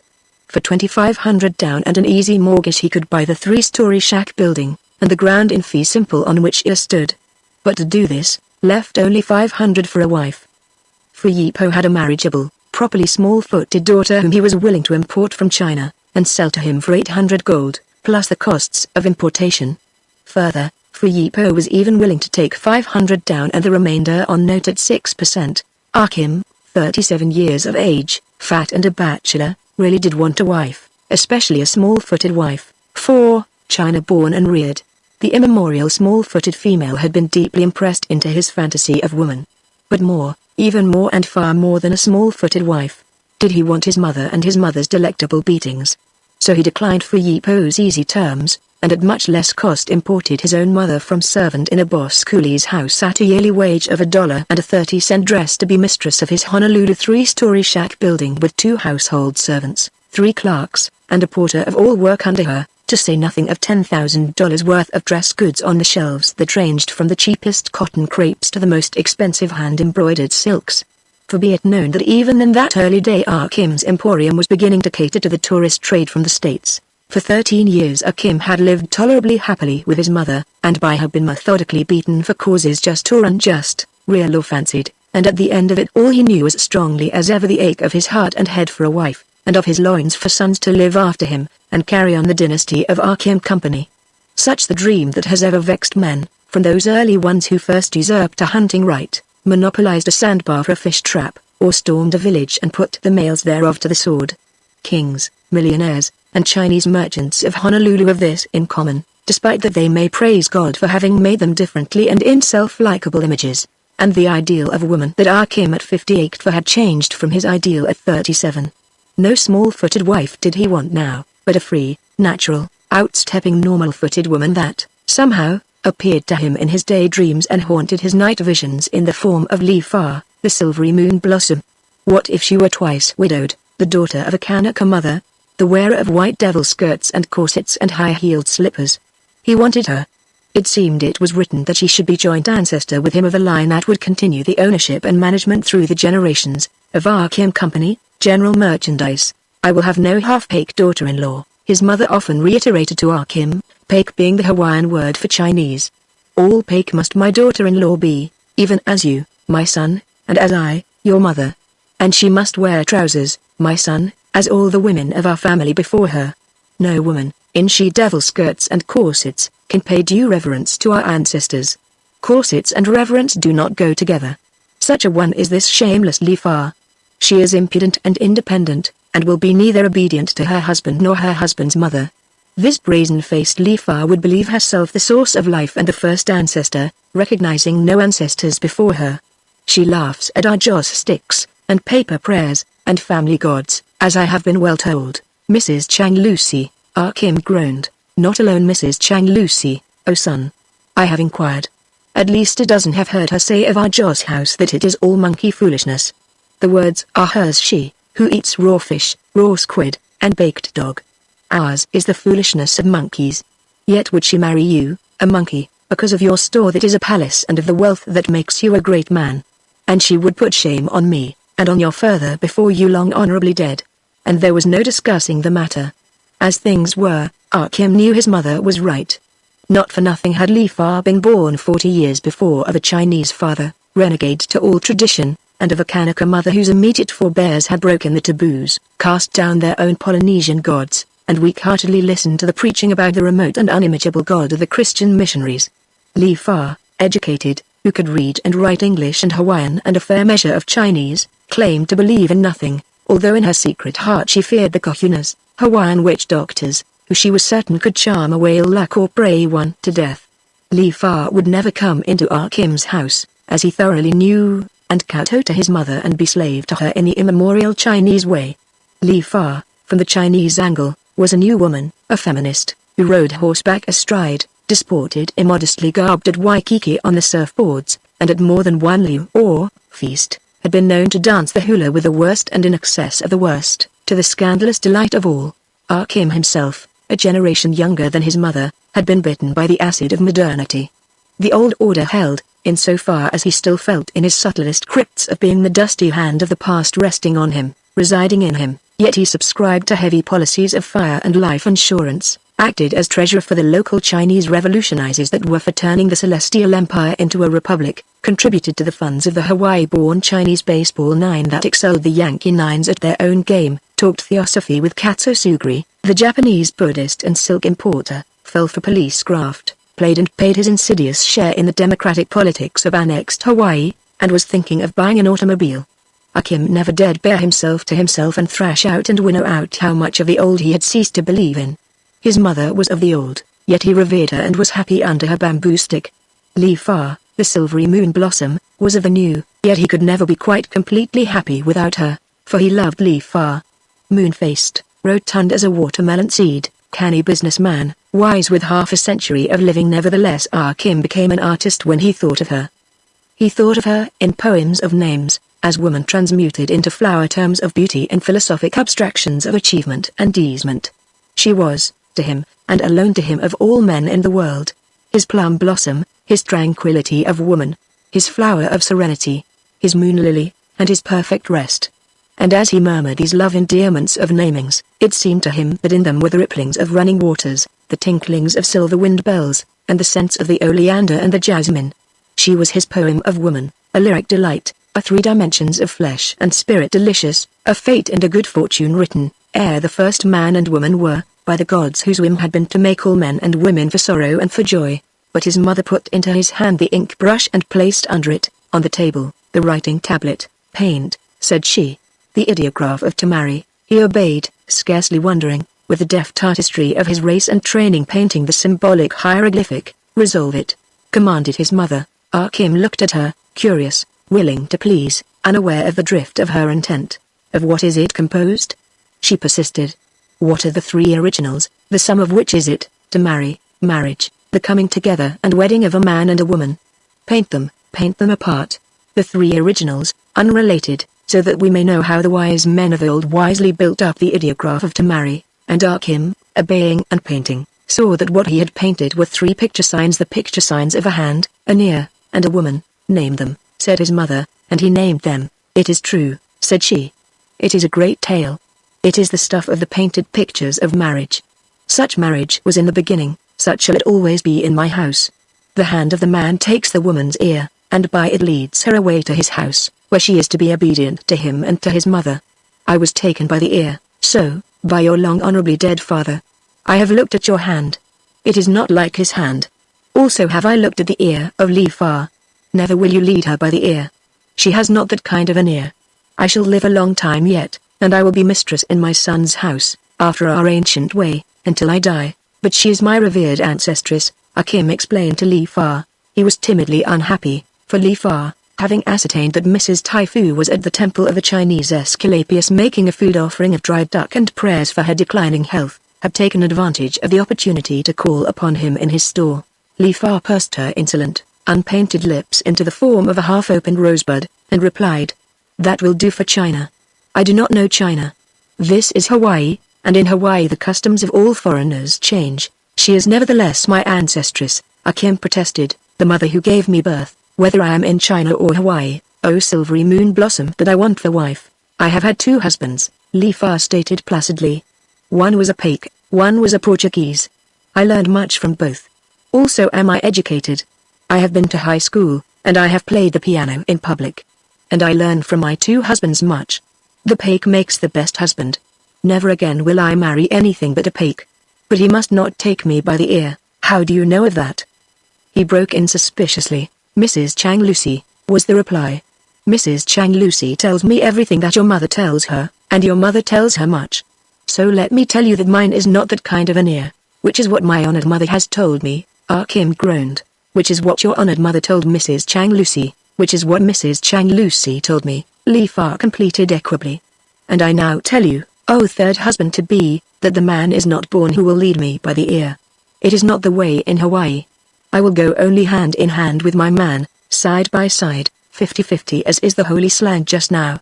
My Portuguese husband thought different. He tried to beat me. I landed him 3 times in the police court and each time he worked out his sentence on the reef. After that he got drowned. My mother has been my mother for 50 years, Kim declared stoutly. And for 50 years has she beaten you, Li Fa giggled. How my father used to laugh at Yap Tan Shin. Like you, Yap Tan Shin had been born in China, and had brought the China customs with him. His old father was forever beating him with a stick. He loved his father, but his father beat him harder than ever when he became a missionary Paik. Every time he went to the missionary services, his father beat him. And every time the missionary heard of it he was harsh in his languages to Yap Tan Shin for allowing his father to beat him. And my father laughed and laughed, for my father was a very liberal Paik, who had changed his customs quicker than most foreigners. And all the trouble was because Yap Tan Shin had a loving heart. He loved his honorable father. He loved the God of love of the Christian missionary. But in the end, in me, he found the greatest love of all, which is the love of woman. In me he forgot his love for his father and his love for the loving Christ, and he offered my father 600 gold. For me the price was small because my feet were not small. But I was half Kanaka. I said that I was not a slave woman, and that I would be sold to no man. My high school teacher was a holy old maid who said love of woman was so beyond price that it must never be sold. Perhaps that is why she was an old maid. She was not beautiful. She could not give herself away. My Kanaka mother said it was not the Kanaka way to sell their daughters for a money price. They gave their daughters for love, and she would listen to reason if Yap Tan Shin provided lures in quantity and quality. My Paik father, as I have told you, was liberal. He asked me if I wanted Yap Tan Shin for my husband. And I said yes, and freely, of myself, I went to him. He it was who was kicked by a horse, but he was a very good husband before he was kicked by the horse. As for you, Kim, you shall always be honorable and lovable for me, and someday, when it is not necessary for you to take me by the ear, I shall marry you and come here and be with you always, and you will be the happiest Paik in all Hawaii, for I have had 2 husbands, and gone to high school, and am most wise in making a husband happy. But that will be when your mother has ceased to beat you. Mrs. Chang Lucy tells me that she beats you very hard. She does, Kim affirmed. Behold. He thrust back his loose sleeves, exposing to the elbow his smooth and cherubic forearms. They were mantled with black and blue marks that advertised the weight and number of blows so shielded from his head and face. But she has never made me cry, Kim disclaimed hastily. Never, from the time I was a little boy, has she made me cry, so Mrs. Chang Lucy says, Li Fa observed. She says that your honorable mother often complains to her that she has never made you cry. A sibilant warning from one of his clerks was too late. Having regained the house by way of the back alley, Mrs. Taifu emerged right upon them from out of the living apartments. Never had Kim seen his mother's eyes so blazing furious. She ignored Li Fa, as she screamed at him. Now will I make you cry? As never before shall I beat you until you do cry. Then let us go into the back rooms, honorable mother, Kim suggested. We will close the windows and the doors, and then may you beat me. No.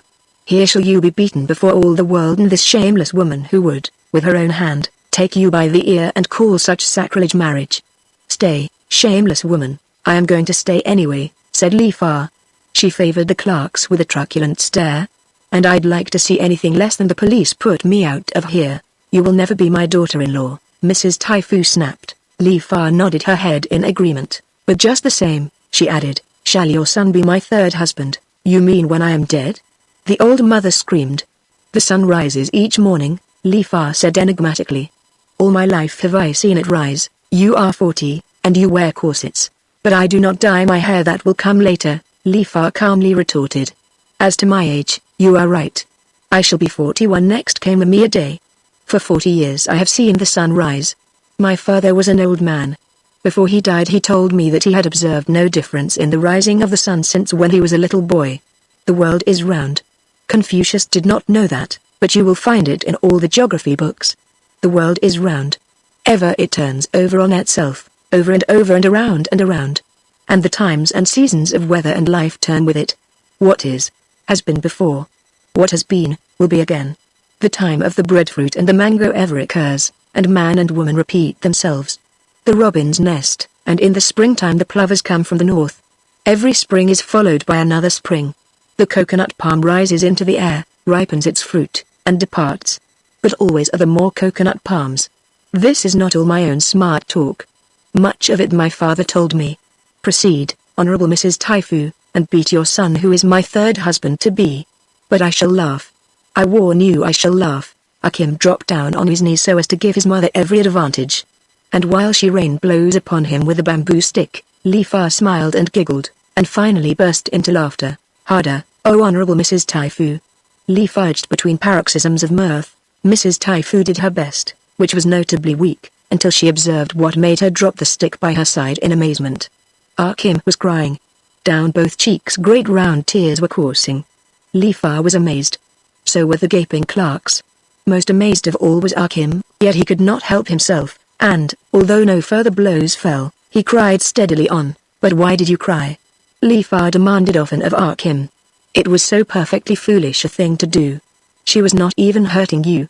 Wait until we are married, was Kim's invariable reply, and then, oh Moon Lily, will I tell you, 2 years later, one afternoon, more like a watermelon seed in configuration than ever, Kim returned home from a meeting of the Chinese Protective Association, to find his mother dead on her couch. Narrower and the more unrelenting than ever were the forehead and the brushed back hair. But on her face was a withered smile. The gods had been kind. She had passed without pain. He telephoned first of all to Li Fa's number but did not find her until he called up Mrs. Chang Lucy. The news given. The marriage was dated ahead with 10 times the brevity of the old-line Chinese custom. And if there be anything analogous to a bridesmaid in a Chinese wedding, Mrs. Chang Lucy was just that. Why, Li Fa asked Kim when alone with him on their wedding night, why did you cry when your mother beat you that day in the store? You were so foolish. She was not even hurting you, that is why I cried, answered Kim. Li Fa looked up at him without understanding. I cried, he explained, because I suddenly knew that my mother was nearing her end. There was no weight, no hurt, in her blows. I cried because I knew she no longer had strength enough to hurt me. That is why I cried, my flower of serenity, my perfect rest.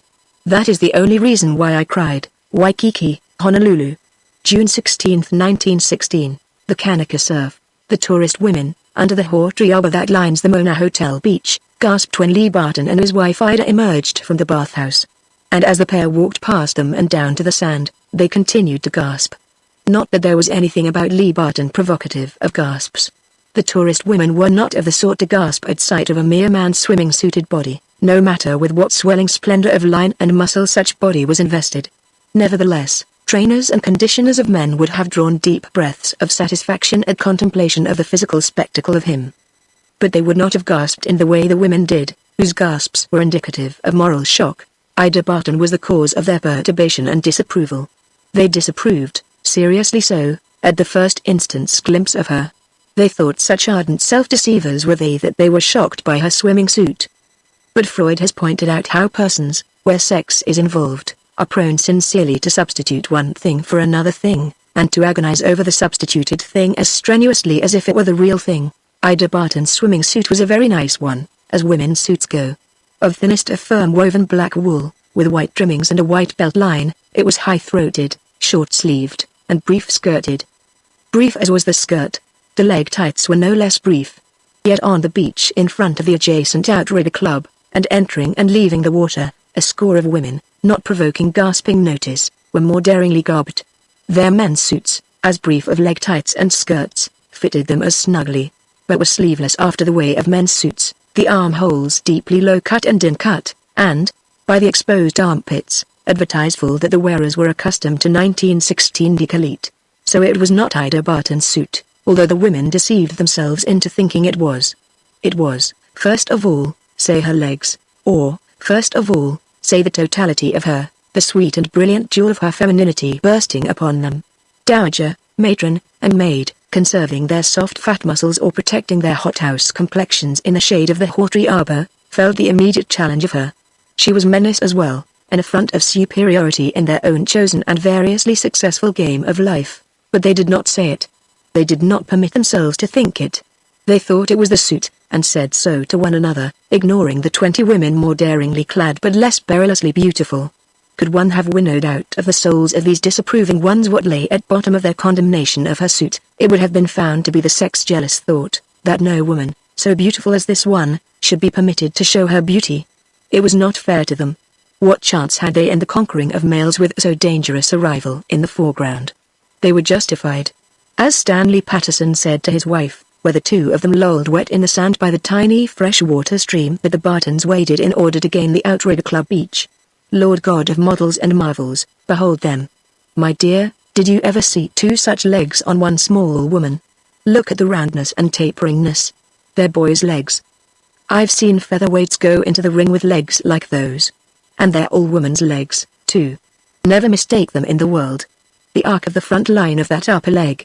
And the balance adequate fullness at the back. And the way the opposing curves slender into the knee that is a knee. Makes my fingers itch. Wish I had some clay right now. It's a true human knee. His wife concurred, no less breathlessly, for, like her husband, she was a sculptor. Look at the joint of it working under the skin. It's got form, and blessedly is not covered by a bag of fat. She paused to sigh, thinking of her own knees. It's correct, and beautiful, and dainty. Charm. If ever I beheld the charm of flesh, it is now. I wonder who she is. Stanley Patterson, gazing ardently, took up his half of the chorus, noticed that the round muscle pads on the inner sides that make most women appear knock-kneed are missing. They're boys' legs, firm and sure, and sweet woman's legs, soft and round. His wife hastened to balance. And look, Stanley. See how she walks on the balls of her feet. It makes her seem light as swan's down. Each step seems just a little above the earth, and each other step seems just a little higher above until you get the impression she is flying, or just about to rise and begin flying. So Stanley and Mrs. Patterson. But they were artists, with eyes therefore unlike the next batteries of human eyes Ida Barton was compelled to run, and that led on the outrigger lanai, verandas, and in the Hawtree shade of the closely adjoining seaside.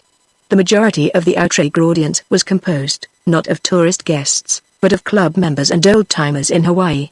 And even the old-times women gasped. It's positively indecent, said Mrs. Hanley Black to her husband, herself a too-stout in the middle matron of 45, who had been born in the Hawaiian Islands, and who had never heard of Ostend. Hanley Black surveyed his wife's criminal shapelessness and voluminousness of antediluvian, New England swimming dress with a withering, contemplative eye. They had been married a sufficient number of years for him frankly to utter his judgment. That strange woman's suit makes your own look indecent. You appear as a creature shameful, under a grotesqueness of apparel striving to hide some secret awfulness. She carries her body like a Spanish dancer, Mrs. Patterson said to her husband, for the pair of them had waded the little stream in pursuit of the vision. By George, she does, Stanley Patterson concurred. Reminds me of a still-eater. Torso just well enough forward, slender waist, not too lean in the stomach, and with muscles like some lad boxers armoring that stomach to fearlessness. She has to have them to carry herself that way and to balance the back muscles. See that muscled curve at the back. It's a still-eater's. How tall would you say? His wife queried. The she deceives, was the appraised answer. She might be 5'1", or 5'3" or 4. It's that way she has of walking that you described as almost about to fly. Yes, that's it, Mrs. Patterson concurred. It's her energy. Her seemingness of being on tiptoe with rising vitality. Stanley Patterson considered for a space. That's it, he announced. She is a little thing. I'll give her 5'2" in her stockings. And I'll weigh her a mere 110, or 8, or 15 at the outside. She won't weigh 110. His wife declared with conviction. And with her clothes on, plus her carriage, which is builded of her vitality and will, I'll wager she'd never impress anyone with her smallness. I know her type." His wife nodded. "You meet her out, and you have the sense that, while not exactly a fine large woman, she's a whole lot larger than the average." "And now, age, I'll give you Bester," he parried. "She might be 25, she might be 28. But Stanley Patterson had impolitely forgotten to listen. "It's not her legs alone," he cried on enthusiastically. "It's the all of her. Look at the delicacy of that forearm. And the swell of line to the shoulder. And that biceps. It's alive. Dollars to drowned kittens, she can flex a respectable knot of it." No woman, much less an Ida Barton, could have been unconscious of the effect she was producing along Waikiki Beach. Instead of making her happy in the small vanity way, it irritated her. "The cats," she laughed to her husband. "And to think I was born here an almost even third of a century ago. But they weren't nasty then. Maybe because there weren't any tourists. Why, Lee, I learned to swim right here on this beach in front of the outrigger. We used to come out with Daddy for vacations and for weekends and sort of camp out in a grass house that stood right where the outrigger ladies serve tea now. And centipedes fell out of the thatch on us, while we slept, and we all ate poi and apahis and raw aku, and nobody wore much of anything for the swimming and squidding, and there was no real road to town. I remember times of big rain when it was so flooded we had to go in by canoe, out through the reef and in by Honolulu Harbor. Remember," Lee Barton added. "It was just about that time that the youngster that became me arrived here for a few weeks' stay on our way around. I must have seen you on the beach at the very time one of the kiddies that swam like fishes. Why, merciful me, the women here were all riding cross-saddle, and that was long before the rest of the social female world outgrew its immodesty and came around to sitting simultaneously on both sides of a horse. I learned to swim on the beach here at that time myself. You and I may even have tried body surfing on the same waves, or I may have splashed a handful of water into your mouth and been rewarded by your sticking out your tongue at me." Interrupted by an audible gasp of shock from a spinster-appearing female sunning herself hard by and angularly in the sand in a swimming suit monstrously unbeautiful, Lee Barton was aware of an involuntary and almost perceptible stiffening on the part of his wife. "I smile with pleasure," he told her. "It serves only to make your valiant little shoulders the more valiant. It may make you self-conscious, but it likewise makes you absurdly self-confident, for, be it known in advance, Lee Barton was a superman and Ida Barton a superwoman, or at least they were personalities so designated by the Cub book reviewers, flat-floor men and women, and scholastically emasculated critics, who from across the dreary levels of their living can descry no glorious humans overtopping their horizons. These dreary folk, echoes of the dead past and importunate and self-elected pallbearers for the present and future, proxy livers of life and vicarious sensualists that they are in a eunuch sort of way, insist, since their own selves, environments, and narrow agitations of the quick are mediocre and commonplace, that no man or woman can rise above the mediocre and commonplace. Lacking gloriousness in themselves, they deny gloriousness to all mankind. Too cowardly for whimsy and daring-do, they assert whimsy and daring-do ceased at the very latest no later than the Middle Ages, flickering little tapers themselves. Their feeble eyes are dazzled to unseeingness of the flaming conflagrations of other souls that illumine their skies. Possessing power in no greater quantity than is the just due of pygmies, they cannot conceive of power greater in others than in themselves. In those days there were giants, but, as their mouldy books tell them, the giants are long since past, and only the bones of them remain. Never having seen the mountains, there are no mountains. In the mud of their complacently perpetuated barnyard bond, they assert that no bright-browed, bright-apparelled shining figures can be outside of fairy books, old histories, and ancient superstitions. Never having seen the stars, they deny the stars. Never having glimpsed the shining ways nor the mortals that tread them, they deny the existence of the shining ways as well as the existence of the high bright mortals who adventure along the shining ways. The narrow pupils of their eyes the center of the universe. They image the universe in terms of themselves, of their meager personalities make pitiful yardsticks with which to measure the high bright souls, saying, "Thus long are all souls, and no longer. It is impossible that there should exist greater statured souls than we are, and our gods know that we are great of stature." But all, or nearly all on the beach, forgave Ida Barton her suit and form when she took the water. A touch of her hand on her husband's arm, indication and challenge in her laughing face, and the two ran as one for half a dozen paces and leapt as one from the hard wet sand of the beach, their bodies describing flat arches of flight ere the water was entered. There are two surfs at Waikiki, the big, bearded man surf that roars far out beyond the diving stage, the smaller, gentler, wahine, or woman, surf that breaks upon the shore itself. Here is a great shallowness, where one may wade 100 or several hundred feet to get beyond depth. Yet, with a good surf on outside, the Wahine surf can break 3 or 4 feet, so that, close in against the shore, the hard sand bottom may be 3 feet or 3 inches under the welter of surface foam. To dive from the beach into this, to fly into the air off racing feet, turn in mid-flight so that heels are up and head is down, and, so to enter the water head first, requires wisdom of waves, timing of waves, and a trained deftness in entering such unstable depths of water with pretty, unapprehensive, head-first cleavage, while at the same time making the shallowest possible of dives. It is a sweet, and pretty, and daring trick, not learned in a day, nor learned at all without many a milder bump on the bottom or close shave of fractured skull or broken neck. Here, on the spot where the Bartons so beautifully dived, 2 days before a Stanford track athlete had broken his neck. His had been an error in timing the rise and subsidence of a Wahine wave. A professional, Mrs. Hanley Black sneered to her husband at Ida Barton's feet. Some vaudeville tank girl, was one of the similar remarks with which the women in the shade complacently reassured one another, finding, by way of the weird mental processes of self-illusion, a great satisfaction in the money-cast distinction between one who worked for what she ate and themselves who did not work for what they ate. It was a day of heavy surf on Waikiki. In the Wahine surf it was boisterous enough for good swimmers. But out beyond, in the Kanaka, or man, surf, no one ventured. Not that the score or more of young surf riders loafing on the beach could not venture there, or were afraid to venture there, but because their biggest outrigger canoes would have been swamped, and their surfboards would have been overwhelmed in the too immense overtopple and downfall of the thundering monsters.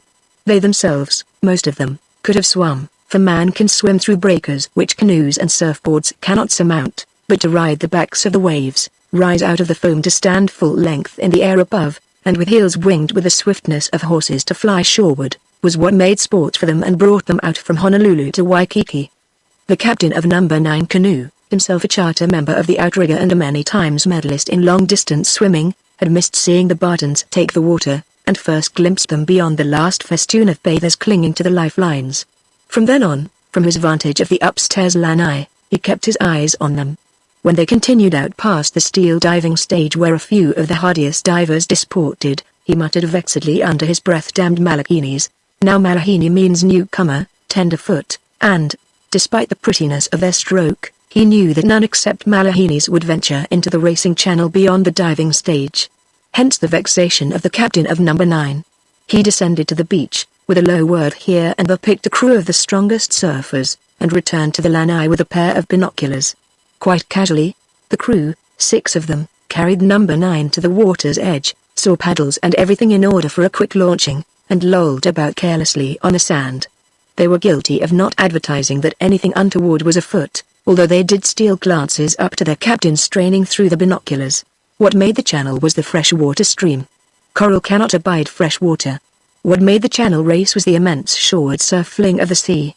Unable to remain flung up on the beach, pounded ever back toward the beach by the perpetual shoreward rush of the Kanaka surf, the upbiled water escaped to the sea by way of the channel and in the form of undertow along the bottom under the breakers. Even in the channel the waves broke big, but not with the magnificent bigness of terrors to right and left. So it was that a canoe or a comparatively strong swimmer could dare the channel. But the swimmer must be a strong swimmer indeed, who could successfully buck the current in. Wherefore the captain of No. 9 continued his vigil and his muttered damnation of Malahines, disgustedly sure that these 2 Malahines would compel him to launch No. 9 and go after them when they found the current too strong to swim in against. As for himself, caught in their predicament, he would have veered to the left toward Diamond Head and come in on the shoreward fling of the Kanaka surf. But then, he was no one other than himself, a bronze Hercules of 22, the whitest blonde man ever burnt to mahogany brown by a subtropic sun, with body and lines and muscles very much resembling the wonderful ones of Duke Kahanamoku. In 100 yards the world champion could invariably beat him a second flat, but over a distance of miles he could swim circles around the champion. No one of the many hundreds on the beach, with the exception of Till Captain and his crew, knew that the Bartons had passed beyond the diving stage. All who had watched them start to swim out had taken for granted that they had joined the others on the stage. The captain suddenly sprang upon the railing of the lanai, held on to a pillar with one hand, and again picked up the 2 specks of heads through the glasses. His surprise was verified. The 2 fools had veered out of the channel toward Diamond Head, and were directly seaward of the Kanaka surf. Worse, As he looked, they were starting to come in through the Kanaka surf. He glanced down quickly to the canoe, and even as he glanced, and as the apparently loafing members quietly arose and took their places by the canoe for the launching, he achieved judgment. Before the canoe could get abreast in the channel, all would be over with the man and woman. And, granted that it could get abreast of them, the moment it ventured into the Kanaka surf it would be swamped, and a sorry chance would the strongest swimmer of them have of rescuing a person pounding to pulp on the bottom under the smashes of the great bearded ones. The captain saw the first Kanaka wave, large of itself, but small among its fellows, lift seaward behind the two speck swimmers. Then he saw them strike a cruel stroke, side by side, faces downward, full lengths outstretched on surface, their feet sculling like propellers and their arms flailing in rapid overhand strokes, as they spurted speed to approximate the speed of the overtaking wave, so that, when overtaken, they would become part of the wave, and travel with it instead of being left behind it. Thus, if they were coolly skilled enough to ride outstretched on the surface and the forward face of the crest instead of being flung and crumpled or driven headfirst to bottom, they would dash shoreward, not propelled by their own energy, but by the energy of the wave into which they had become incorporated. And they did it. Some swimmers. The captain of number 9 made announcement to himself under his breath. He continued to gaze eagerly. The best of swimmers could hold such a wave for several hundred feet. But could they? If they did, they would be a third of the way through the perils they had challenged. But, not unexpected by him, the woman failed first, her body not presenting the larger surfaces that her husband's did. At the end of 70 feet she was overwhelmed, being driven downward and out of sight by the tons of water in the overtropple. Her husband followed and both appeared swimming beyond the wave they had lost. The captain saw the next wave first. If they try to body surf on that, good night, he muttered, for he knew the swimmer did not live who would tackle it. Beardless itself, it was father of all bearded ones, a mile long, rising up far out beyond where the others rose, towering its solid bulk higher and higher till it blotted out the horizon, and was a giant among its fellows ere its beard began to grow as it thinned its crest to the overcurl. But it was evident that the man and woman knew big water. No racing stroke did they make in advance of the wave. The captain inwardly applauded as he saw them turn and face the wave and wait for it. It was a picture that of all on the beach he alone saw, wonderfully distinct and vivid in the magnification of the binoculars. The wall of the wave was truly a wall, mounting, ever mounting, and thinning, far up, to a transparency of the colors of the setting sun shooting athwart all the green and blue of it. The green thinned to lighter green that merged blue even as he looked. But it was a blue gem brilliant with innumerable sparkle points of rose and gold flashed through it by the sun. On and up, to the sprouting beard of growing crest, the color orgy increased until it was a kaleidoscopic effervescence of transfusing rainbows. Against the face of the wave showed the heads of the man and woman like two sheer specks. Specks they were, of the quick, adventuring among the blind elemental forces, daring the titanic buffets of the sea. The weight of the downfall of that further of waves, even then imminent above their heads, could stun a man or break the fragile bones of a woman. The captain of number 9 was unconscious that he was holding his breath. He was oblivious of the man. It was the woman.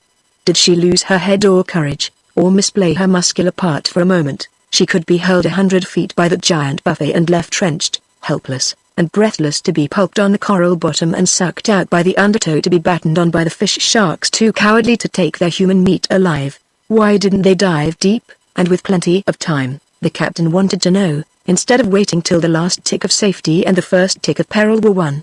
He saw the woman turn her head and laugh to the man, and his head turn in response. Above them, overhanging them, as they mounted the body of the wave, the beard, gleaming white, then frothing into rose and gold, tossed upward into a spray of jewels.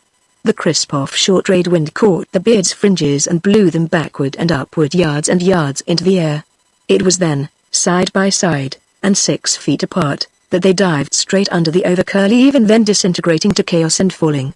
Like insects disappearing into the convolutions of some gorgeous gigantic orchid, so they disappeared, as beard and crest and spray and jewels, in many tons, crashed and thundered down just where they had disappeared the moment before, but where they were no longer. Beyond the wave they had gone through, they finally showed, side by side, still 6 feet apart, swimming shoreward with a steady stroke until the next wave should make them body surf it or face and pierce it. The captain of number 9 waved his hand to his crew in dismissal, and sat down on the lanai railing, feeling vaguely tired and still watching the swimmers through his glasses. Whoever and whatever they are, he murmured, they aren't Malakinis. They simply can't be Malakinis. Not all days, and only on rare days, is the surf heavy at Waikiki, and, in the days that followed, Ida and Lee Barton, much in evidence on the beach and in the water, continued to arouse disparaging interest in the breasts of the tourist ladies, although the outrigger captains ceased from worrying about them in the water. They would watch the pair swim out and disappear in the blue distance, and they might, or might not, chance to see them return hours afterward. The point was that the captains did not bother about their returning, because they knew they would return. The reason for this was that they were not Malahinis. They belonged. In other words, or, rather, in the potent island's word, they were Kamuena. Kamuena men and women of 40 remember Lee Barton from their childhood days, when, in truth, he had been a Malahini, though a very young specimen. Since that time, in the course of various long stays, he had earned the Kamuena distinction. As for Ida Barton, young matrons of her own age, privily wondering how she managed to keep her figure, met her with arms around and hearty Hawaiian kisses. Grandmothers must have her to tea and reminiscence in old gardens of forgotten houses which the tourist never sees. Less than a week after her arrival, the aged Queen Liliuokalani must send for her and chide her for neglect. And old men, on cool and balmy Lanai, toothlessly maundered to her about Grandpa Captain Wilton, of before their time, but whose wild and lusty deeds and pranks, told them by their fathers, they remembered with gusto Grandpa Captain Wilton, or David Wilton, or All Hands as the Hawaiians of that remote day had affectionately renamed him. All Hands, ex-Northwest trader, the godless, beachcombing, clipper shipless and shipwrecked skipper who had stood on the beach at Kailua and welcomed the very first of missionaries, off the brig Thodos, in the year 1820, and who, not many years later, made a scandalous runaway marriage with one of their daughters, quieted down and served the Kaimamas long and conservatively as Minister of the Treasury and Chief of the Customs, and acted as intercessor and mediator between the missionaries on one side and the beach-combing crowd, the trading crowd, and the Hawaiian chiefs on the variously shifting other side. Nor was Lee Barton neglected. In the midst of the dinners and lunches, luaus, Hawaiian feasts, and poi suppers, and swims and dances in aloha, love, to both of them, his time and inclination were claimed by the crowd of lively youngsters of old Kohala days who had come to know that they possessed digestions and various other internal functions, and who had settled down to somewhat of sedateness, who roistered less, and who played bridge much, and went to baseball often. Also, similarly oriented, was the old poker crowd of Lee Barton's younger days, which crowd played for more consistent stakes and limits, while it drank mineral water and orange juice and timed the final round of jacks never later than midnight. Appeared, through all the rout of entertainment, Sonny Grandison, Hawaii-born, Hawaii prominent, who, despite his youthful 41 years, had declined the proffered governorship of the territory. Also, he had ducked Ida Barton in the surf at Waikiki a quarter of a century before, and, still earlier, vacationing on his father's great Lakanai cattle ranch, had hair-raisingly initiated her, and various other tender tots of 5 to 7 years of age, into his boys' band, the Cannibal Headhunters or the Terrors of Lakanai. Still farther, his grandpa Grandison and her grandpa Wilton had been business and political comrades in the old days. Educated at Harvard, he had become for a time a world-wandering scientist and social favorite. After serving in the Philippines, he had accompanied various expeditions through Malaysia, South America, and Africa in the post of official entomologist.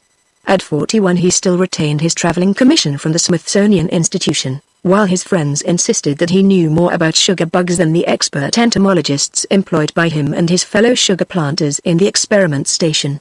Bulking large at home, he was the best-known representative of Hawaii abroad. It was the axiom among traveled Hawaii folk, that wherever over the world they might mention they were from Hawaii, the invariable first question asked of them was, "And do you know Sonny Grandison?" In brief, he was a wealthy man's son who had made good. His father's million he inherited he had increased to 10 millions, at the same time keeping up his father's benefactions and endowments and overshadowing them with his own. But there was still more to him. A 10 years widower, without issue, he was the most eligible and most pathetically sought-after marriageable man in all Hawaii. A clean and strong-featured brunette, tall, slenderly graceful, with a lean runner's stomach, always fit as a fiddle, a distinguished figure in any group, the graying of hair over his temples, in juxtaposition to his young textured skin and bright vital eyes, made him appear even more distinguished. Despite the social demands upon his time, and despite his many committee meetings, and meetings of boards of directors and political conferences, he yet found time and space to captain the Lakanai polo team to more than occasional victory. and on his own island of Lacanai vied with the Baldwins of Maui in the breeding and importing of polo ponies. Given a markedly strong and vital man and woman, when a second equally markedly strong and vital man enters the scene, the peril of a markedly strong and vital triangle of tragedy becomes imminent. Indeed, such a triangle of tragedy may be described, in the terminology of the flat floor folk, as super and impossible. Perhaps, since within himself originated the desire and the daring, it was Sonny Grandison who first was conscious of the situation, although he had to be quick to anticipate the sensing intuition of a woman like Ida Barton. At any rate, and undebatable, the last of the three to attain awareness was Lee Barton, who promptly laughed away what was impossible to laugh away. His first awareness, he quickly saw, was so belated that half his hosts and hostesses were already aware. Casting back, he realized that for some time any affair to which he and his wife were invited found Sonny Grandison likewise invited. Wherever the two had been, the three had been.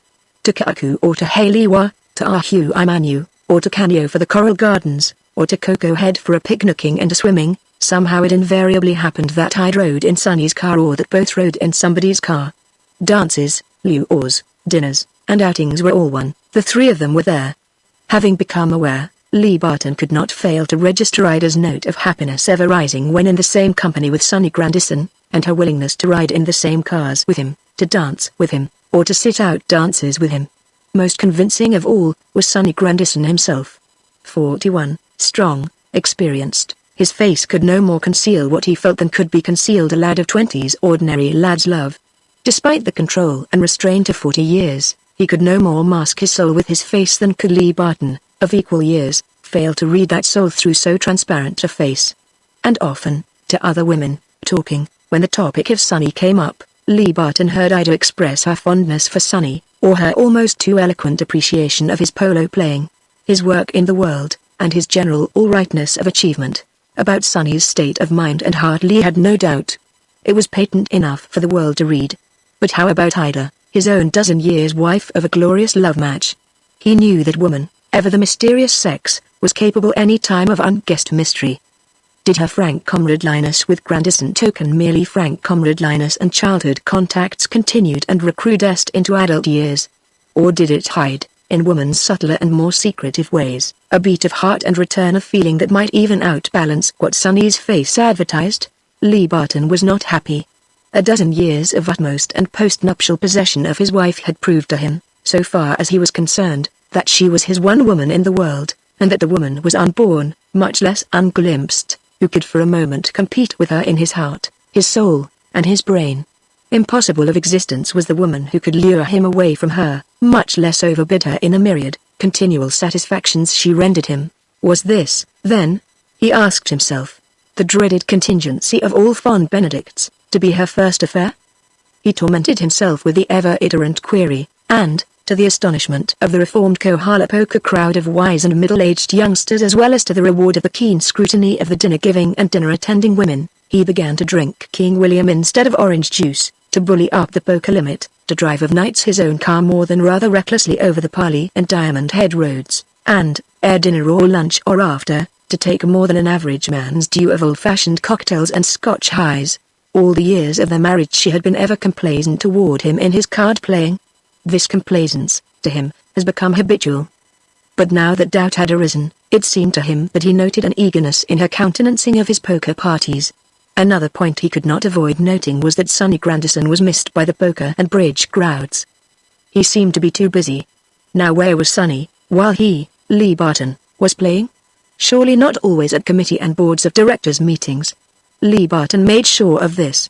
He easily learned that at such times Sonny was more than usually wherever Ida chanced to be at dances, or dinners, or moonlight swimming parties, or, the very afternoon he had flatly pleaded rush of affairs as an excuse not to join Lee and Langhorne Jones and Jack Holstein in a bridge battle at the Pacific Club that afternoon he had played bridge at Dora Niles' home with 3 women, one of whom was Ida, returning, once, from an afternoon's inspection of the great dry dock building at Pearl Harbor, Lee Barton, driving his machine against time, in order to have time to dress for dinner, passed Sonny's car, and Sonny's one passenger, whom he was taking home, was Ida.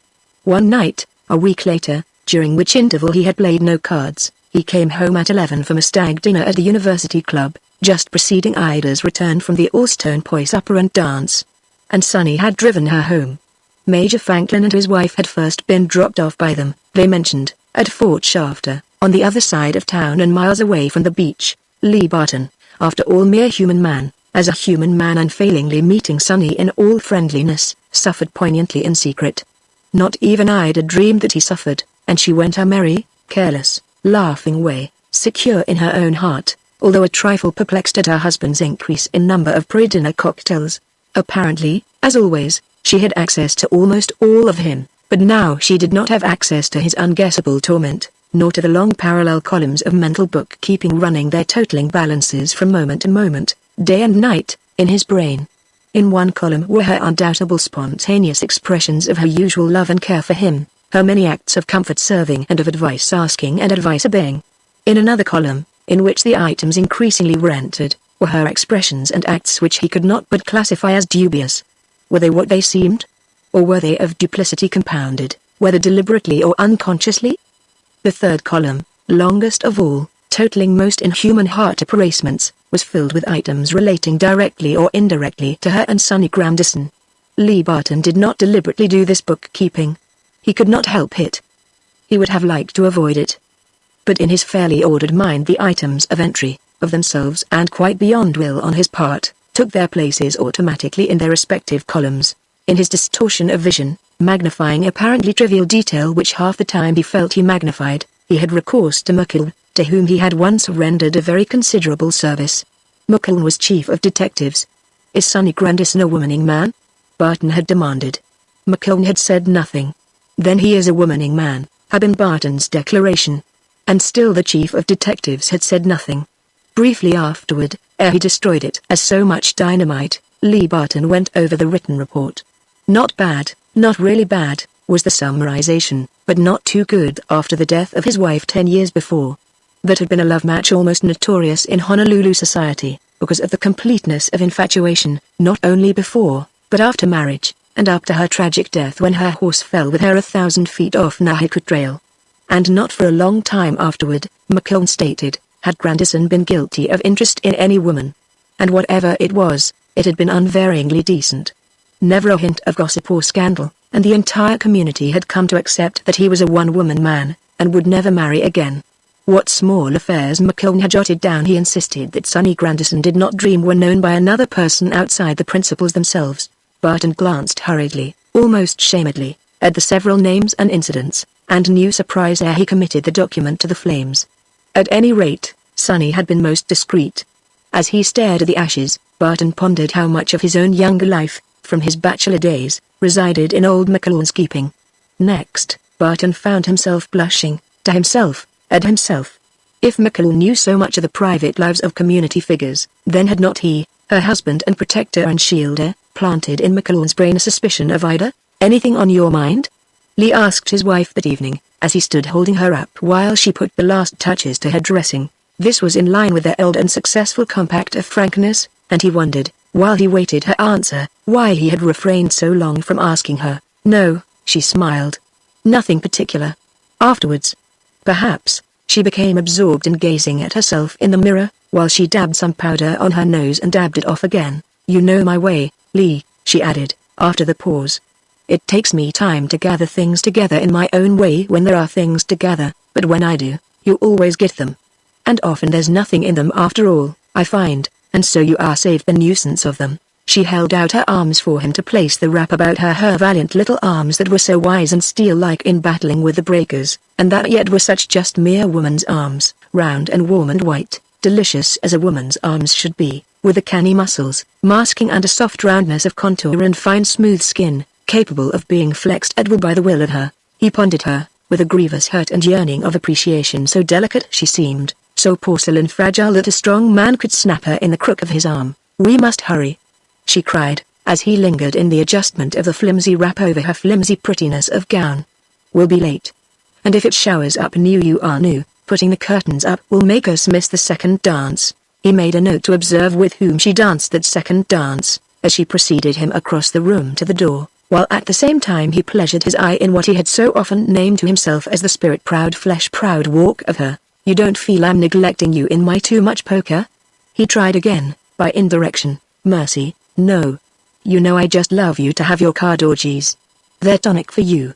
And you're so much nicer about them, so much more middle-aged. Why, it's almost years since you sat up later than 1. It did not shower up new, you are new, and every overhead star was out in a clear trade-wind sky. In time at the Inchkeeps for the second dance, Lee Barton observed that his wife danced it with Grandison, which, of itself, was nothing unusual, but which became immediately a registered item in Barton's mental books. An hour later, depressed and restless, declining to make one of a bridge foursome in the library and escaping from a few young matrons, he strolled out into the generous grounds. Across the lawn, at the far edge, he came upon the hedge of night-blooming cereus. To each flower, opening after dark and fading, wilting, perishing with the dawn, this was its one night of life. The great, cream-white blooms, a foot in diameter and more, lily-like and wax-like, white beacons of attraction in the dark, penetrating and seducing the night with their perfume, were busy and beautiful with their brief glory of living.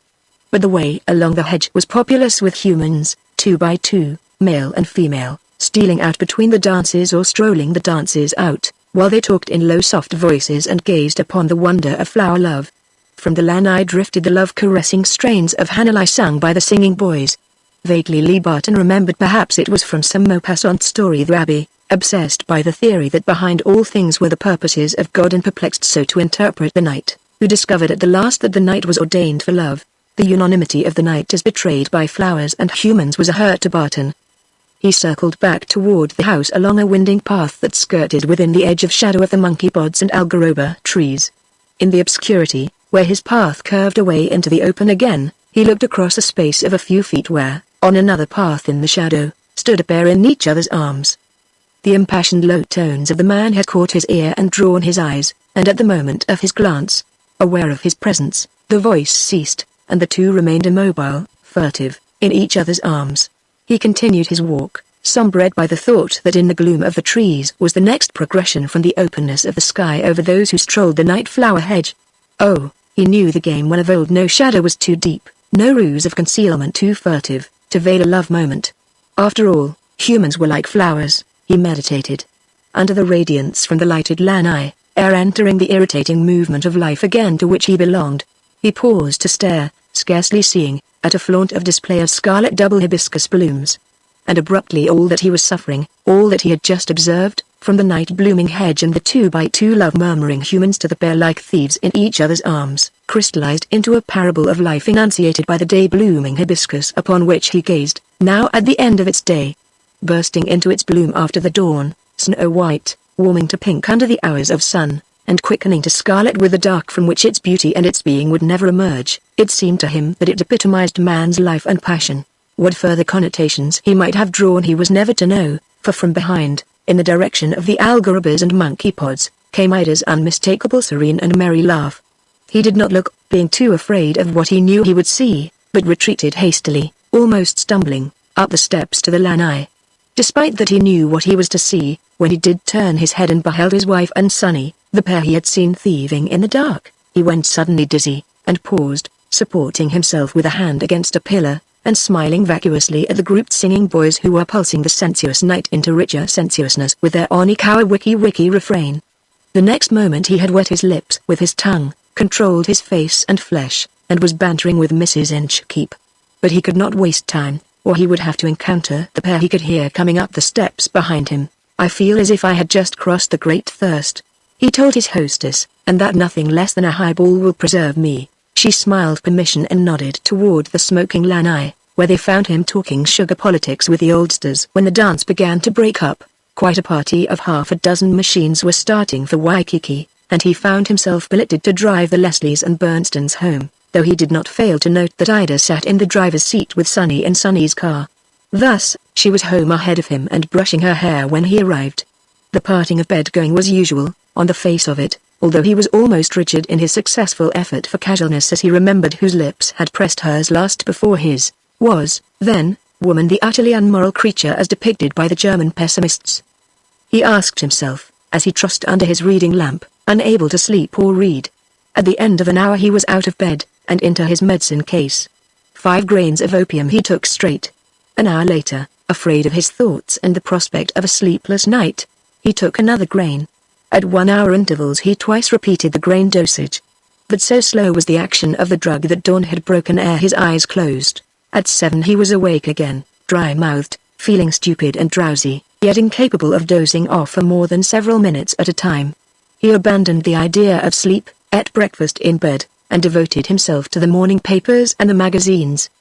But the drug effect held, and he continued briefly to doze through his eating and reading. It was the same when he showered and dressed, and, though the drug had brought him little forgetfulness during the night, he felt grateful for the dreaming lethargy with which it possessed him through the morning. It was when his wife arose, her serene and usual self, and came into him, smiling and roguish, delectable in her kimono, that the whim madness of the opium in his system seized upon him. When she had clearly and simply shown that she had nothing to tell him under their ancient compact of frankness, he began building his opium lie. Asked how he had slept, he replied, "Miserably. Twice I was routed wide awake with cramps in my feet. I was almost too afraid to sleep again. But they didn't come back, though my feet are sorer than blazes." "Last year you had them," she reminded him. "Maybe it's going to become a seasonal affliction," he smiled. "They're not serious, but they're horrible to wake up to. They won't come again till tonight, if they come at all, but in the meantime I feel as if I had been bastinadoed." In the afternoon of the same day, Lee and Ida Barton made their shallow dive from the outrigger beach, and went on, at a steady stroke, past the diving stage to the big water beyond the Kanaka surf. So quiet was the sea that when, after a couple of hours, they turned and lazily started shoreward through the Kanaka surf they had it all to themselves. The breakers were not large enough to be exciting, and the last languid surfboarders and canoeists had gone into shore. Suddenly, Lee turned over on his back. "What is it?" Ida called from 20 feet away. "My foot cramp," he answered calmly, though the words were twisted out through clenched jaws of control. The opium still had its dreamy way with him, and he was without excitement. He watched her swimming toward him with so steady and unperturbed a stroke that he admired her own self-control, although at the same time doubt stabbed him with the thought that it was because she cared so little for him, or, rather, so much immediately more for Grandison. "Which foot?" she asked, as she dropped her legs down and began treading water beside him. "The left one, ouch." "Now it's both of them." He doubled his knees, as if involuntarily raised his head and chest forward out of the water, and sank out of sight in the downwash of a scarcely cresting breaker. Under no more than a brief several seconds, he emerged spluttering and stretched out on his back again. Almost he grinned, although he managed to turn the grin into a pained grimace, for his simulated cramp had become real. At least in one foot it had, and the muscles convulsed painfully. "The right is the worst," he muttered, as she evinced her intention of laying hands on his cramp and rubbing it out. "But you'd better keep away. I've had cramps before, and I know I'm liable to grab you if these get any worse." Instead, she laid her hands on the hard-knotted muscles, and began to rub and press and bend. "Please," he gritted through his teeth. "You must keep away. Just let me lie out here. I'll bend the ankle and toe joints in the opposite ways and make it pass. I've done it before and know how to work it." She released him, remaining close beside him and easily treading water, her eyes upon his face to judge the progress of his own attempt at remedy. But Lee Barton deliberately bent joints and tensed muscles in the directions that would increase the cramp. In his bout the preceding year with the affliction, he had learned, lying in bed and reading when seized, to relax and bend the cramps away without even disturbing his reading. But now he did the thing in reverse, intensifying the cramp, and, to his startled delight, causing it to leap into his right calf. He cried out with anguish, apparently lost control of himself, attempted to sit up, and was washed under by the next wave. He came up, spluttered, spread-eagled on the surface, and had his knotted calf gripped by the strong fingers of both Ida's small hands. "It's all right," she said, while she worked.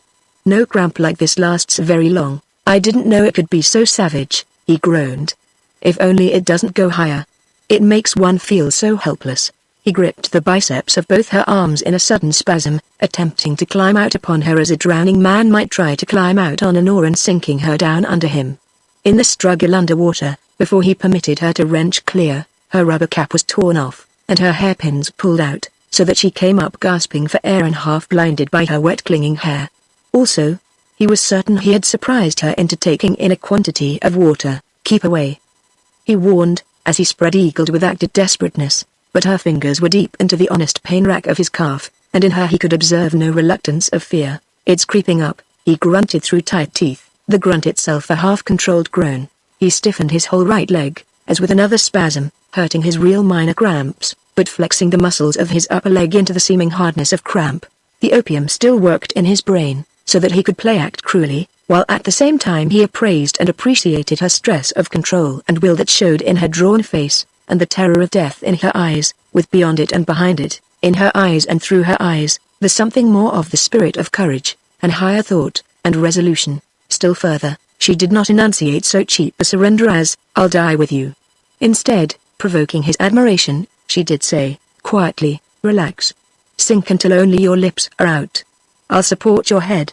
There must be a limit to cramp. No man ever died of cramp on land. Then in the water no strong swimmer should die of cramp. It's bound to reach its worst in pass. We're both strong swimmers and cool-headed." He distorted his face and deliberately dragged her under. But when they emerged, still beside him, supporting his head as she continued to tread water, she was saying, "Relax. Take it easy. I'll hold your head up. Endure it. Live through it. Don't fight it. Make yourself slack in your mind, and your body will slack. Yield. Remember how you taught me to yield to the undertow."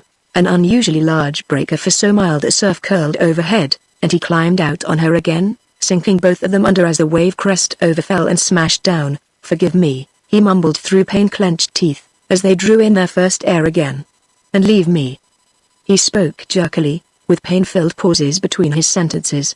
"There is no need for both of us to drown. I've got to go. It will be in my stomach, at any moment, and then I'll drag you under, and be unable to let go of you. Please, dear, keep away. One of us is enough.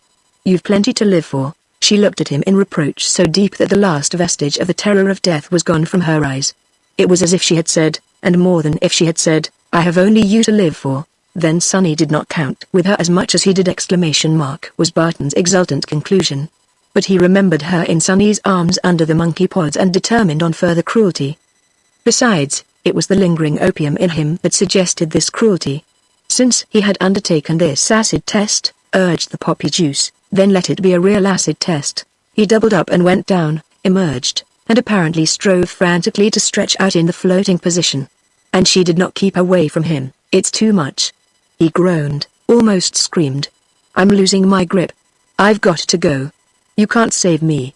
Keep away and save yourself." But she was to him, striving to float his mouth clear of the salt, saying, "It's all right. It's all right. The worst is right now. Just endure it a minute more, and it will begin to ease." He screamed out, doubled, seized her, and took her down with him. And he nearly did drown her, so well did he play act his own drowning.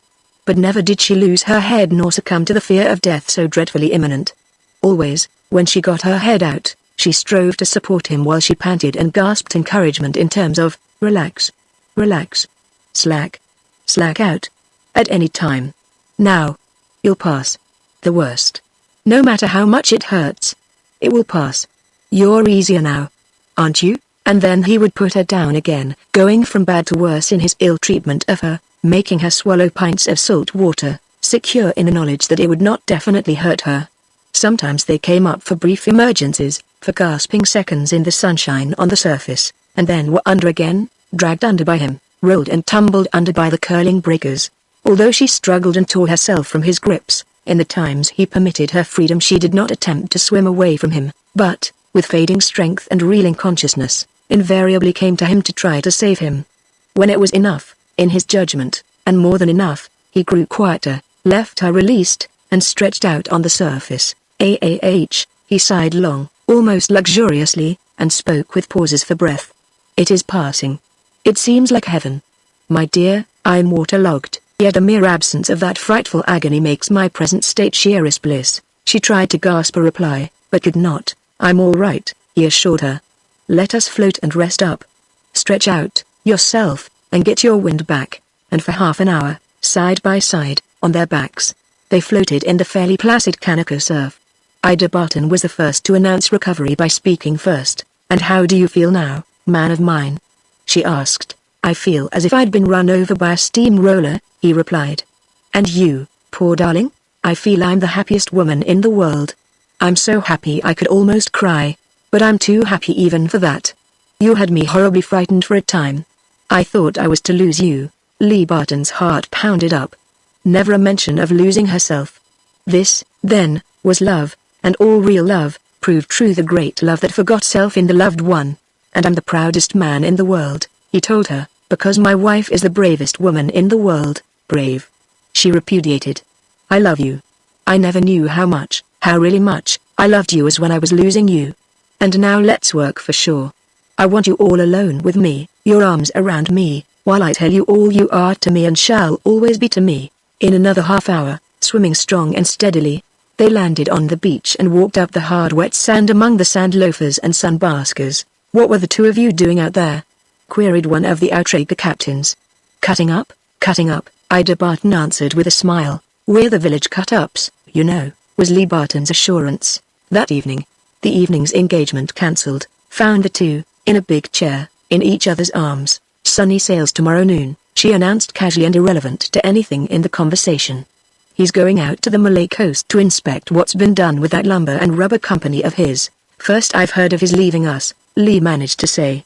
Despite his surprise, I was the first to hear of it, she added. He told me only last night, at the dance, she nodded. Rather sudden, wasn't it? Very sudden. Ida withdrew herself from her husband's arms and sat up.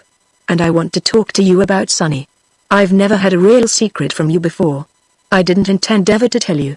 But it came to me today, out in the Kanaka surf, that if we passed out, it would be something left behind us unsaid. She paused, and Lee, half anticipating what was coming, did nothing to help her, save to girdle and press her hand in his. Sonny rather lost his head over me, she faltered. Of course, you must have noticed it.